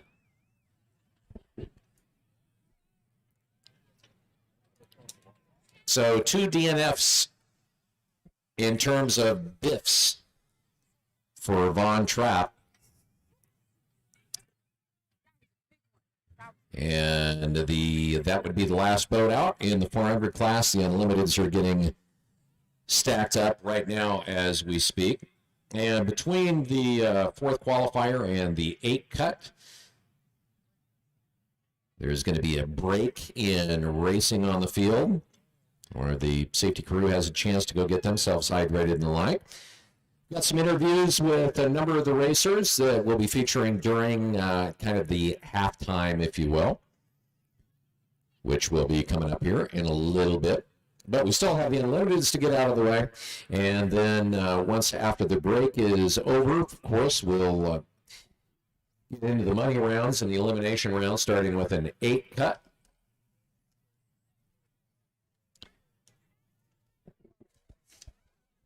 And if you're going to be taking a little break and heading over there, you've got a bunch of food over there. Terry's has a number of different things, from burgers and hot dogs to teriyaki and the like, big blocks of fries. They'll be serving breakfast tomorrow morning. The Waffle Wagon and Kettle is over there with 10 flavors of ice cream and fresh-made kettle corn. Their Bikes for Books program. Proceeds help the Bikes for Books program here locally in high school. Hello to everybody who's watching online around the world. I see Richard Burt is watching, racer from overseas, New Zealand area. I met him in Missouri once, I believe. Katie Monroe is also on watching. I think they've done like shaved ice, snow cones, and the like, I think.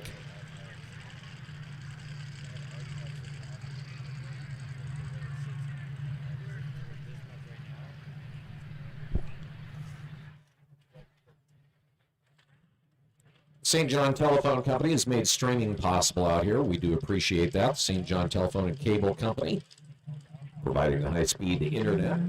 Boat 411, Slaughter.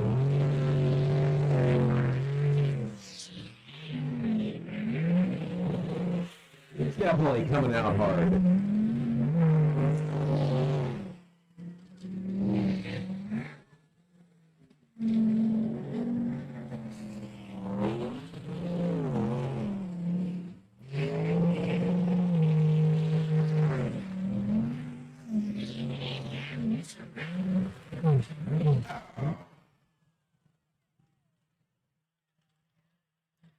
Just a little wide.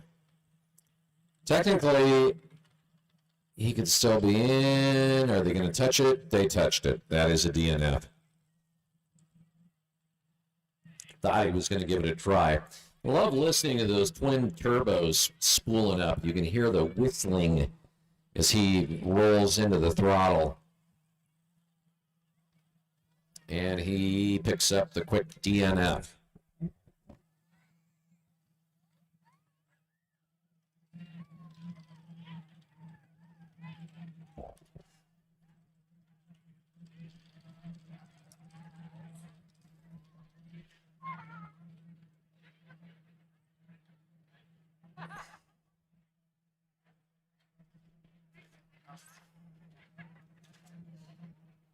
Boat 69 is over there warming up. He'll be next in the water. Yes. Dino makes his way out.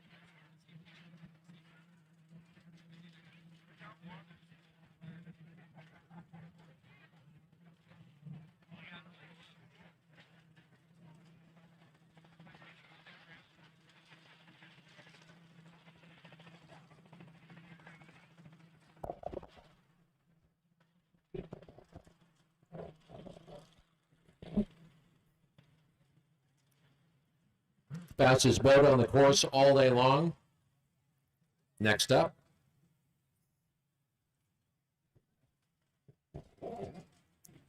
This is a total garage project.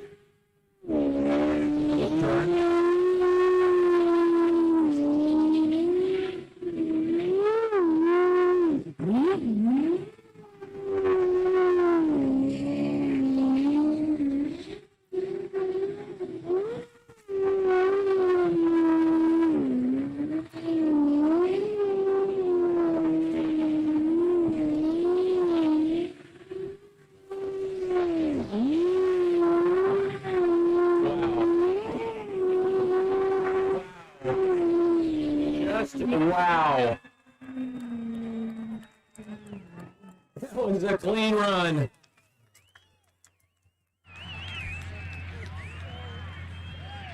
.86.84 unofficially. And that is official.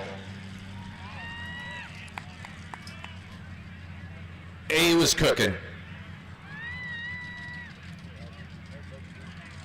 Really, at this point, unless Burt Roberts in Stars and Stripes has more under the hood, I honestly believe that that's the only thing defeating Dennis today will be Dennis. That said, speaking of Burt Roberts in boat 96, he still had a great run in his third with a 38.24. Still about 2 seconds off from Dennis's best times. We'll see what much more Burt has behind him.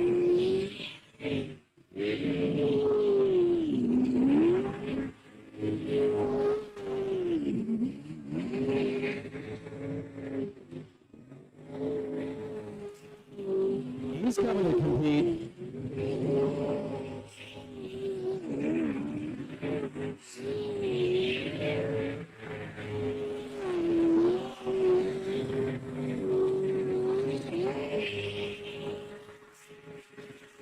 Yeah.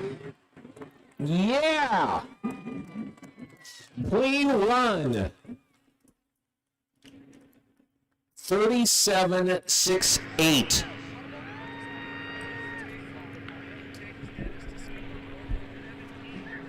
So he's definitely within 1 second of Dennis Hughes with that run.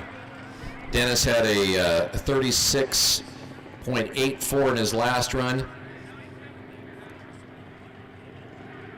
So 37.68. That was a great run. Is our grumpy old buzzard coming out? Yep. I love how he's so dramatic about the way he starts it. That boat used to be the Screaming Eagle. I think the only thing that he's changed on it over the years, really, other than maybe the jet, has been the paint job. That boat has always been incredibly loud. And he's been racing it for a lot of years.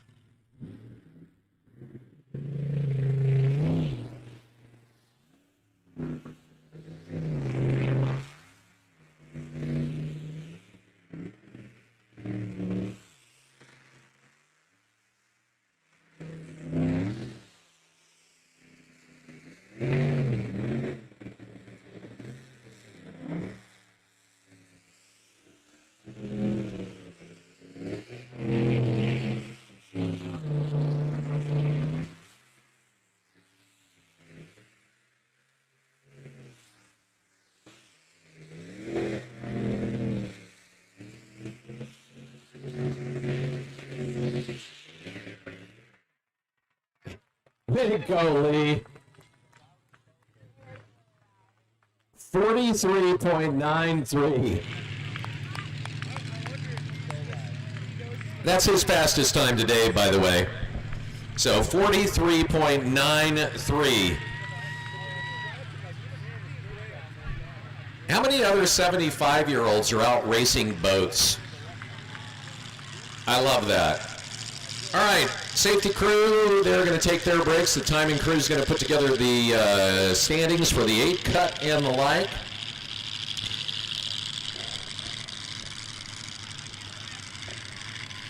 I want to thank everybody for coming out here so far today. A lot more racing still left here at Webb Slough. Well, you got a chance during the break. If you head down to Vendor Row, make sure you stop by and support the racers. Overkill has a booth down there where you can support Dennis Hughes, who so far has the fastest boat on the course. The Jolly Rogers racing team definitely in it to win it as well in the 400 and in the modifieds. They're down there, live wire racing gear in the 400, all sorts of cool t-shirts. I love their hoodies, I'm just saying. And Fear Not Racing with their merchandise, including their patented red sunglasses that are awesome. So go down and see them. Also see the gals with Flirt with Dirt. The Off-Road Vixens are down there with all their off-road gear. Stop by, show them a little love. They love being here at Webb Slough and are here just about every race, and I think they have been for about the last 4 or 5 years. Always kind of a part of things here at Webb Slough.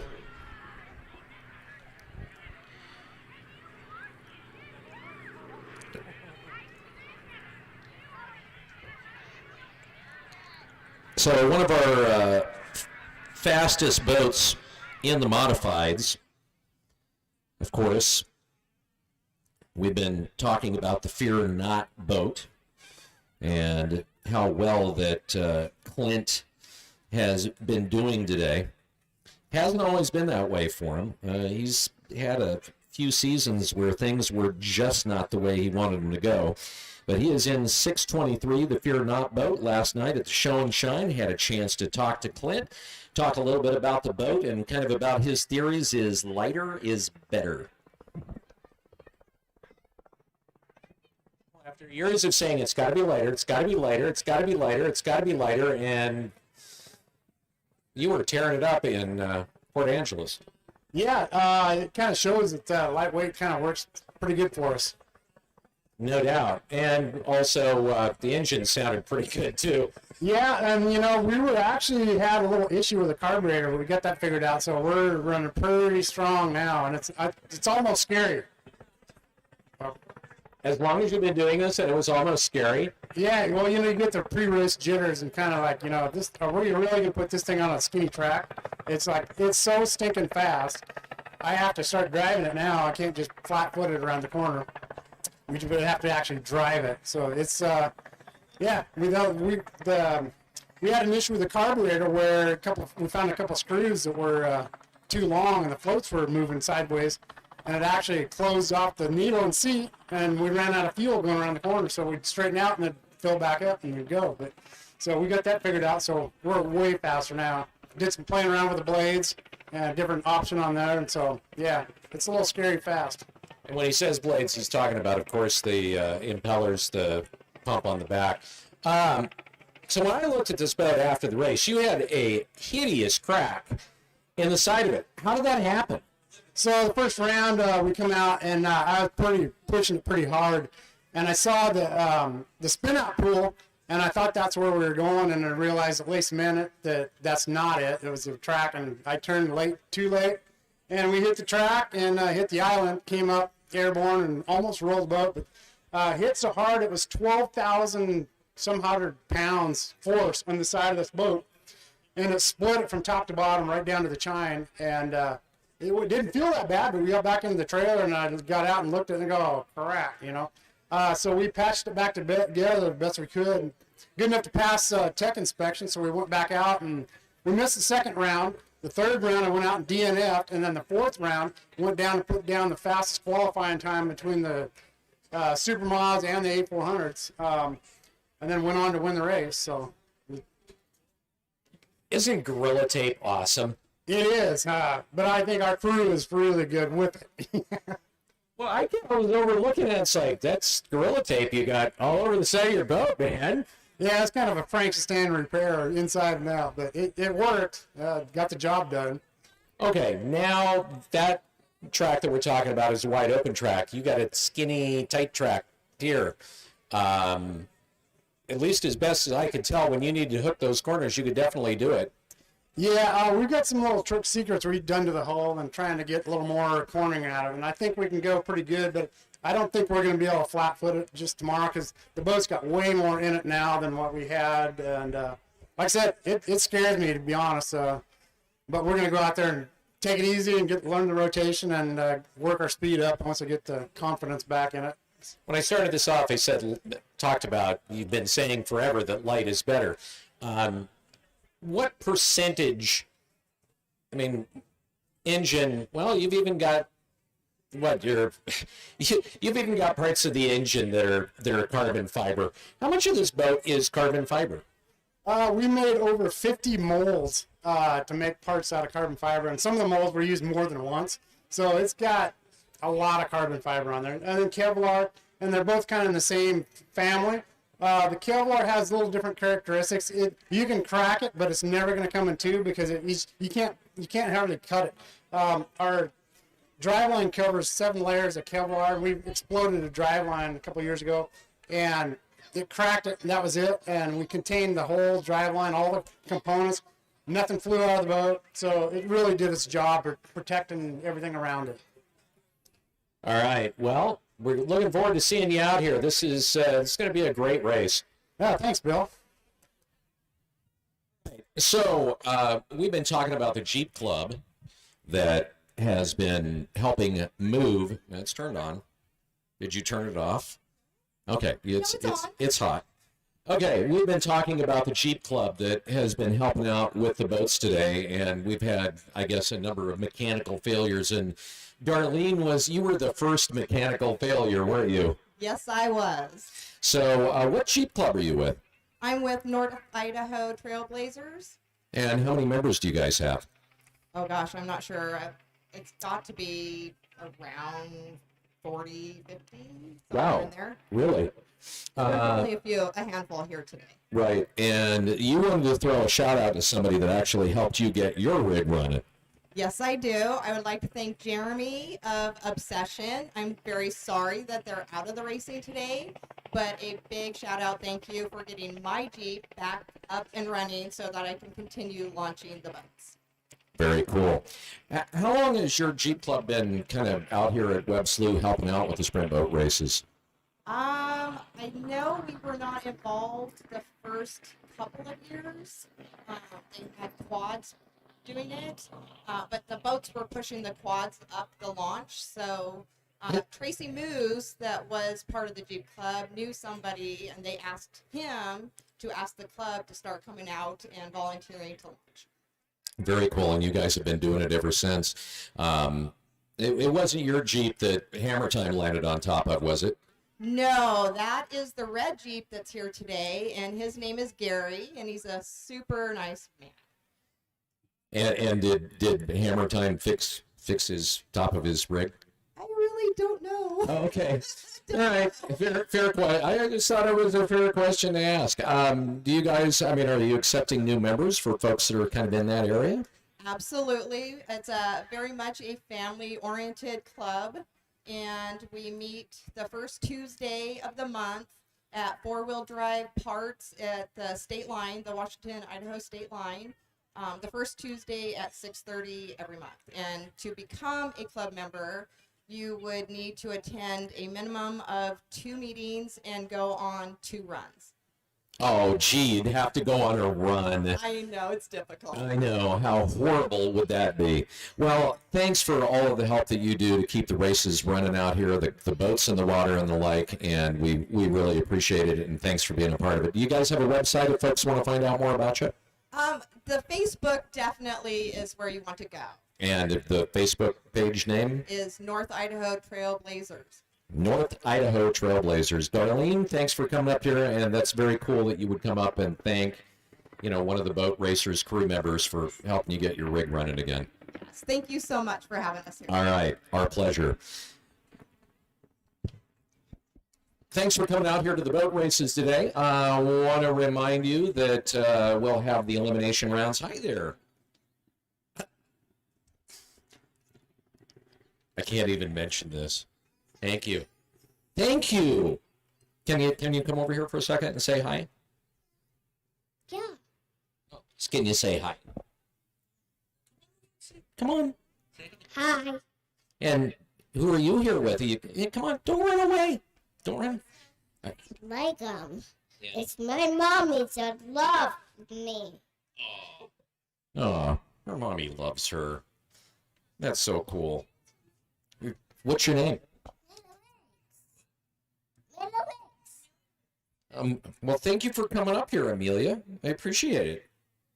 Thank you. Bye. Bye. Just about anybody walks into the booth up here. Seriously, anybody comes up here, you're on mic. Anyway, family out here enjoying the sprint boat racing. A lot of people celebrating birthdays and anniversaries and the like. Don't forget tomorrow morning, Terry's booth, which is down there in Vendor Row, wherever they're at down there in Vendor's Row, is doing breakfast tomorrow morning. So if you just want to essentially expand your waistline and get your recommended daily allowance of pork, you'll be able to do that tomorrow. They've got sausage and bacon and biscuits and gravy and all sorts of good stuff, and you just get a big heaping plate of pork. Pork is good for you. It builds bones and bodies in 12 different ways.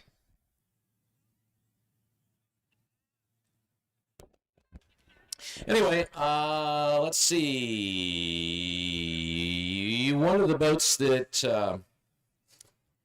kind of fun and chatting with the different racers out here. It was kind of nice yesterday at the Show and Shine in downtown St. John to be able to catch up with Nicole Brown. Nicole, of course, racing a part of the Jolly Rogers, and she and Tina Huff make up the only female team in sprint boat racing in the U.S. right now.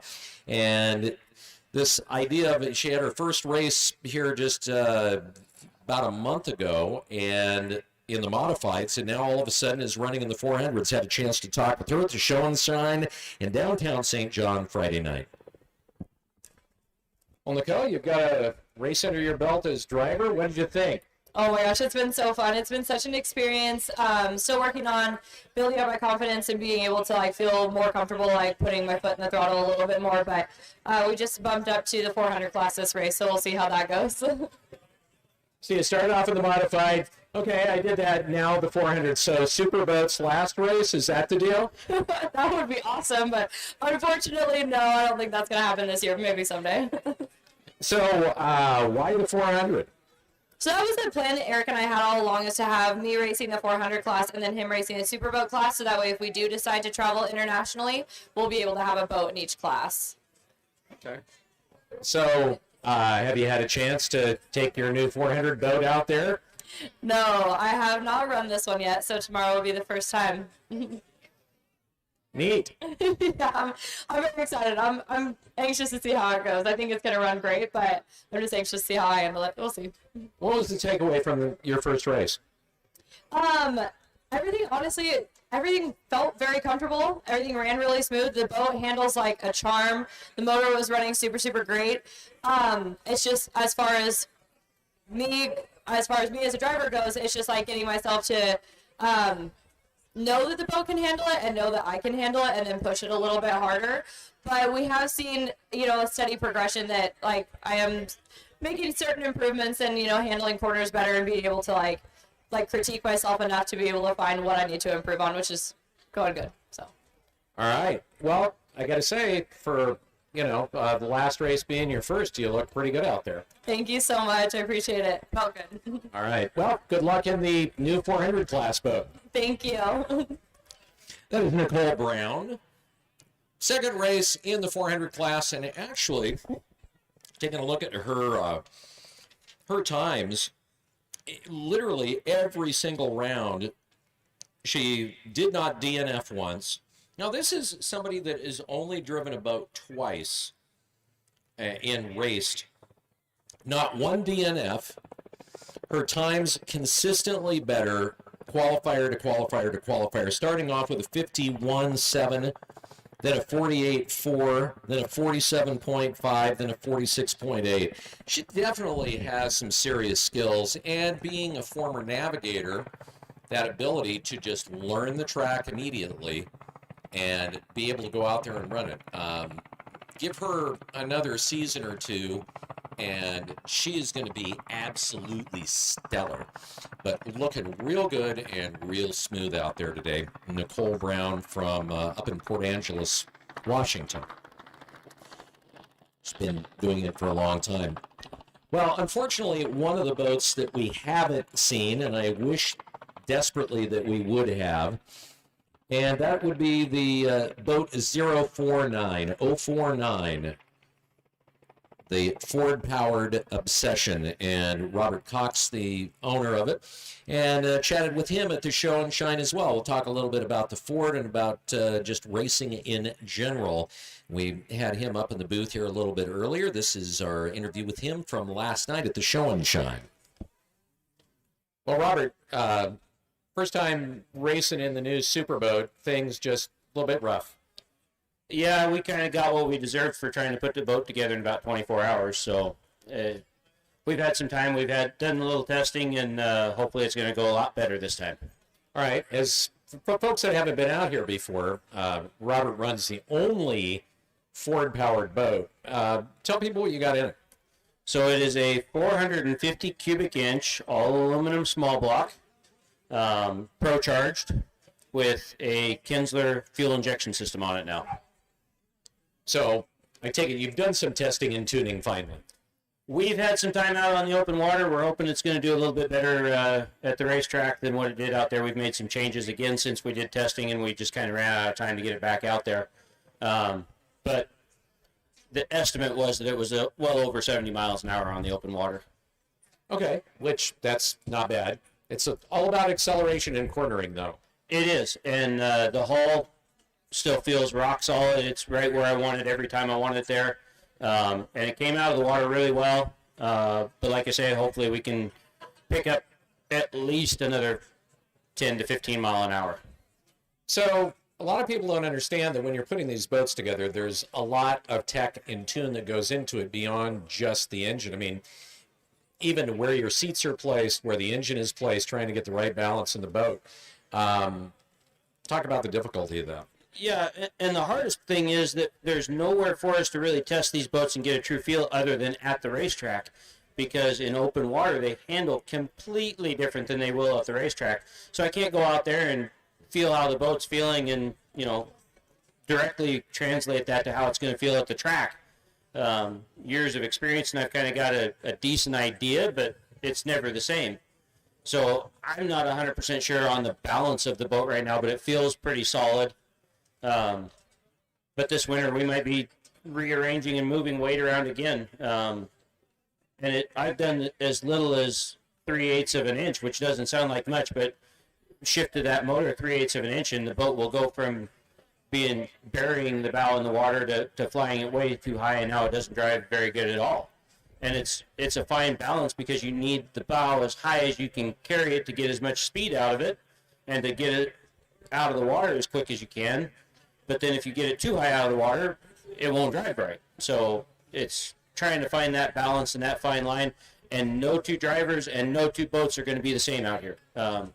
I could go jump in any one of these other boats, and I guarantee you I wouldn't like the way it feels, just the same as they would jump in my boat, and they wouldn't like the way my boat feels. It's all a lot of personal preference, and a lot of time goes into trying to figure these things out and get them exactly how the drivers want them.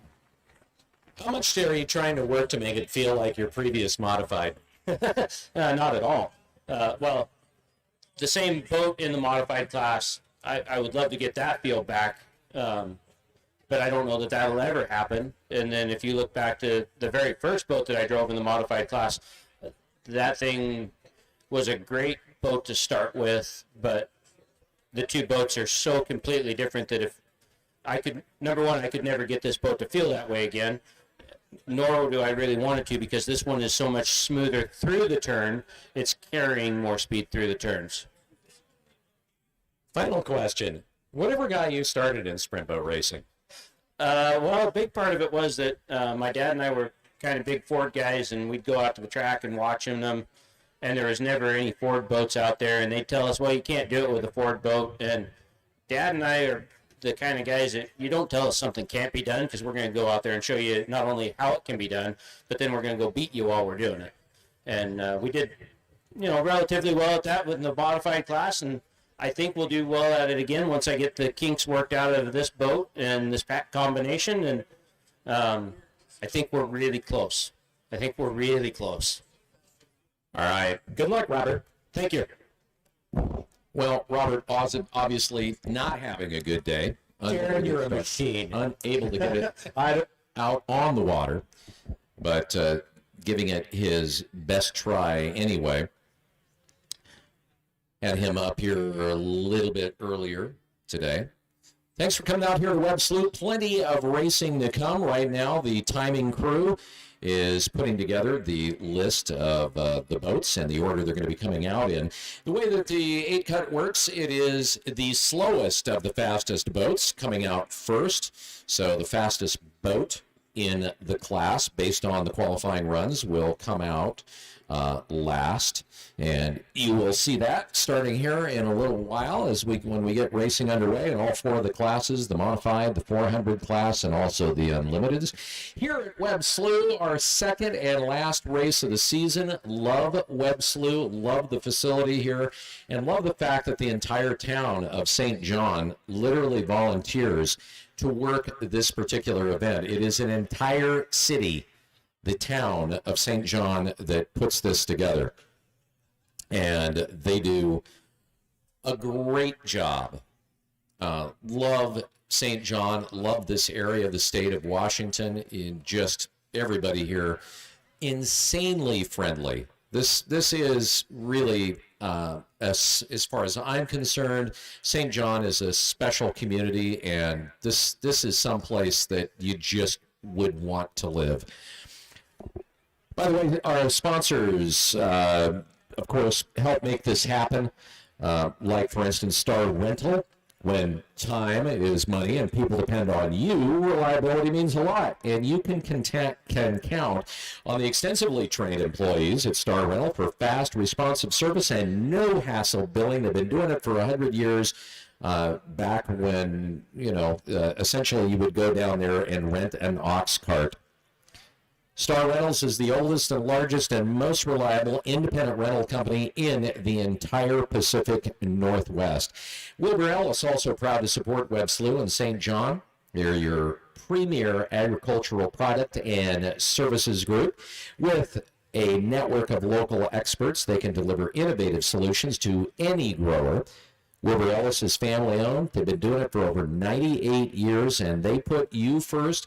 You can reach out to your local Wilbur Ellis branch today. They give you ideas to grow with.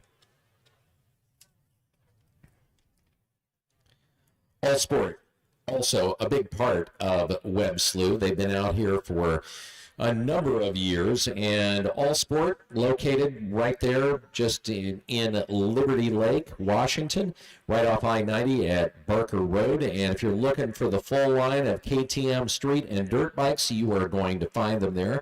They also carry the Indians, and I got to tell you, the Indian Scouts, the Indian Chief is a cool looking bike, but the Scout, oh yeah.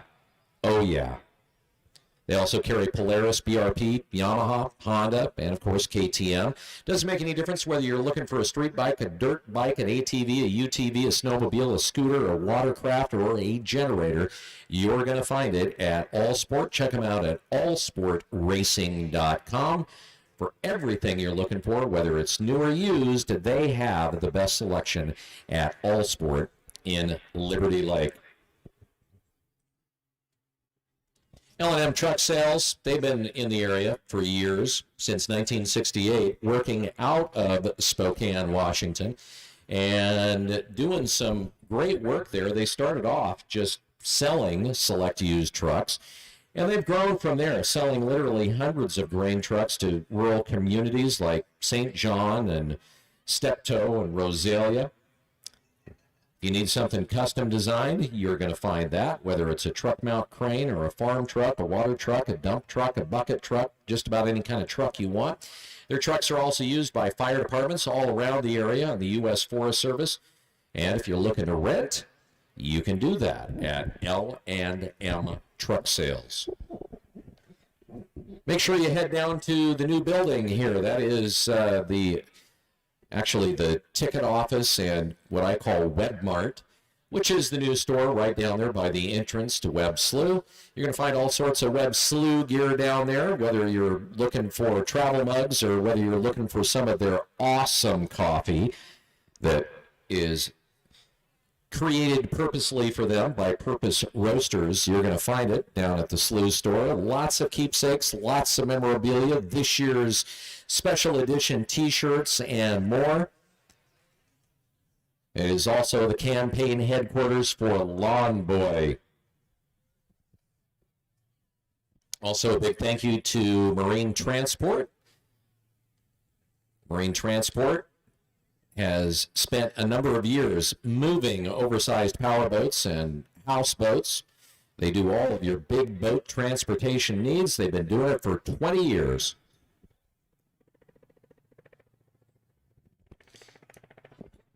Also a big thank you to our volunteer Slough crew, including the Rosalia ambulance crew. Travis and Jackie Taroni. Did I tell you they're having their 10-year anniversary today? I thought I may have mentioned it. I didn't, apparently. Columbia Marine Center and Boat Repair.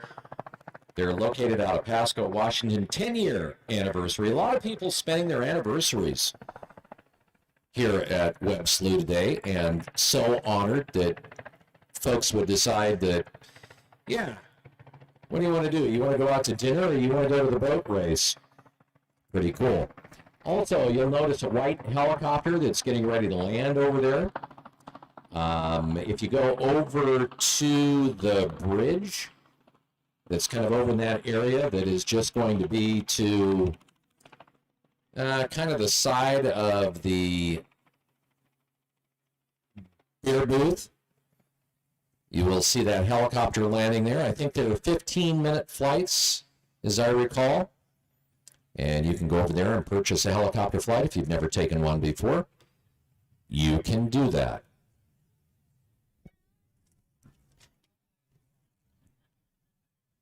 One of the things I particularly like about sprint boat racing and the racers as a group is kind of the way that everybody sticks together and everybody helps everybody else, helping out their competitors if they're broken down. They need parts, they need assistance, they need a particular type of tool.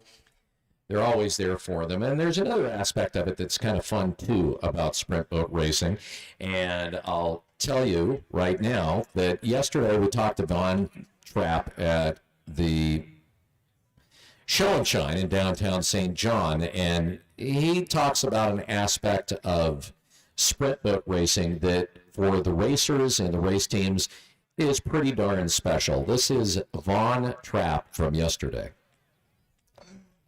Vaughn, it's your second season doing this. What have you learned? Oh, don't let up. Don't let up. Don't let up. And keep trying. Never give up. And have a good time.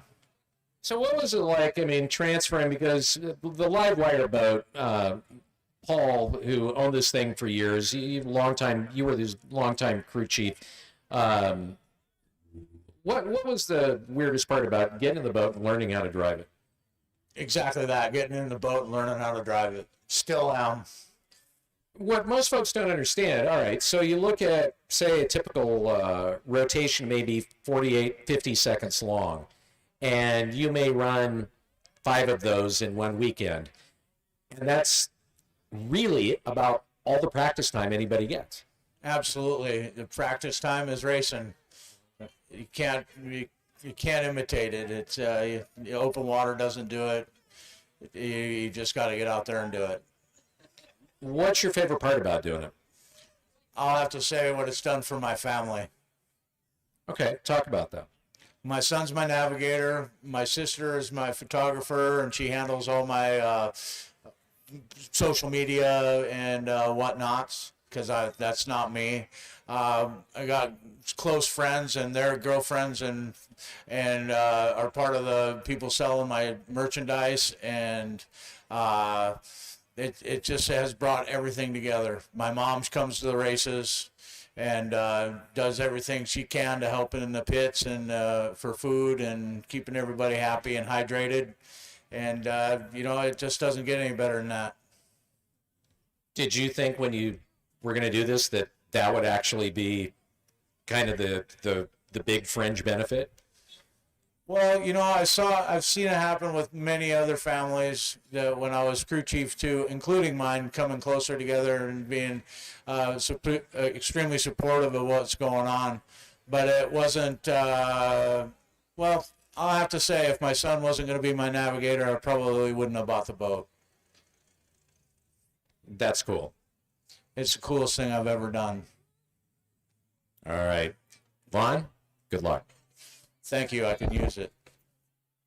And that is Vaughn Trapp talking about family and how this is a family sport. You would be amazed if you were to see exactly how much it really is with all the different families, whether we're talking about the Swindalls and the Bandit family, the Trapp family, just so many people bringing out their entire families to come to the races, to help out with the boats, to race in the boats, the Hatch family and the like. And it really is truly a family experience. And for a lot of these boat racers, these racing weekends are almost like family reunions. It's pretty amazing what kind of family activity it really is amongst the racers, beyond just the spectators who come out as maybe families and like to spend your day watching the races. Same for the racers as well. And it's really a very cool aspect of sprint boat racing that I don't think gets talked about nearly enough.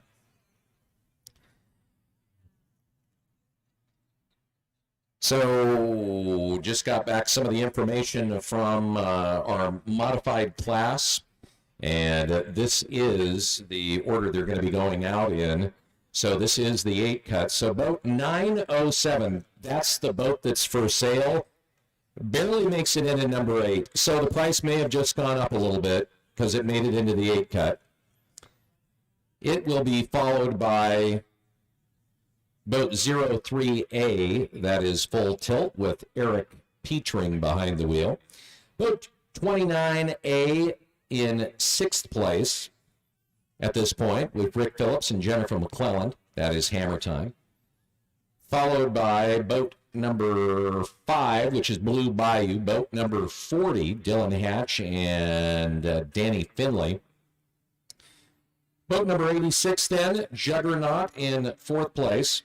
Juggernaut in boat 46, Jason and Samantha Christ. In 3rd, it would be Dennis Hughes and Jennifer McClelland in Hammer Time, 29B. 2nd, to Jolly Rogers 208, Dustin Springer and Don Davis, who've been slapping down some great times. And then the fastest boat in the class will be coming out last in the 8th cut, and that is boat 623, the Fear Not boat with Clint Birch and Terry Lovell. They have been really just leading the way all day long in the class. And we'll run down the 400 class coming up here in just a minute, as well as the Unlimiteds. We have also a new racer that we chatted with last night, and that would be, of course, boat 666. That is the Dark Horse Racing Team, and that is Jeremy Souza, Jesse Law, the navigator. The boat's called Way She Goes, and talked a little bit about why he started doing this and how he got involved in sprint boat racing. Jeremy Souza was at last night's show and shine as well, and had a chance to talk to one of our newest racers. I got to say, for your rookie season, Jeremy, you look pretty good out there in the last race. Well, thank you very much. I appreciate that. Just learning to drive. Okay, so first question, why this and not something else? Well, nothing else is quite as cool as speedboat racing, am I right? I mean, the crashing and the excitement is very cool. It's very cool, yeah. So how many races had you gone to, had you watched before you decided, okay, I gotta give this a shot? You know, I think we've been going for about 6 or 7 years. Some friends of mine, I'm actually one of the ladies in my crew, got me tickets for my birthday one year to go to Port Angeles. Been to every race ever since. So just kind of got hooked right from the get-go. It's been very cool. Wow, so when did you make the decision and pull the trigger on the decision? Okay, I'm doing this. What was the moment? I got to tell you, I think after I saw my first race, I knew I would do it at some point. And just with, honestly, with the COVID and everything, I think it all just kind of worked out to sit in the shop and work on something for the winter. So, yeah, it just worked out. Have you done any previous racing prior to this in any sport? Drag racing. I used to drag race Volkswagens. That is pretty much it. Did a little road course driving, but no, just typically grew up being a drag racer. So that's it. Drag racing Volkswagens. Wow, that's cool. Yeah, it's all kinds. Yeah, it definitely takes all kinds. But yeah, no, we used to run a little Volkswagen Bug. Used to dial 11 too, so we'd run in the 11s. Fun stuff. It's all fun. It's all racing. Yeah. It's good fun. Well, this is quite a bit different than drag racing a Volkswagen. It definitely is, but boat people are pretty cool, so it's definitely been a fun way to go. Yeah, loving it. Well, that is one of the nice things, particularly starting out. Everybody's always there willing to give you advice, pointers, tips, and so on. A little too much advice, probably. Yep, they're always willing to give you some advice. And then a lot of the old guys, they always tell me that they're going to give you advice until you do good. So take what you can while you can. So I think the best thing I've learned is to not take everyone's advice. Perfect. Well, Jeremy, good luck, man, and welcome to the sport. I appreciate it, man. We're having a blast. Everybody's so cool, and hopefully we can, drive the boat tomorrow. We'll see what happens. Jeremy Souza. Love his attitude. There's a happy guy if ever you want to meet one. Of course, racing out here. One of the boats that's being tag teamed is the Hammer Time boat, and that is boat 29. For those of you that were here a couple of seasons ago, you'll know it as the boat that launched itself directly into the middle of a top of a Jeep, and where it sat for probably about 45 minutes. Was one of those, memorable events, to say the least, here at Webb Slough. And we had a chance to talk to the owner of the Hammer Time boat, and who just simply goes by the name, many times, Mr. Rick. You can call him a produce monger, you can call him the man behind Hammer Time, or you can just call him Mr. Rick. I'll just call him Rick. Rick, welcome back to Webb Slough. Well, thanks, Bill. It's nice being here. Hammer Time boat. Most folks remember from an event that happened a couple of seasons ago. Talk a little bit about, because you had been kind of notorious for coming in 5th, and I mean on a regular basis. And you said at one point, I'm done with that.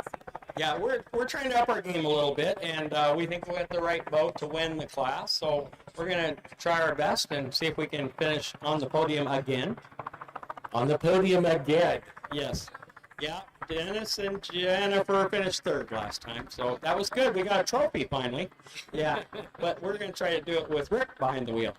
All right. So, out of curiosity, what has been the hardest thing for you as far as just kind of wrapping your head around the actual driving the track? Oh, I love this track. I don't have any problems with this track. I don't fear anything here. I mean, on race day, it's time to go and do your best and just see what you got. And Dennis has actually showed me that we got a pretty fast boat. Yeah, because Dennis was tag teaming your boat. Was that humbling at all?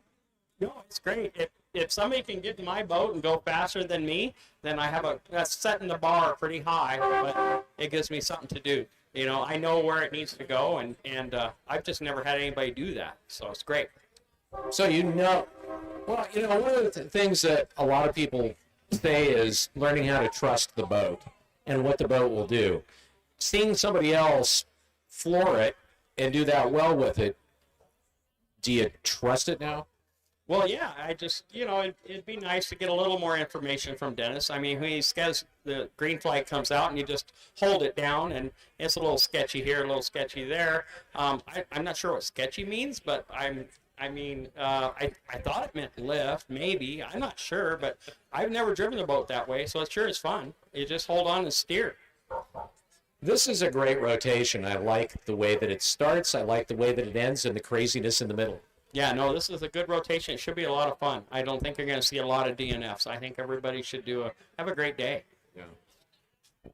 All right, Ranger drivers. We've got a number of folks driving the Rangers. We need you down up by the ticket gate to shuttle a VIP person. So that is a Ranger is needed. Did you say down by the gate or the ticket booth?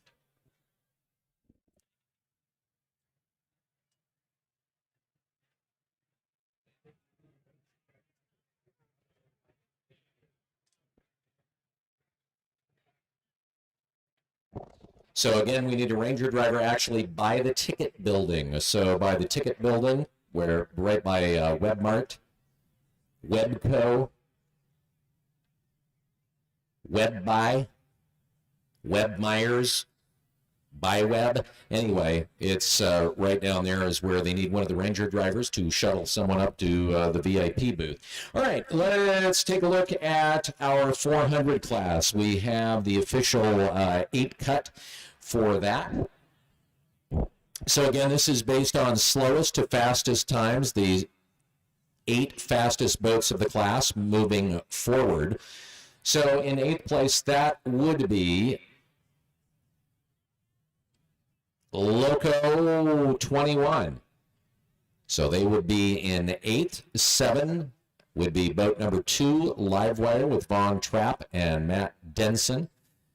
6th place would be boat 12, Bank Shot, Daryl Healy and Michael Ostrom. 5th place, boat 42 at this point, in the 5 spot. Straight Sideways, Dan Hatch, Wendy Mathai. 4th, Bad Influence with Stephen Church and Lisa Bowman, 156 in the 4th spot. In 3rd, boat number 5, Kelly Stevenson and Tracy Montgomery. 2nd, Jolly Rogers 146B in the 400 class, Eric Werner, Tina Huff. That is their version, boat number 2. And first is boat 47, Gold Rush, Darren and Ashley Swindoll. And to give you an idea, the closeness here of the racing. 0.05 of a second kept Nicole Brown and Tina Huff in 146A out of the 8 cut. Boat 21, Loco 21, was 0.05 of a second faster to make it in. So that will be the 8 cut in the 400 class, the A400s. And as far as the unlimited class, all 4 of the competing boats that have been out on the water are going to make it in. In the 4 spot, it will be boat 711, Grumpy Old Buzzard, Lee Rice, and Karen Mesa. Then boat 411 in the 3 place with Dean Lautenschlager and Jack Bringman in boat 411. In boat 96, they will be in the 2 spot. That is Bert Roberts, returning to sprint boat racing after a decade off. Amanda Vestal, his navigator. And the fastest boat on the course so far today is going to be the 69 boat. They are in the number 1 spot with Overkill, Dennis Hughes, and Samantha Hughes. So again, that is going to be the racing order when racing does get back underway here at Webb Slough.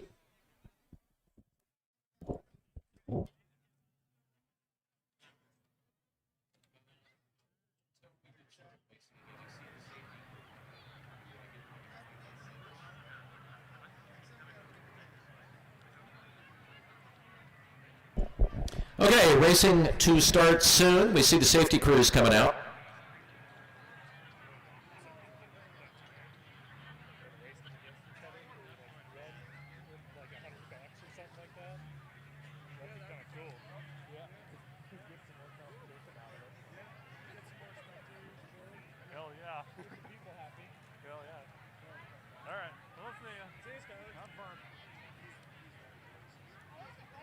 So we're looking for a Jeff who was with a Helen, and Helen, I believe, is being taken over to the first aid booth, which is down there kind of the middle of vendor row with a red canopy. Jeff, if you're up on the VIP terrace, Helen, whom you are here with, is being taken down, I believe, to the first aid booth. So if you want to go accompany her, watch over her, hold her hand or head, that's where she's going to be. So does that, you're welcome. All right, so Jeff, you know who Helen is. And Helen apparently knows who you are, but maybe not right now. All right, racing is going to get underway. Thank you all for joining us today here at Webb Slough. We're going to be starting up with the elimination rounds here in just a second. I thought I would take this moment and see if I can play back some crash replays from earlier today. The go fast or go.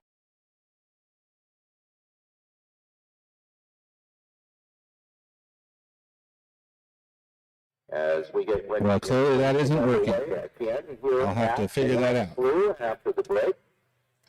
Race officials, move to your positions. And we are going to start getting boats in the water here in just a couple of seconds. I want to thank Paul White for doing the stream today. He, of course, doing the filming and the broadcasting on Facebook and YouTube. Paul always doing a great job. If you are over there in your trailer right now and within the listening area, you can check it out online at Webb Slough YouTube or Webb Slough on Facebook. And for those of you who can't spell, that's S-L-O-U-G-H. And that's just for you that have a public education. You gotta run everywhere. Private school kids know how to do that. Anyway, racing will begin here in just a little bit. Still waiting for the boats to start getting lined up. Again, in the modifieds, we will start off with the modifieds. This is the order that they will run in. First out in the modifieds will be boat 907. That is Jolly Rogers' boat with T.J. Burrows and Keith Brownsberger. Next boat out is going to be boat 03A, the full tilt boat with Eric Petring doing the driving. Then at Hammer Time, Boat 29A with Rick Phillips, the driver, Jen McClelland, the navigator. They'll be followed by Blue Bayou, Boat 40 with Dylan Hatch and Danny Finley. Then Juggernaut 86, the boat number with Jason Christ and Samantha Christ. Hammer Time with Dennis Hughes then and Jennifer McClellan, 29B in the 3 spot. They'll be followed by Jolly Rogers 208 with Dustin Springer and Don Davis, and then Fear Not with Clint Birch and Terry Lovell. That'll be the order that they will be racing in. And once again, modified starting the way that this works, the 8 fastest boats from the qualifiers make this the 8 cut. They will run the 4 fastest times. We'll then move into the 4 cut. The slowest 4 boats will be eliminated. Those 4 boats will compete against each other. The 2 fastest boats will compete for first and second in the finals. So that's how it works. Once again, we'll start with modifieds, go to the 400s, and then the unlimited class. If you haven't picked up a Webb's Slough Brew, do it. Locally brewed by a local area craft brewer. It's a tasty American lager. You're going to be able to find it down in the beer gardens, or you can get yourself a Coors or a Coors Light as well. Odin Distributors, the ones that are supplying The beverages in the beer garden today.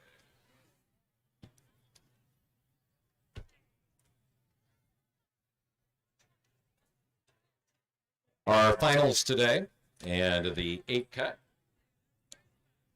brought to you in part by Davis Office Furniture.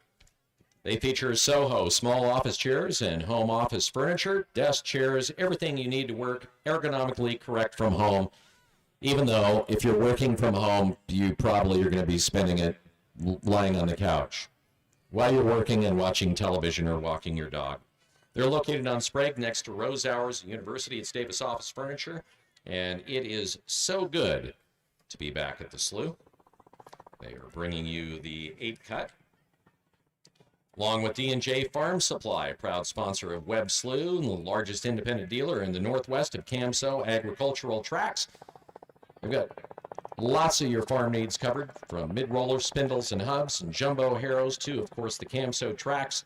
They're way better than the competition. Whether you're looking for new or used, you'll find it at D&J Farm Supply, locally owned and locally operated by Don and Amy Swanek.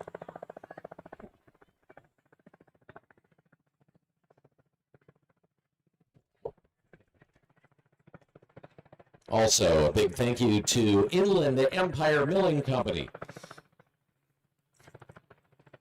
sponsors here of the elimination rounds at Webb Slough. Inland Empire Milling is your local country elevator specializing in forage and spring-winter peas, including their new customizable wildlife food plot birds and bucks blend. Doesn't make any difference how big or small the plot. They can draw the big bucks and your favorite birds in, and they can also customize it to your specific needs. They also, of course, have nitrogen-fixing green peas as well, called Dan at Inland Empire Milling Company. You can see them today at the VIP booth. That is Inland Empire Milling.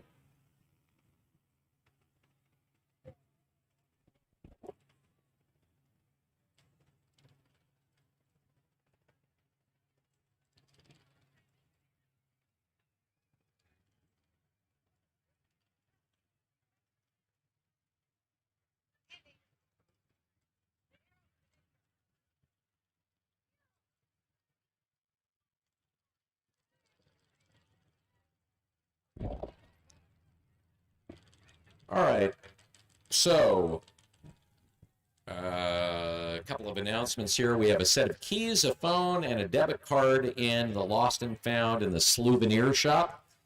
That's over there where you get your tickets and Slough stuff. So if you're missing a set of keys, you're missing your phone, you're missing a debit card, you're going to find them over there.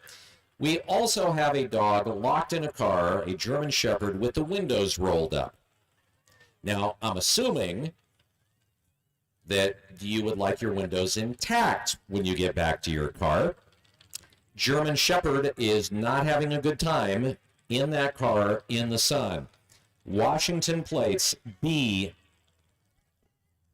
I believe it is BOE 8451. It's a gold Toyota 4Runner, Washington plates. BOE 8451. Roll your windows down for your dog. We're back to racing. This is Kelly. DJ Burrows.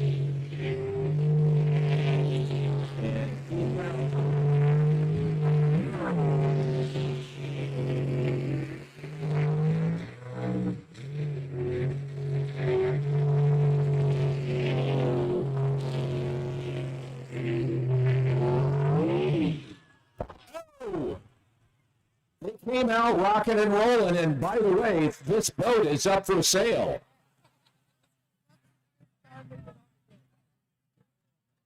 I'm telling you, you have got so much bargaining power if you're going to purchase this thing.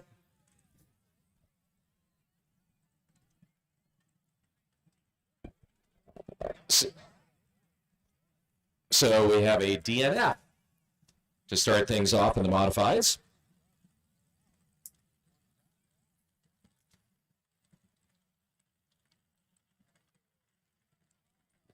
So our next boat out is going to be boat 03A. So boat 907 has had kind of an up and down day. Their best time was a 46.92, and the Q2 and the Q3 wrecked. And then a 48.82, and now they're out, and it looks like they're going to be walked off. And we'll bring out the official Ski-Doo tug to try and pull them in. No knock on the guy in the Ski-Doo, but even being walked out, the boat is still faster than he is.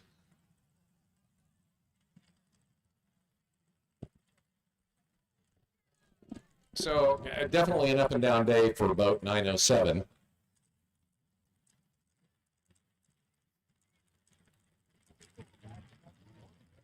Scotty, if you can contact timing. Scotty, if you can contact timing. Scotty to timing, please.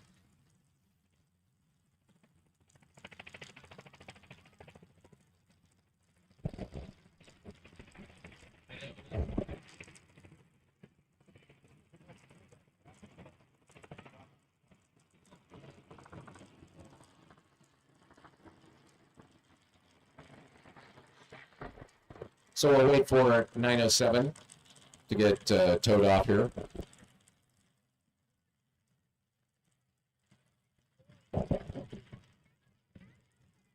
So they're over there on the beer side. Give them a big round of applause over in the beer garden.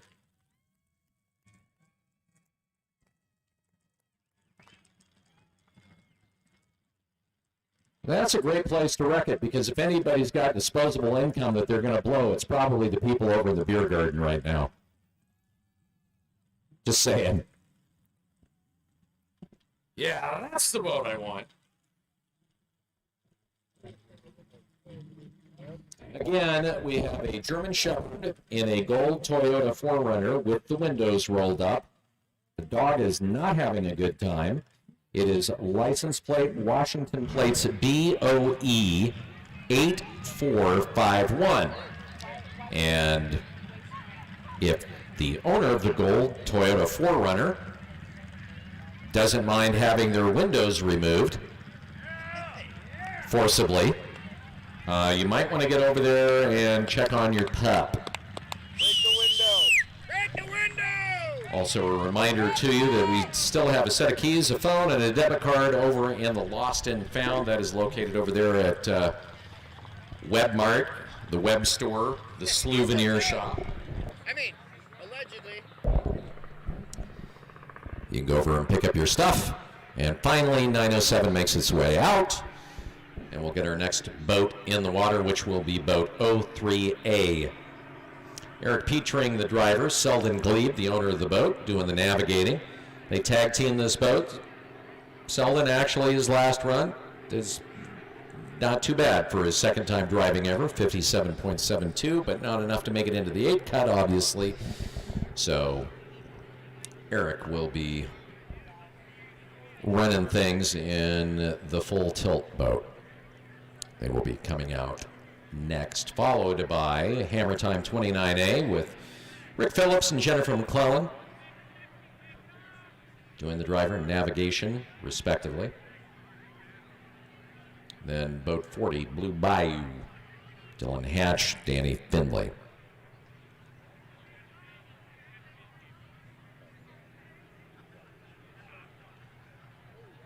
So waiting for them to fire up. Apparently having an issue with the clock and the timing eyes, which is contributing to the delay here. And that's the fun thing, you've got electronic eyes in water.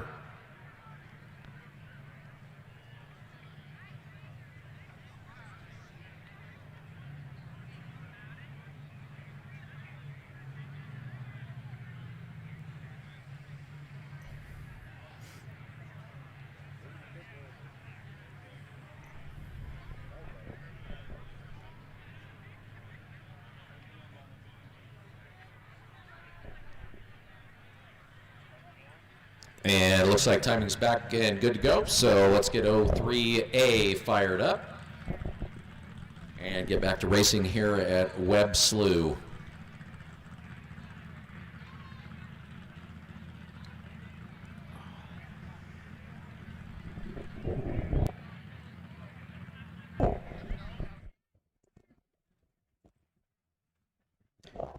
Again, for our friends up in Canada that would normally be racing here that are watching online,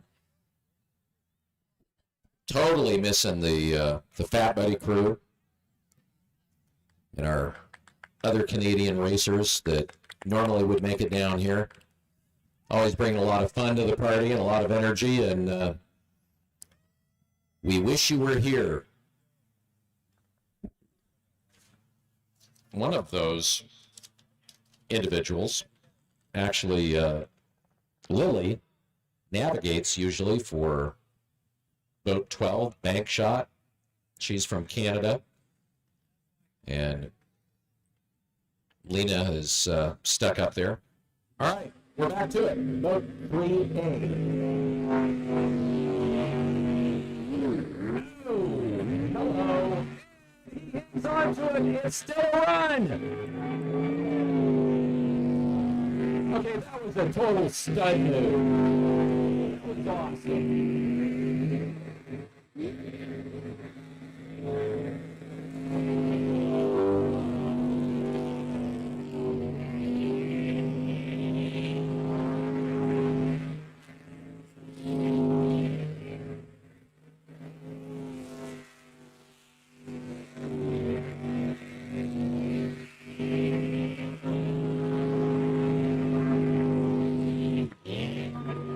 Does it?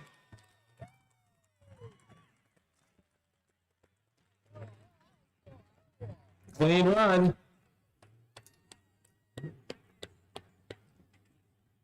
For 6.11. Getting it done the ugly way. Not exactly the shortcut you want to take, but hey, if it's going to work for you, whatever. So our first boat, 907, was a DNF. Almost saw another DNF, but he hung on to it, kept it in the water, gets the clean run with a 46.11, bringing us to boat 29A. Rick Phillips, Jennifer McClellan in the Hammer Time boat.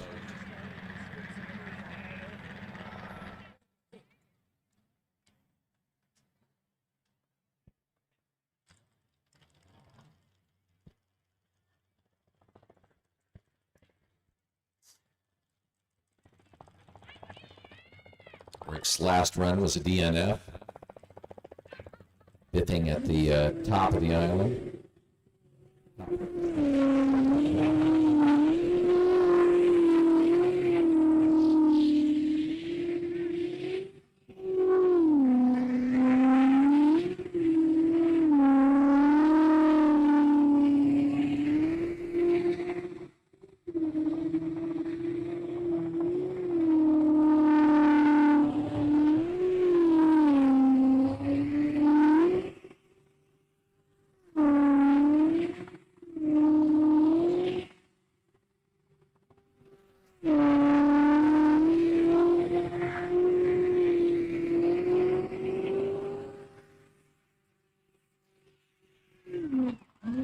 it's good.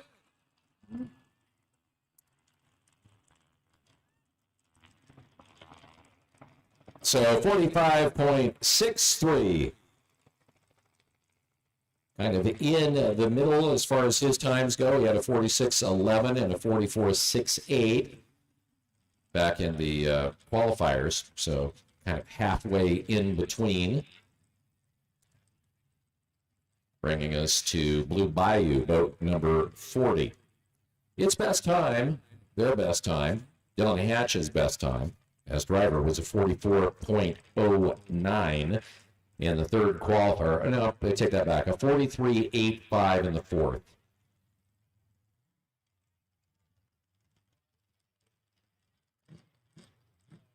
So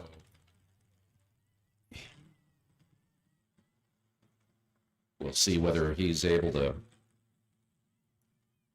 drive it home or not. So far, the first two boats putting in clean times here in the 8 cut have all run considerably slower than their fastest time back in the qualifiers.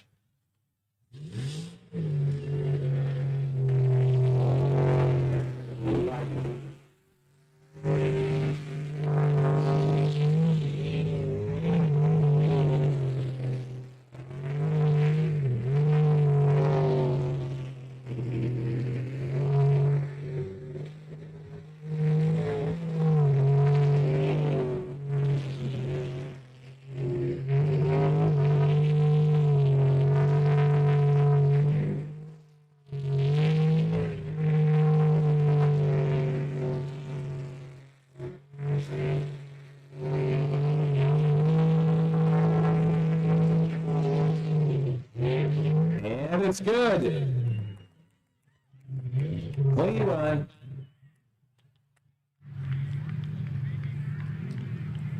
.11. That is his fastest time today. Boat 40 with a 43.11.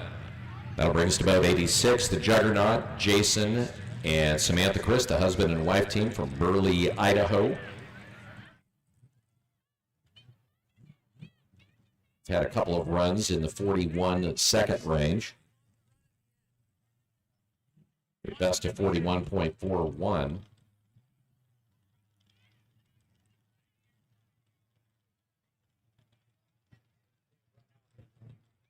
Boat is Juggernaut.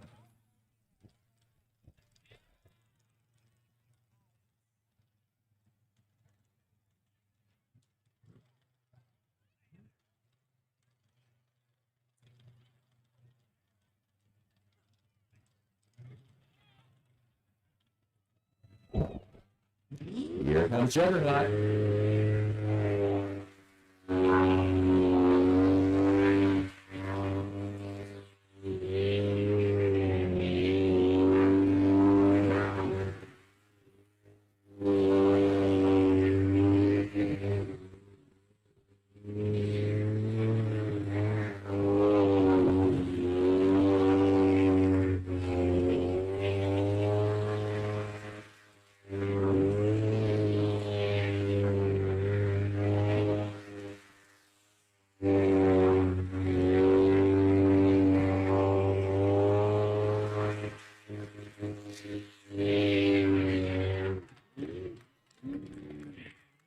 And it's a clean run.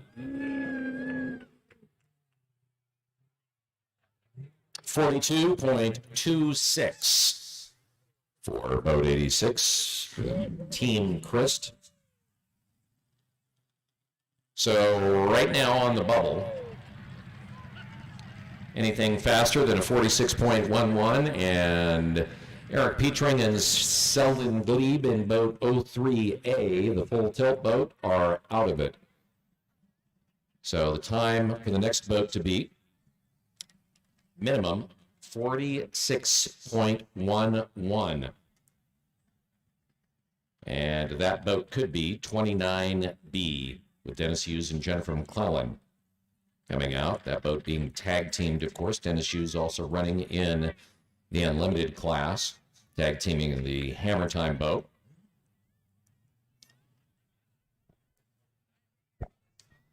So 03, full tilt on the bubble.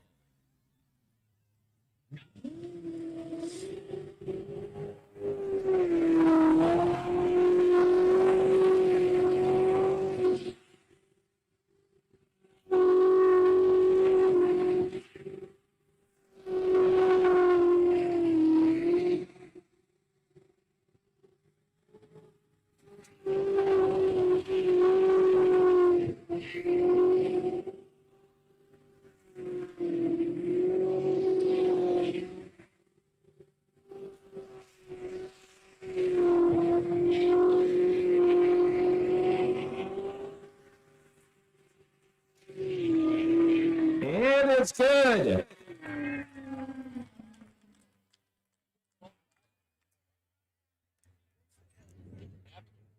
For 0.36. That is their fastest time running in that boat today. The fastest that boat has gone today, 40.36. So eliminated officially at this point, Eric Petring and Selwyn Glebe. Now on the bubble is Rick Phillips and Jennifer McClelland, about 29A hammer time. They find themselves on the bubble with a 45.63.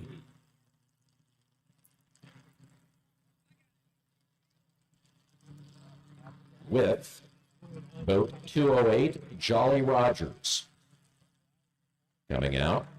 Their best time is a 40.47.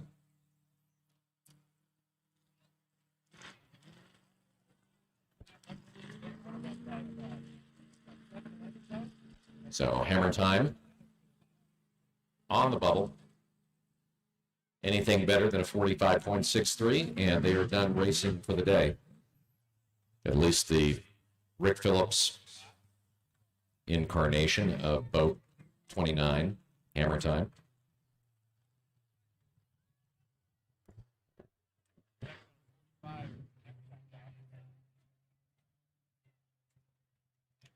Boat 208.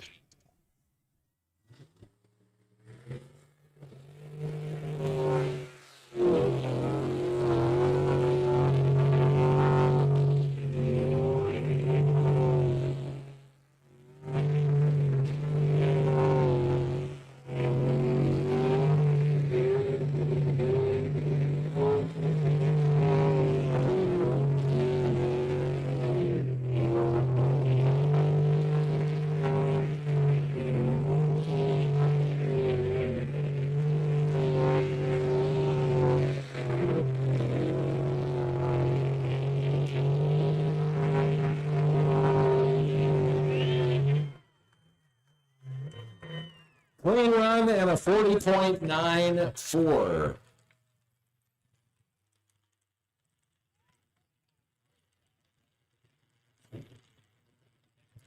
So Rick Phillips and Jennifer McClelland in 29A are eliminated and done for the day. One boat left to go, one boat left to potentially be eliminated, and that is boat 40. Anything better than a 43.11 by the Fear Not 623 boat, and they're gone.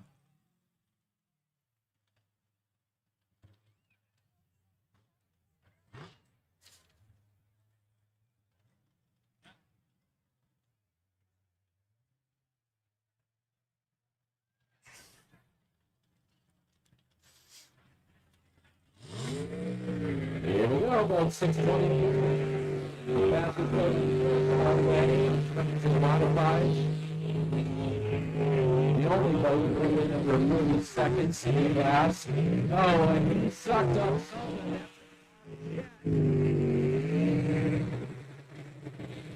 Oh, no.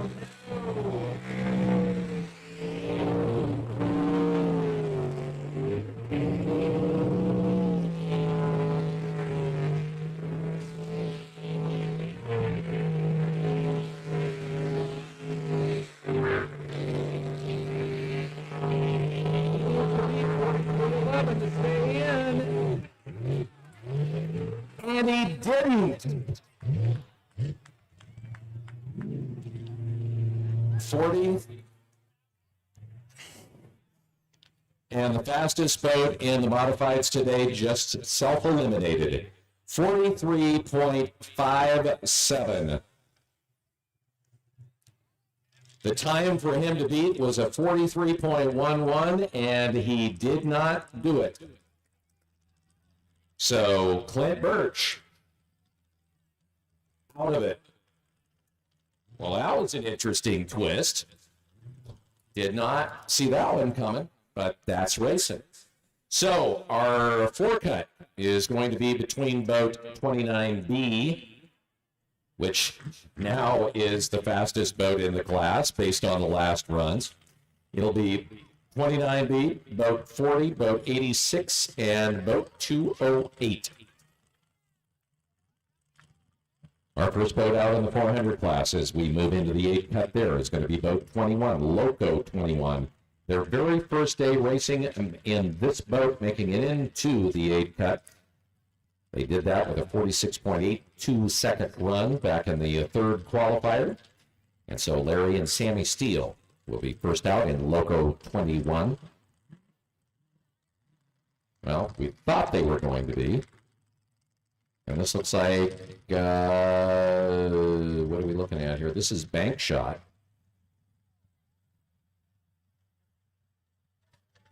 So Bank Shot coming out first. Should have been boat 21, then boat 2, then boat 12.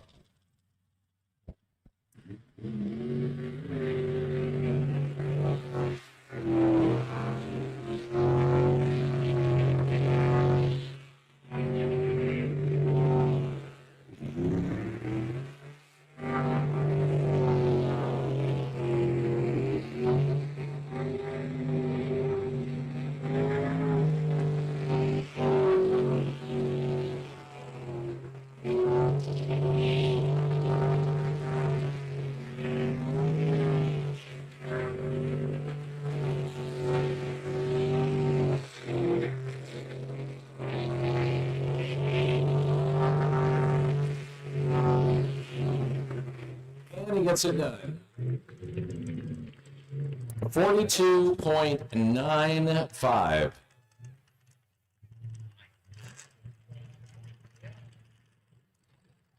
And that is his fastest run today, by the way. 42.95. Always good to save your best for the money rounds, where really it is all about go fast or go home.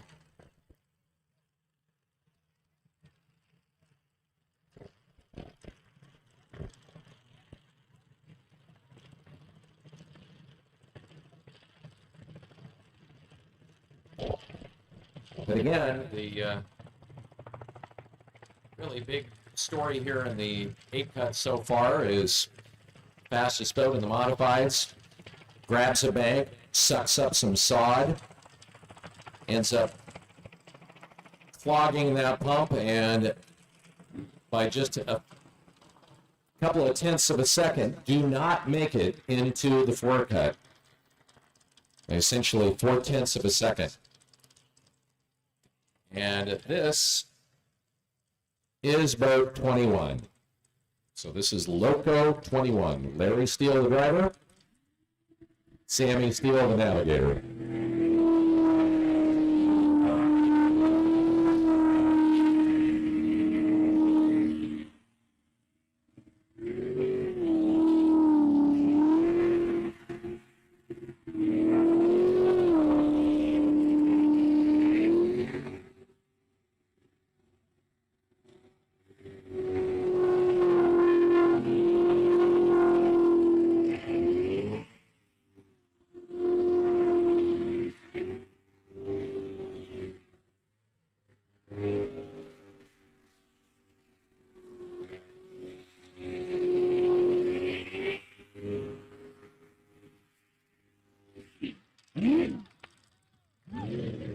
And they get it done.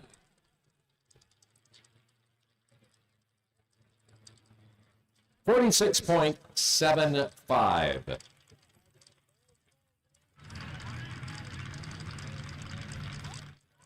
So 46.75 for boat 21.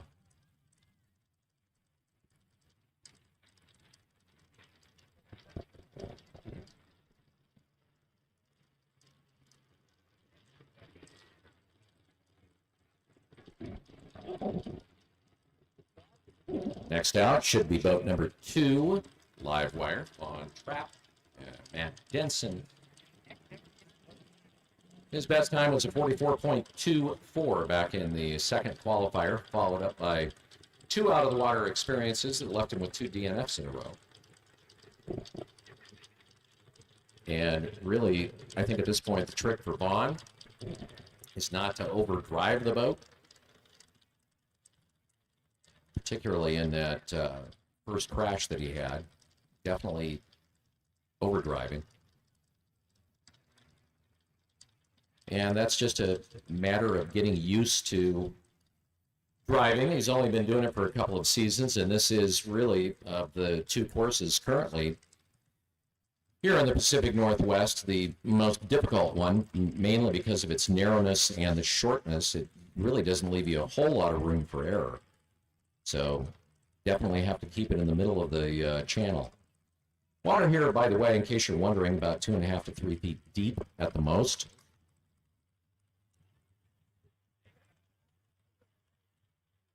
So one reason the jet boats were developed was really to be in shallow water.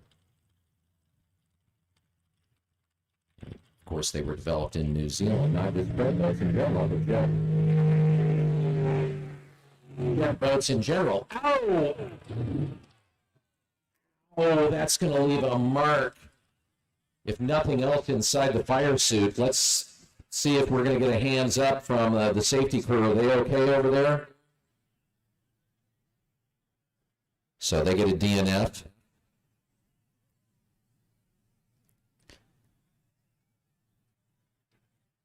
And that, a nasty way to end the day of racing for Vaughn Trapp in Livewire.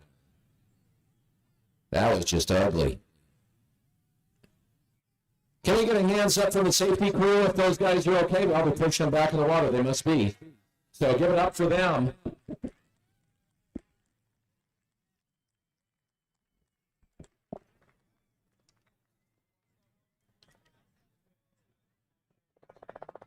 And the hard,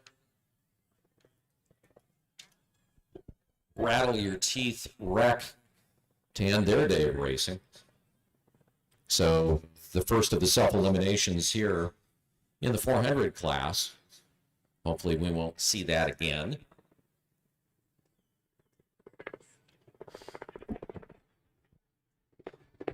Waiting at this point to see if they're going to be able to get it started.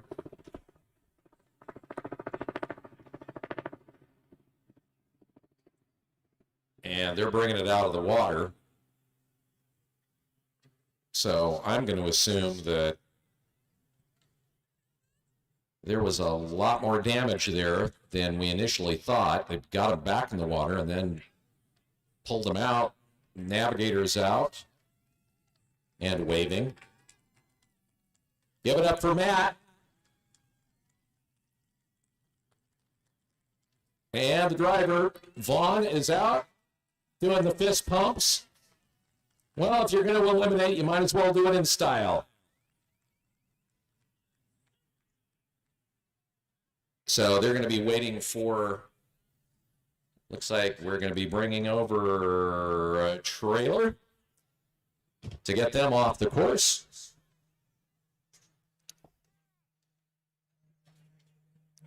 One of the racers we're going to be seeing here in a little bit has had a great day, not only in the modifieds, and now I would have to say that he is, at least in terms of the 8-pet, sitting out in front of his competitors in both the modified and the unlimited class to an extent, is Dennis Hughes.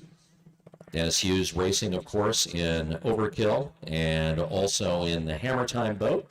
Chatted with him at the Show and Shine yesterday.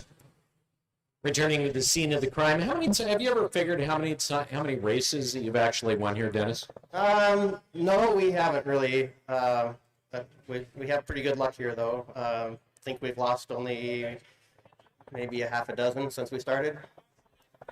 All right, so a couple of questions. First, favorite memory here? Favorite memory?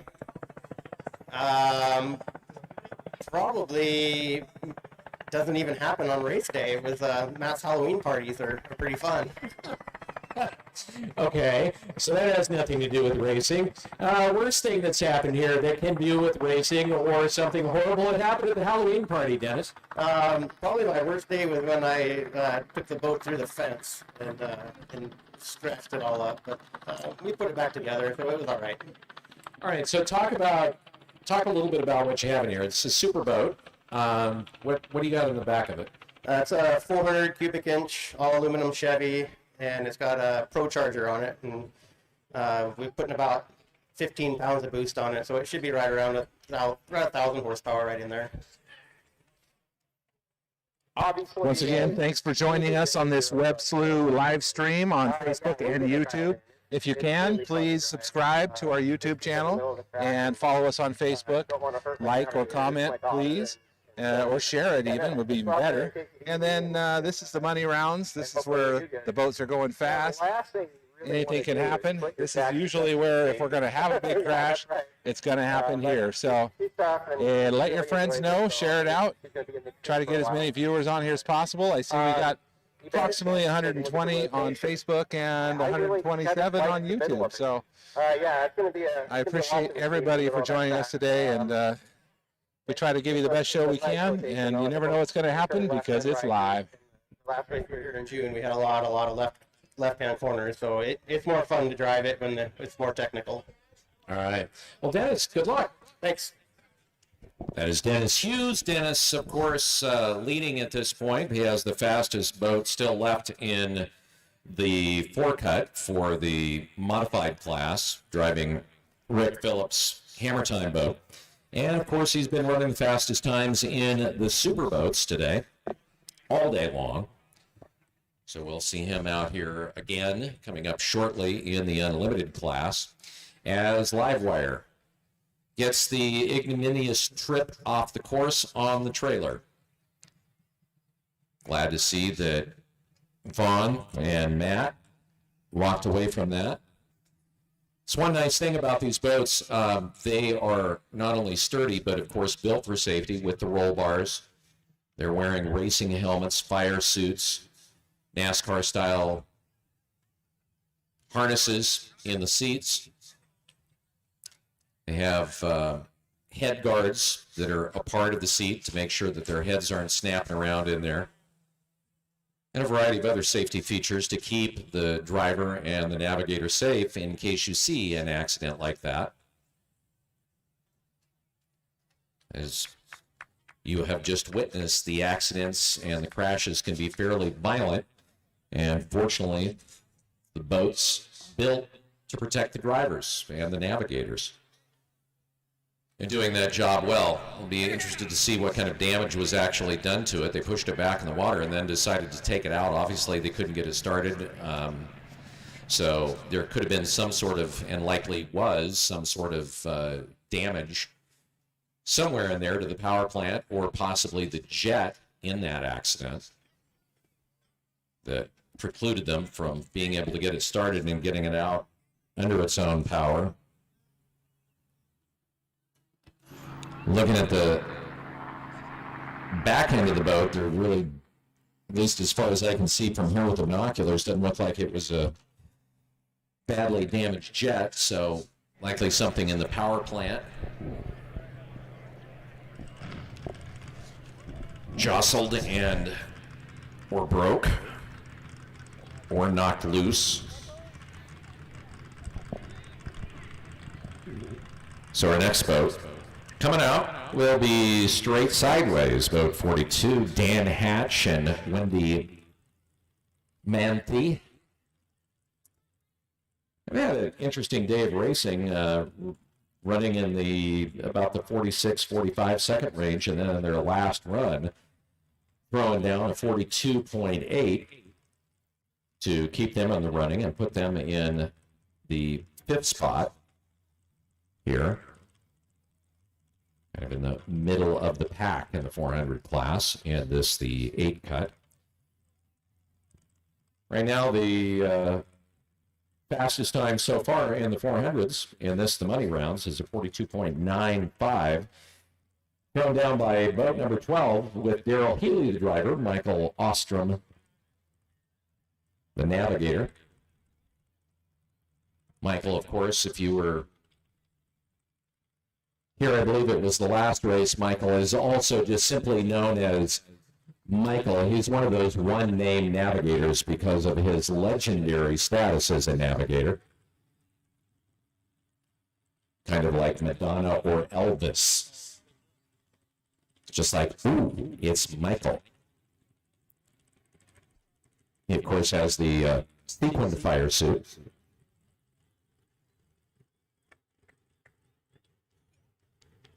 I don't know, I keep asking myself which was better, the thin or the fat Michael. All right.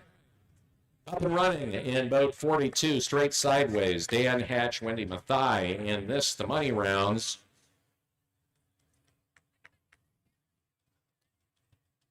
And the green flag is out. He's off.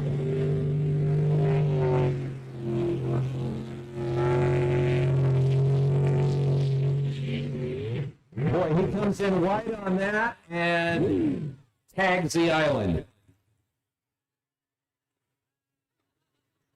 That corner, they try to get that line so that instead of turning straight, turning again, where they're just coming out into a full circle, going through there, and if some of the guys are trying to do that and they're just hanging it too wide, and if you do come out too wide, you're not in a position where you can make that cut through the channel.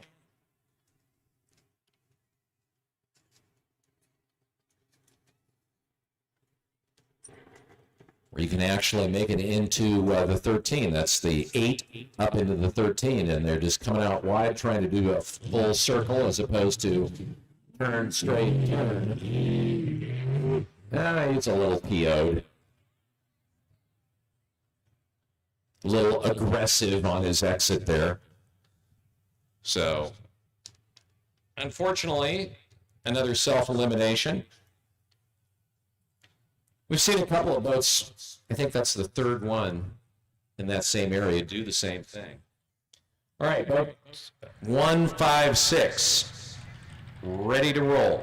That would be Stephen Church and Lisa Bowman in the Bad Influence boat.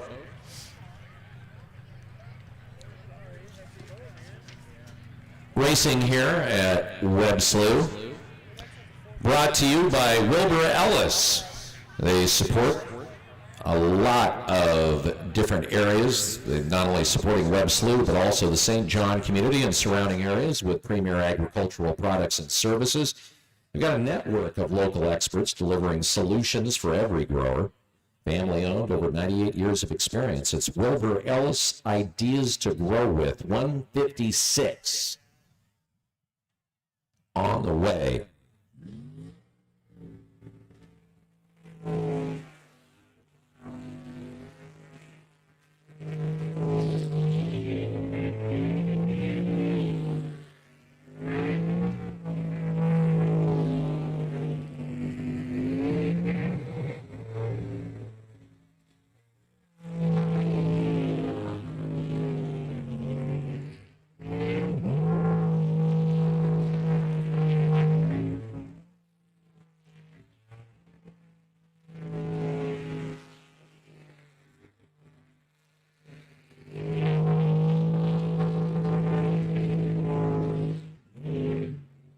And it's good. 41.74.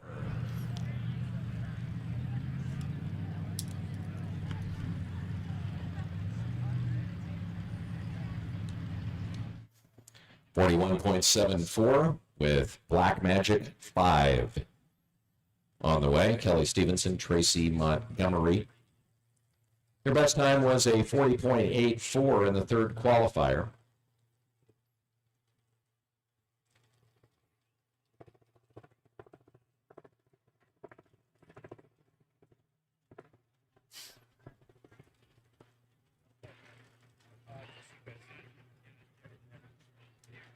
Kelly,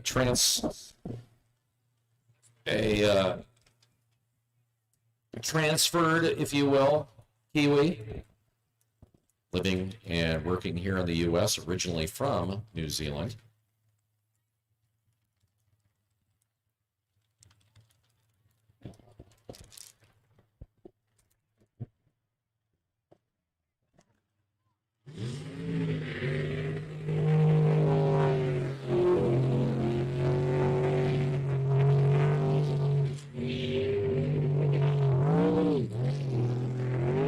And he tried to do the same thing. And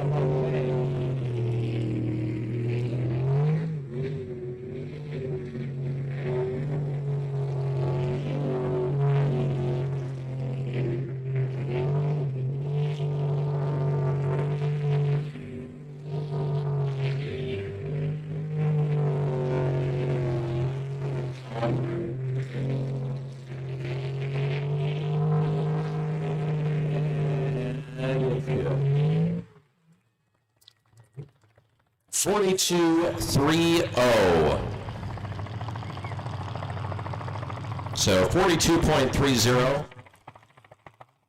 Really way off his best time, which was a 40.84. It's one of his slower times of the day. So on the bubble right now is going to be Loco 21 with Larry and Sammy Steele. And the two fastest boats in the class left to come, although as we saw back in the modifieds, that really doesn't make any difference. So 146B, 146 on the way. Eric Werner, Tina Huff. Eric's best time was a 40.37. One thing I like watching about the way Eric drives is sometimes he can take some really interesting lines through the course. I think coming from his days flying jet for the Navy, he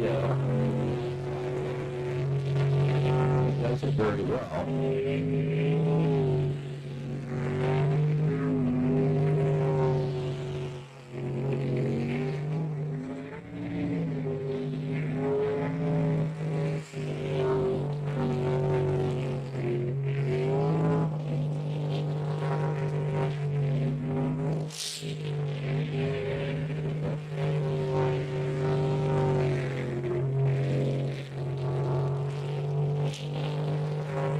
This is a really good run for Eric Werner, and he gets it done with his fastest run of the day, a 40.12. So eliminated, boat 21, a Loco 21 is out. Now sitting on the bubble is boat 12, Bank Shot, Daryl Healy. His last run was a 42.95. So anything better than a 42.95, and Daryl Healy is out of it. Coming up now, the boat to beat all day, and that is Gold Rush. Darren and Ashley Swindoll on boat 47. 40.05, their best run, which was their last run in the Q4. Time for them to beat 42.95.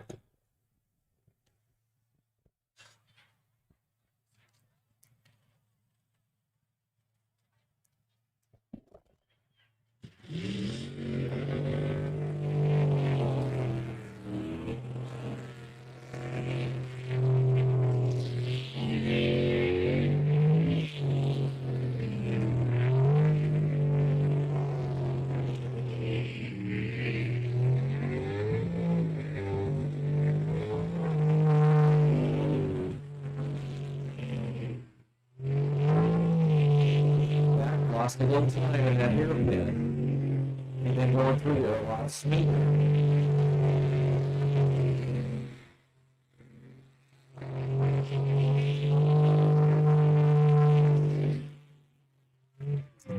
And it's good.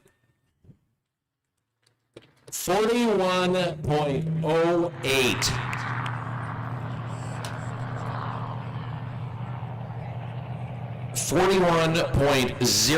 .08, and that is essentially the same time that he got in the first qualifier, and essentially his slowest run today. So now Eric Werner turning in the hot lap in the 8 cut. Out of it at this point now is boat number 12. So the remaining boats in the 4 cut will be boat 5, Black Magic, Kelly Stevenson with a 42.3. Boat 156 with a 41.74. That's Stephen Church and Lisa Bowman. Boat 47 that we just saw, Gold Rush, Darren and Ashley Swindoll with a 41.08. And the boat that was the fastest in the 8 cut is 146B with a 40.12.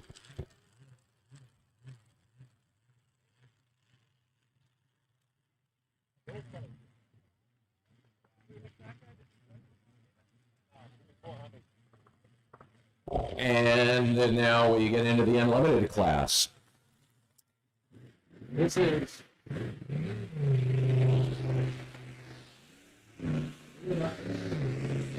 and boat 711.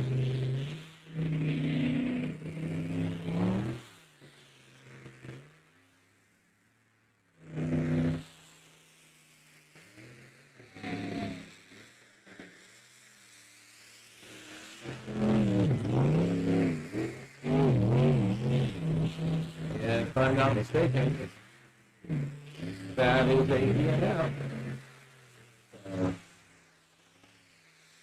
For boat 711, missed the island up the top.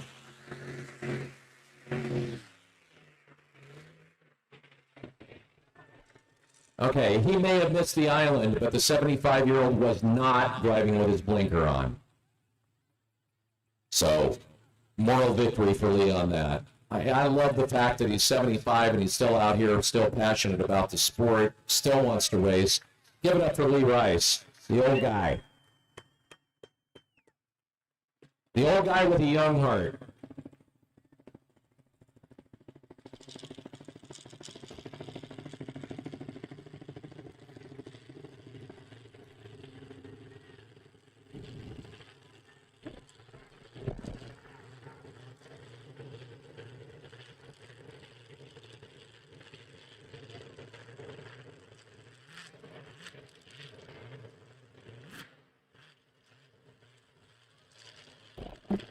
Okay, next boat out will be boat 411 in Lautenschlager and Jack Bringman. 3 DNFs, Q1, Q2, Q4, put down a 41.19 in the 3rd qualifier to make it in here.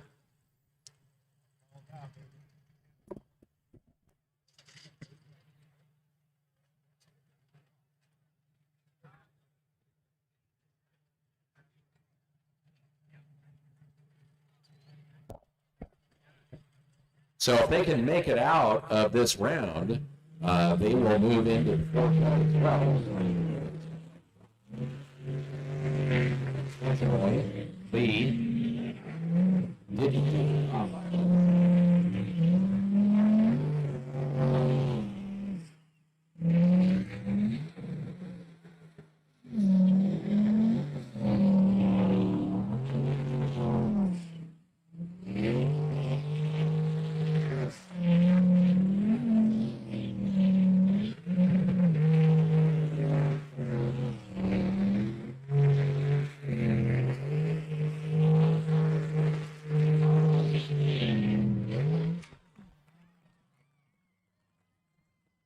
and it's a clean run.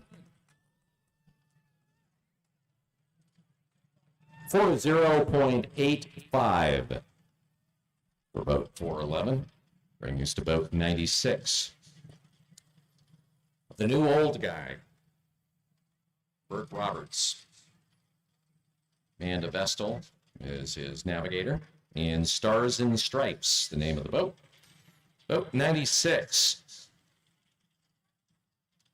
His best run was a 37.68 in the final qualifier.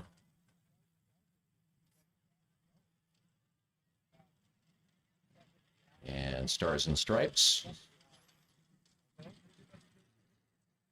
into the water.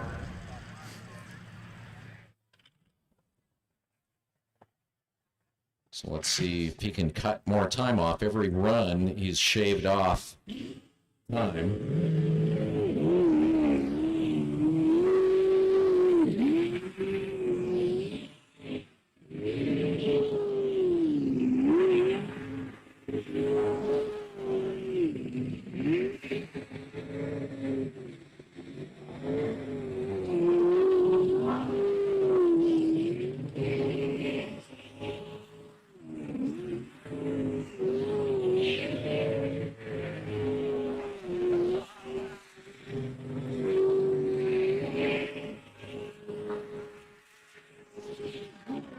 That's good.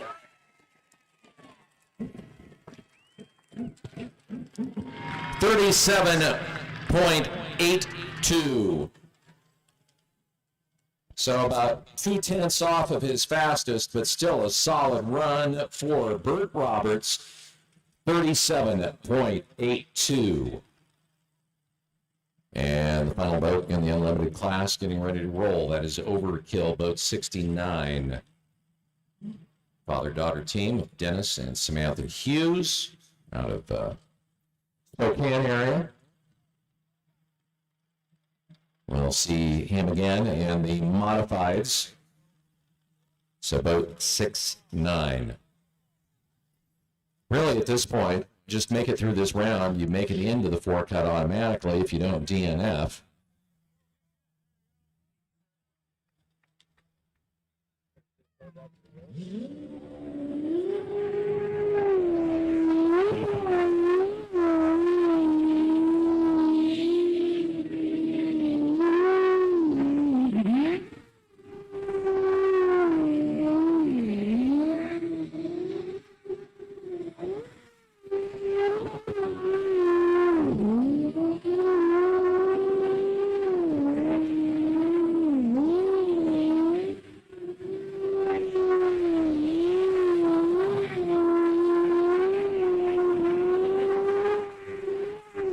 Yeah.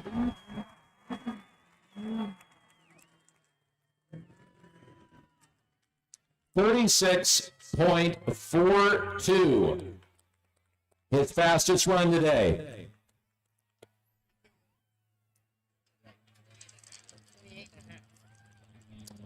And that will bring us back to the modifieds. The first boat out will be Blue Bayou, boat 40. He had a 43.11 in his previous go, and so boat 40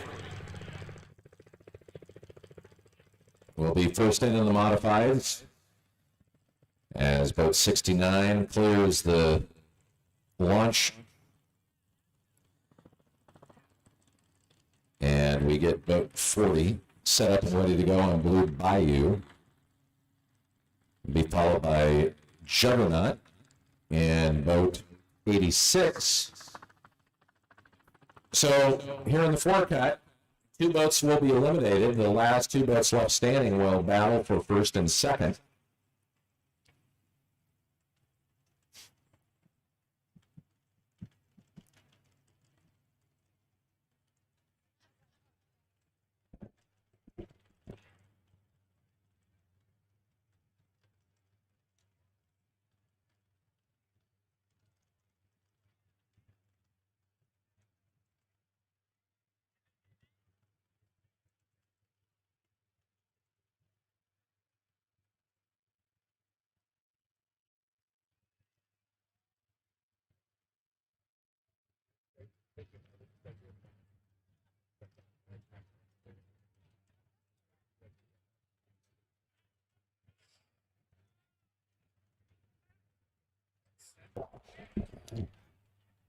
All right, waiting to get our first boat out. thanks for coming out here to Webb Slough. What a great way to, spend a weekend getting out and doing something fun in the sunshine. Beautiful day today. And just doing something that feels normal for the first time in maybe a year and a half. Yeah. Let's hear it for just doing something normal.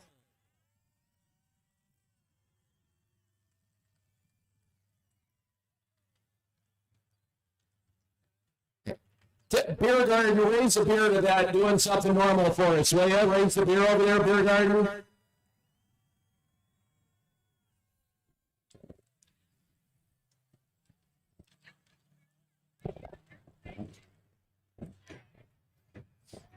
All right, here we go. Modified class, back at it, and boat number 40. This is Blue Bayou, Dylan Hatch, and Danny Finley.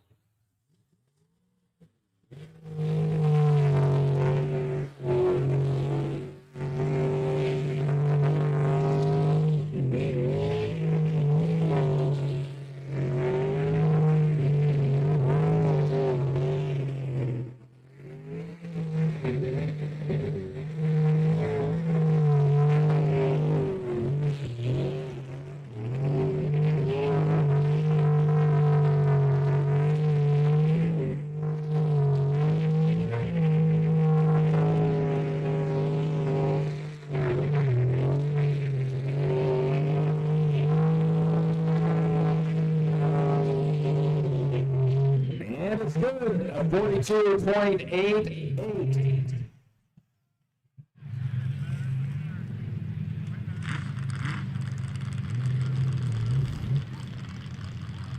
So Dylan gets his best time so far today at 42.88. That'll bring up boat 86, the Juggernaut, Jason and Samantha Christ. They have a 42.26 in the 8 cut. They will be followed by Jolly Rogers 208, and then boat 29B.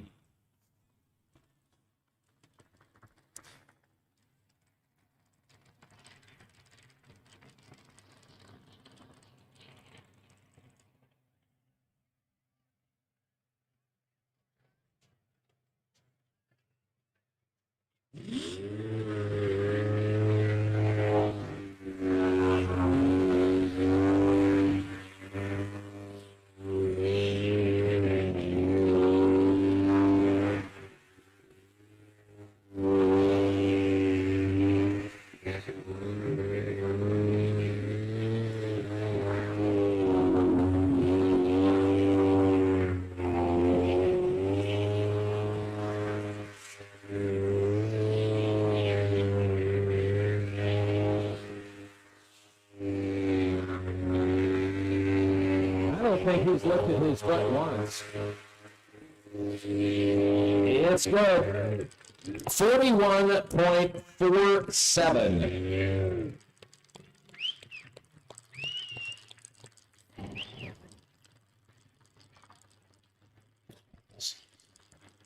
And he gets his best time today at 40. Well, no, that's not true. He had a 41.41 in Q4, close to that. A 41.47 for 86. So on the bubble is boat number 40 with a 42.88. Anything better than that, and they're done with 2 boats left to go. Hello to Jeremy Brewer watching online. Wish you were here running with us today. Navigated by Don Davis. They had a 40.94 in their last run. Their best run today was a 40.47.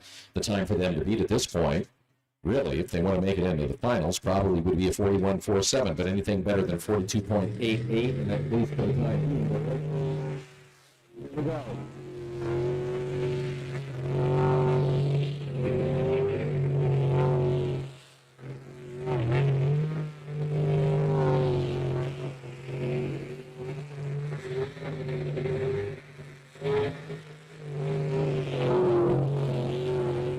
This is where they can lose time. They pretty nicely now,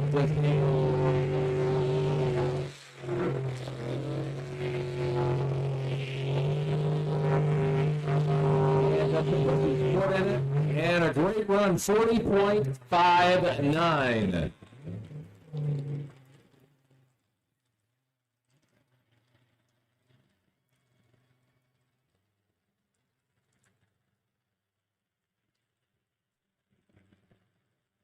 So a 40.59 for Jolly Rogers 208, bringing up our last boat in the class, and that is 29B. Hammer Time, driven by Dennis Hughes, Jen McClellan, riding shotgun. Saw Dennis a little while ago in the unloaded class.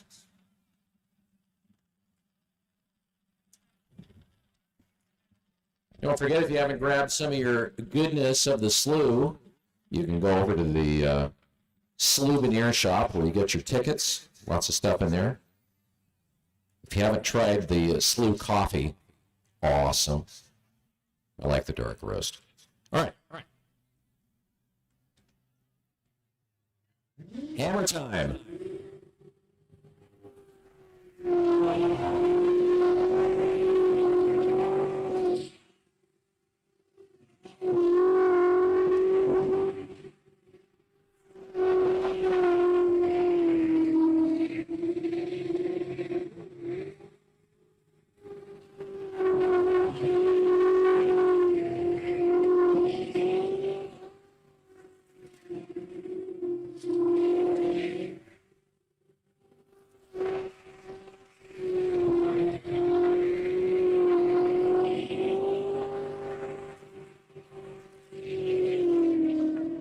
And it's good.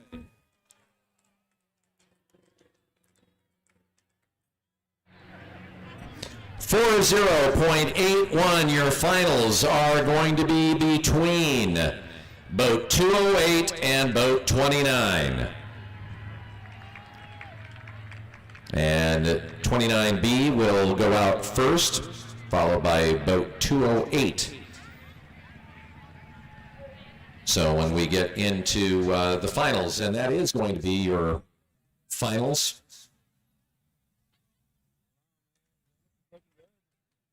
And the modifieds. And third place on the day would be going to boat 86, Juggernaut. Based on time, so congratulations, Juggernaut.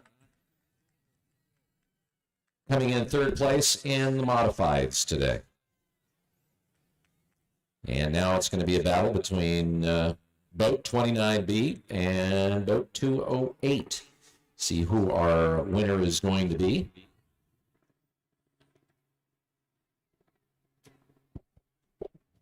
And that'll move us into the 400 class. Our first boat out is going to be boat number 5. That'll be Kelly Stevenson and Tracy Montgomery in the Black Magic boat. They have 42.30, so they will start things off. They will be followed by boat 156. They had a 41.74. Then boat 47, Gold Rush, with a 41.08. And then boat 146, the fastest boat in the 8-cut, at least in terms of time, with a 40.12.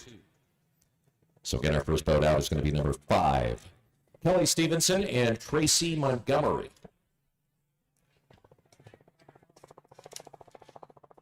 I want to thank our photographers out here, Dale Nunn and Jeff Halstead, capturing all the fun of sprint boat racing. They allow Webb Slough to use their great photography and their promotional materials and all of their social media to help promote the sport here in St. John.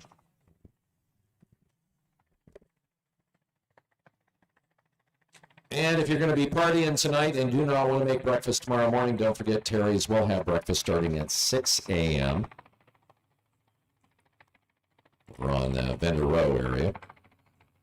Number 5.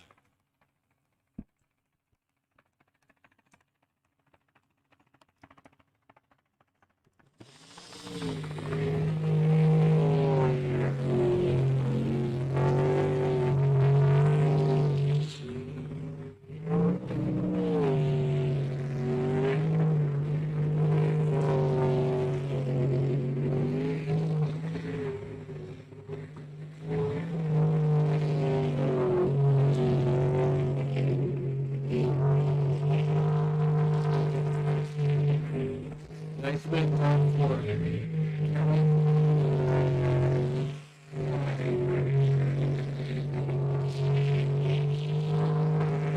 This is probably one of his better laps, and he brings it in at a 40.35.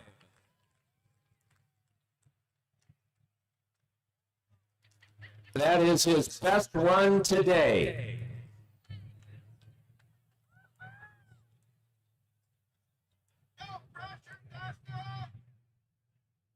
So to give you an example, what we're talking about, that being his best run, essentially that was one of the fastest runs in the class for the entire day. So Kelly, definitely bringing it home here in the forecut.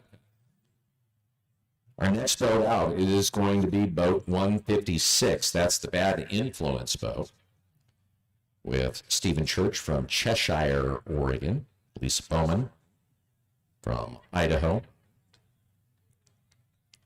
His best time all day long was a 41.56. He had a 41.74 back in the 8 cut, like it was years ago.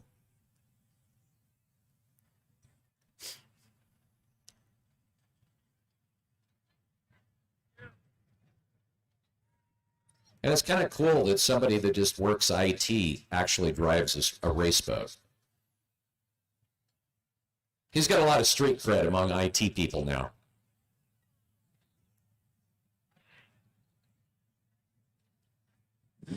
The coolest IT guy ever.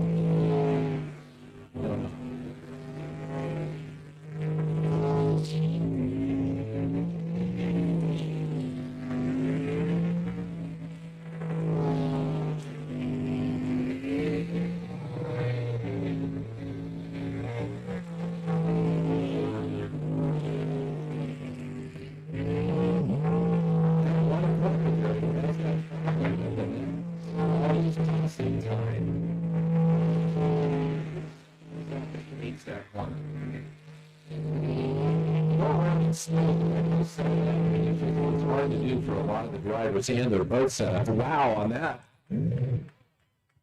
Was a fast out there. 41.53. And that was his fastest run today.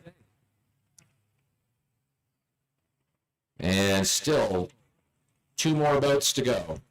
And that'll bring us to boat 47. Gold Rush.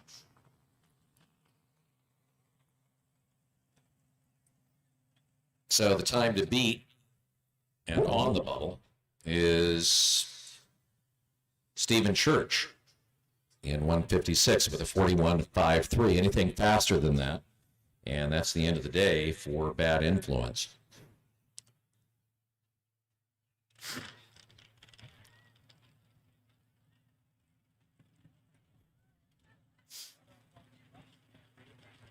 Right now, all things considered, Black Magic guaranteed at least a 3rd place finish.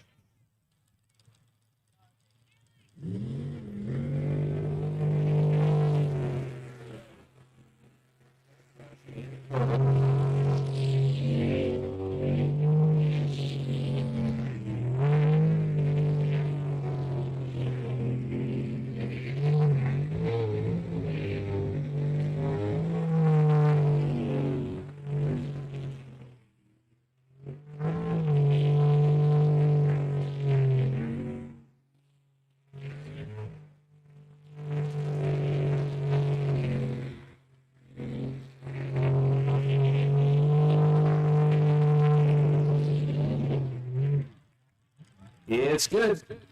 Clean run. We'll wait for the time. Waiting for the official time on boat 47. At one point, clean run.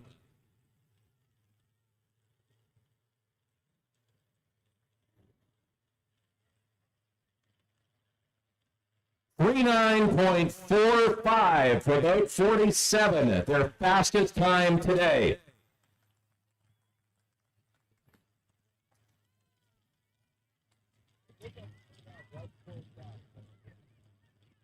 All right, so out of it, 156.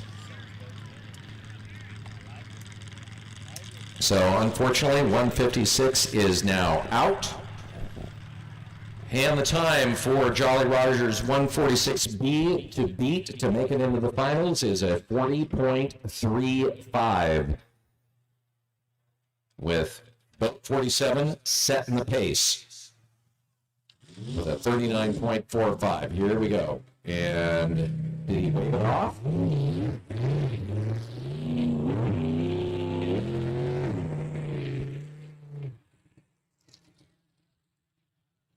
All right, he waved that off. So you can wave it, you're allowed to wave it off. And it sounded like his pump was clogged. So he gets a second go-round of it to add to the tension.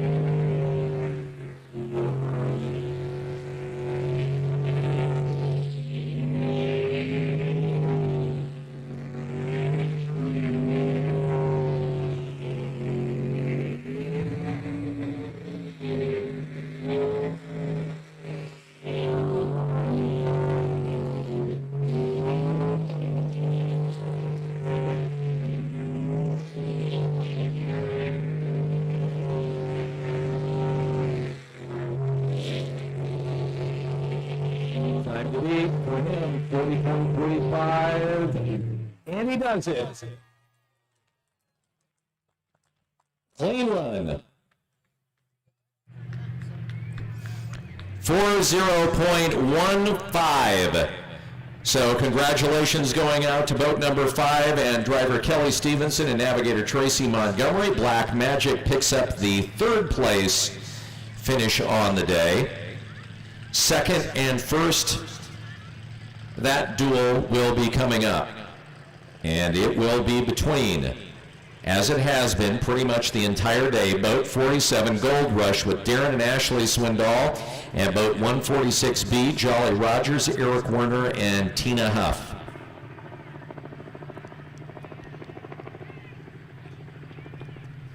And we now move into the Unlimiteds. All three boats that will be running here are boat 411, boat 96, and boat 69.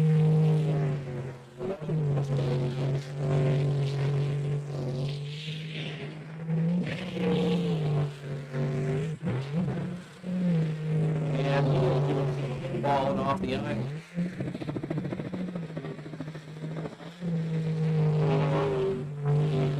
A lot of hesitation. And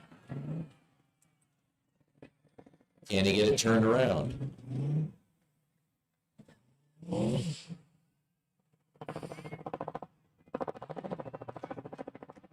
And that's going to be the DNF. So he's out.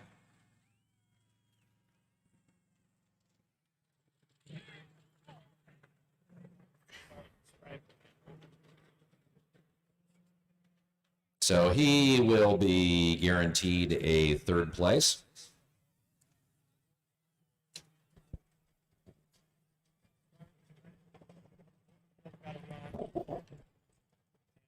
All right, so boat 96 and 69 coming out. So they'll actually be racing each other twice in this the four-cut, and then in the finals.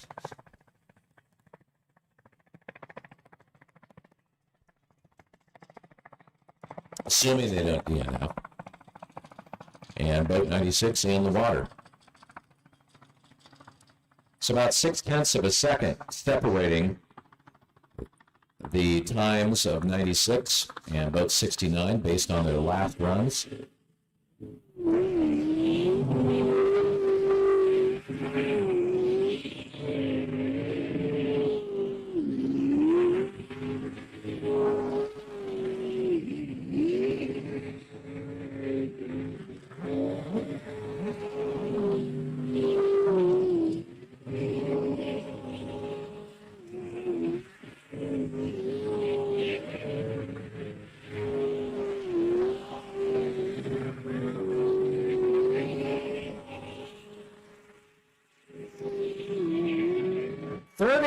.96.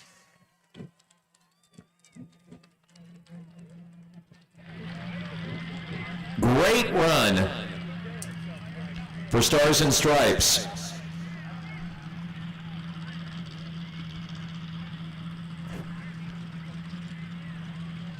So, 0.5 of a second. Actually, a little less than that. Between that run and Dennis Hughes in boat 69 in their last run. And boat 69 coming out next.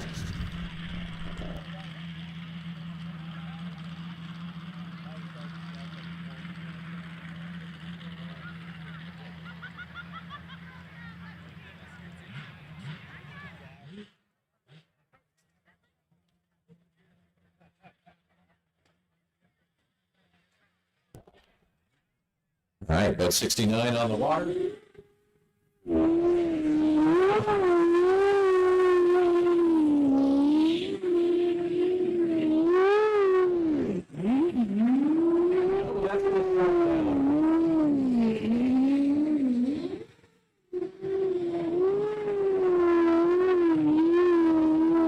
Keep in mind, all he has to do to make it into the finals is put in a clean run.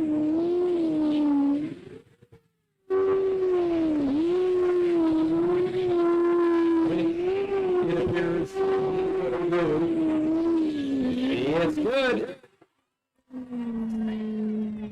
36.98.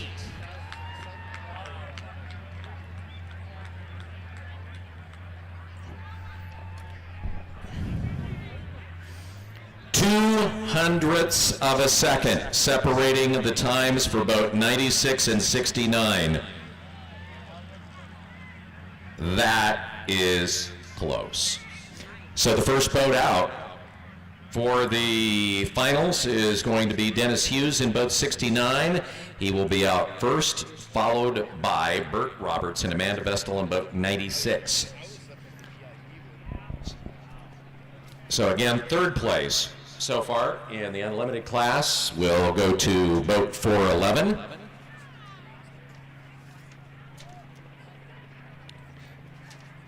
So boat 29B is coming out right now in the Hammer Time boat, and it's going to take a second here because we just watched Dennis run in the super boat, the unlimited class, and now he's got to hop out of that boat, hop into another boat, and will come out in boat 29B Hammer Time. He will be followed by Jolly Rogers, boat 208.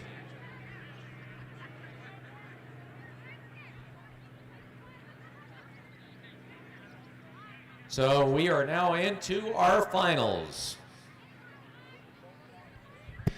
I want to take this chance to thank my lovely wife Bonnie for helping me out so far this season and doing all the switching the videos, changing the titles, just general helping me out in a bunch of ways.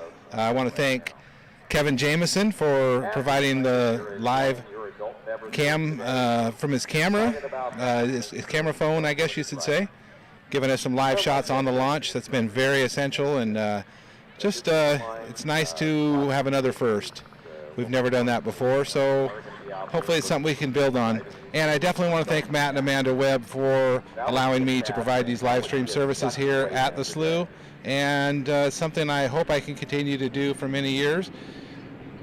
We try to make it a little bit better each time, and the internet here the last few years has been completely 100% reliable thanks to St. John's cable, St. John telephone, I should say, and cable.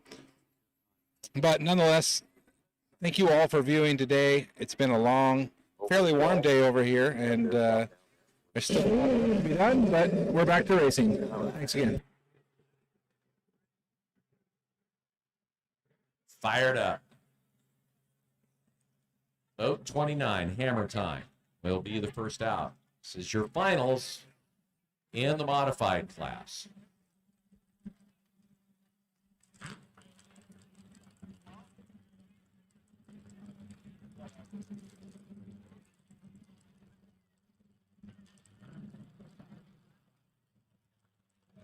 You know, the thing is, if Dennis Hughes really wanted to be impressive, he'd find a 400 boat to borrow too. Then he could race in all three classes. I don't think I've ever seen anybody do that. It's been, over the years, we've seen people that'll tag team and maybe do the 400 and the unlimiteds or modified and unlimiteds.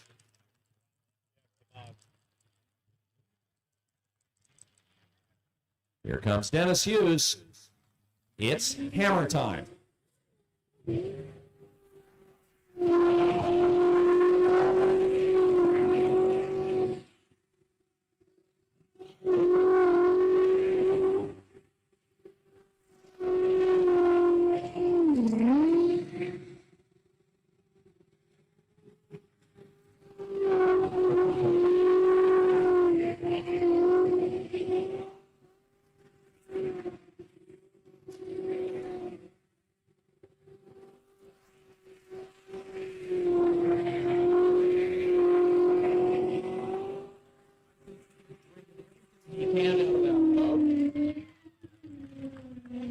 And a clean run at 40.79.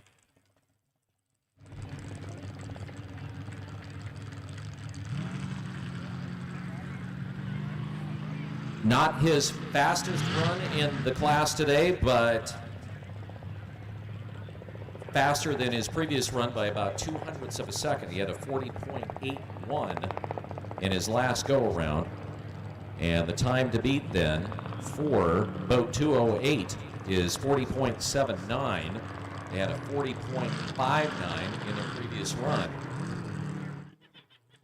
So now, at this point, everybody's getting everything they can out of their boats. Now it's all about lines. It's all about not bobbling. It's not about having a hard time in that hairpin.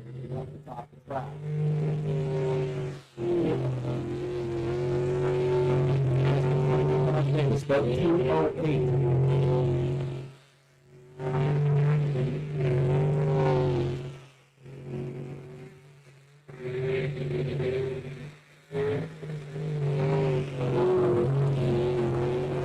Hairpin right here.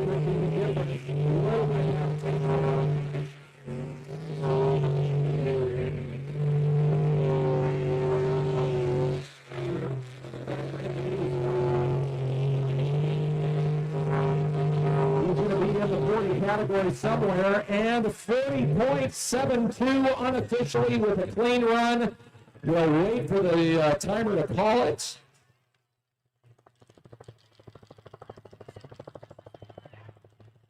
Waiting for timing to give us the official time. Unofficially, 40.72.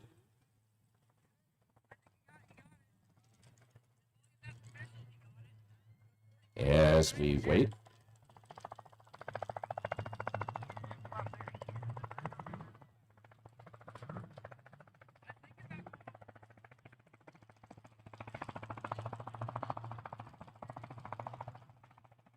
If you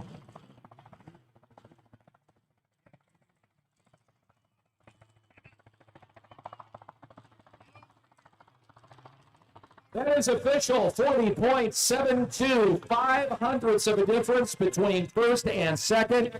Congratulations going out to both 208, Dustin Springer and Don Davis. They will take the feathered flag for a ride. Modified.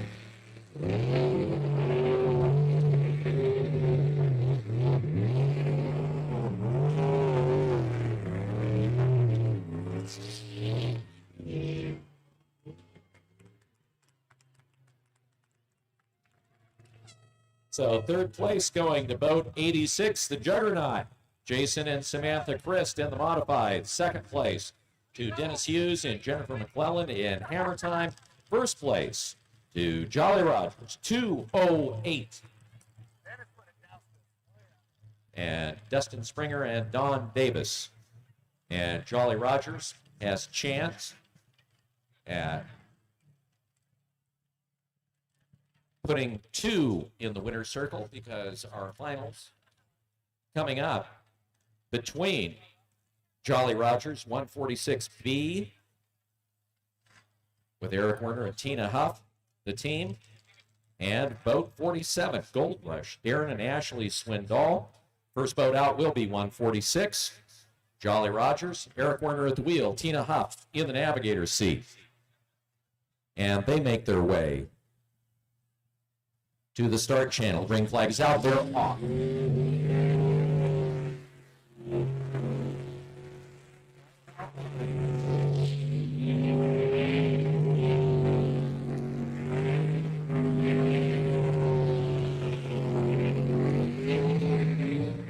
Eric Werner is going to go away loose. He's got a little bit of the top coming into the airplane. Nicely done. Now it is flat foot and go. We'll put in the clean run, and it is a 40.46 unofficially. And that is the time, 40.46. That's about half a second slower than his last run, with boat 47 coming up. They had a 39.45, so the time for boat 47, Darren and Ashley Swindoll to beat, 40.46. They would get the trifecta. And what I mean by that is they won the first race here in St. John back on the day before Father's Day in June. A few weeks ago, taking first place in Port Angeles with the first place. And now their chance to do it again.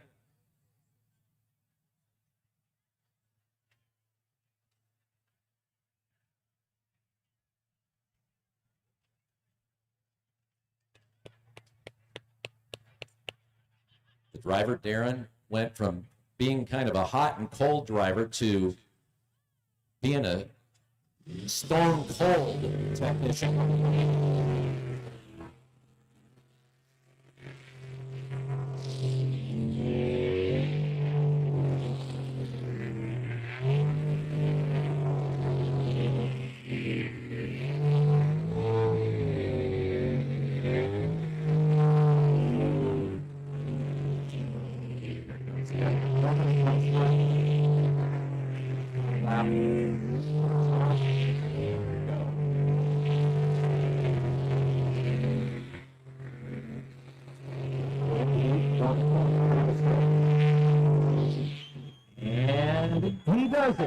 Unofficially 40.07. It is a clean run. He wins it, 40.07. Team Swindoll pulls off the trifecta. 3 first place finishes in a row. And he will take the checkered flag for a run with one final left to go.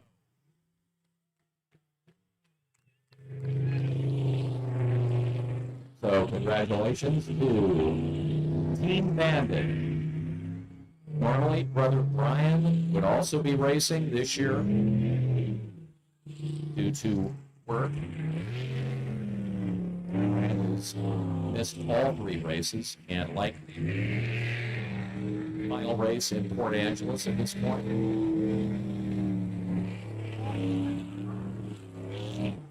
That said, way to go. Give it up for the Swindols, boat 47. Bandits with the win. Our finals now.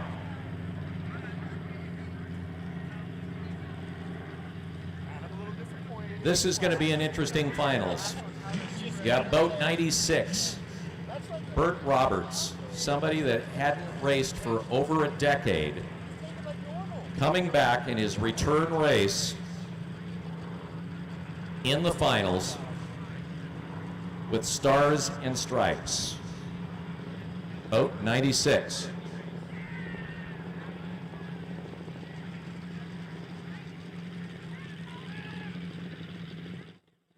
So Burt Roberts and Amanda Vestal in boat 96. They will be taking on Dennis Hughes in boat 69. Guy who over last 5-6 years seldom beaten here.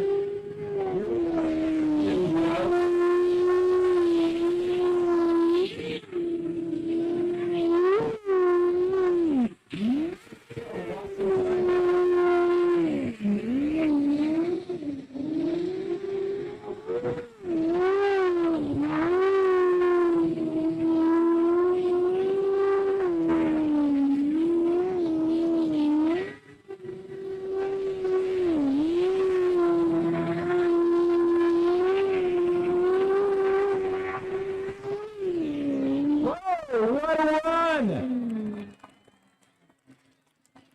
36.63.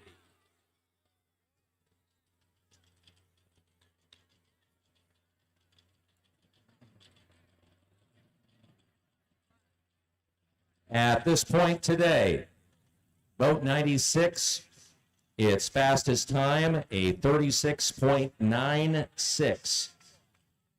So, do they have 0.3 of a second that he can shave off? Would be a great way to restart his career with a win here today.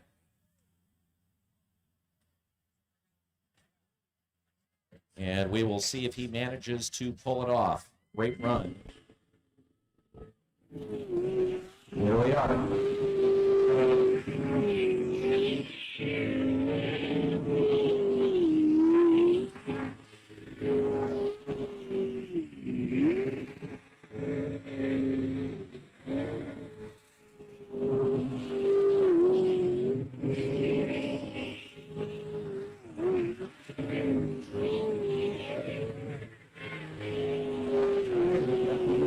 Track to go now.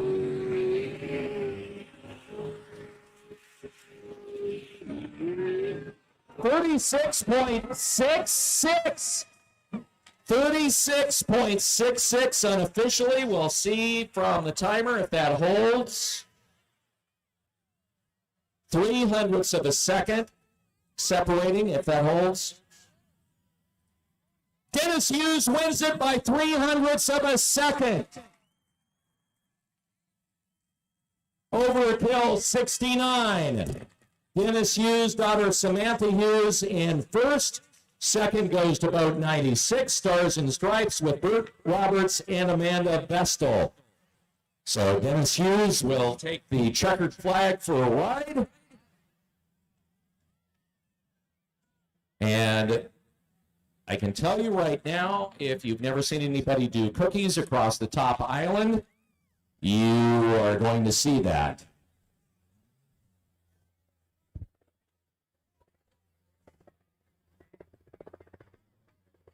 These are not sponsor rides. These are exhibition rides, just so you know.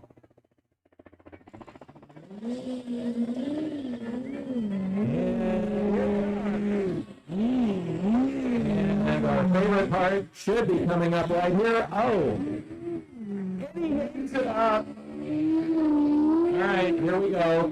You should do probably 8 or 9 of these.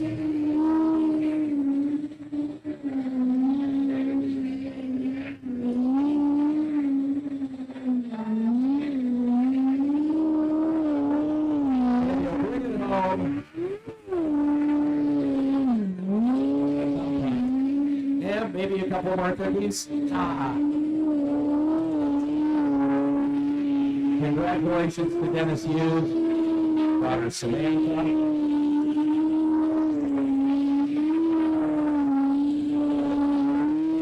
Hoses down the safety throw.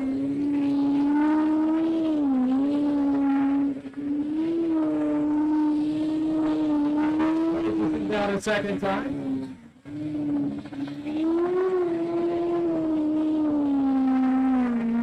Yeah, he does checkered flag ride with style.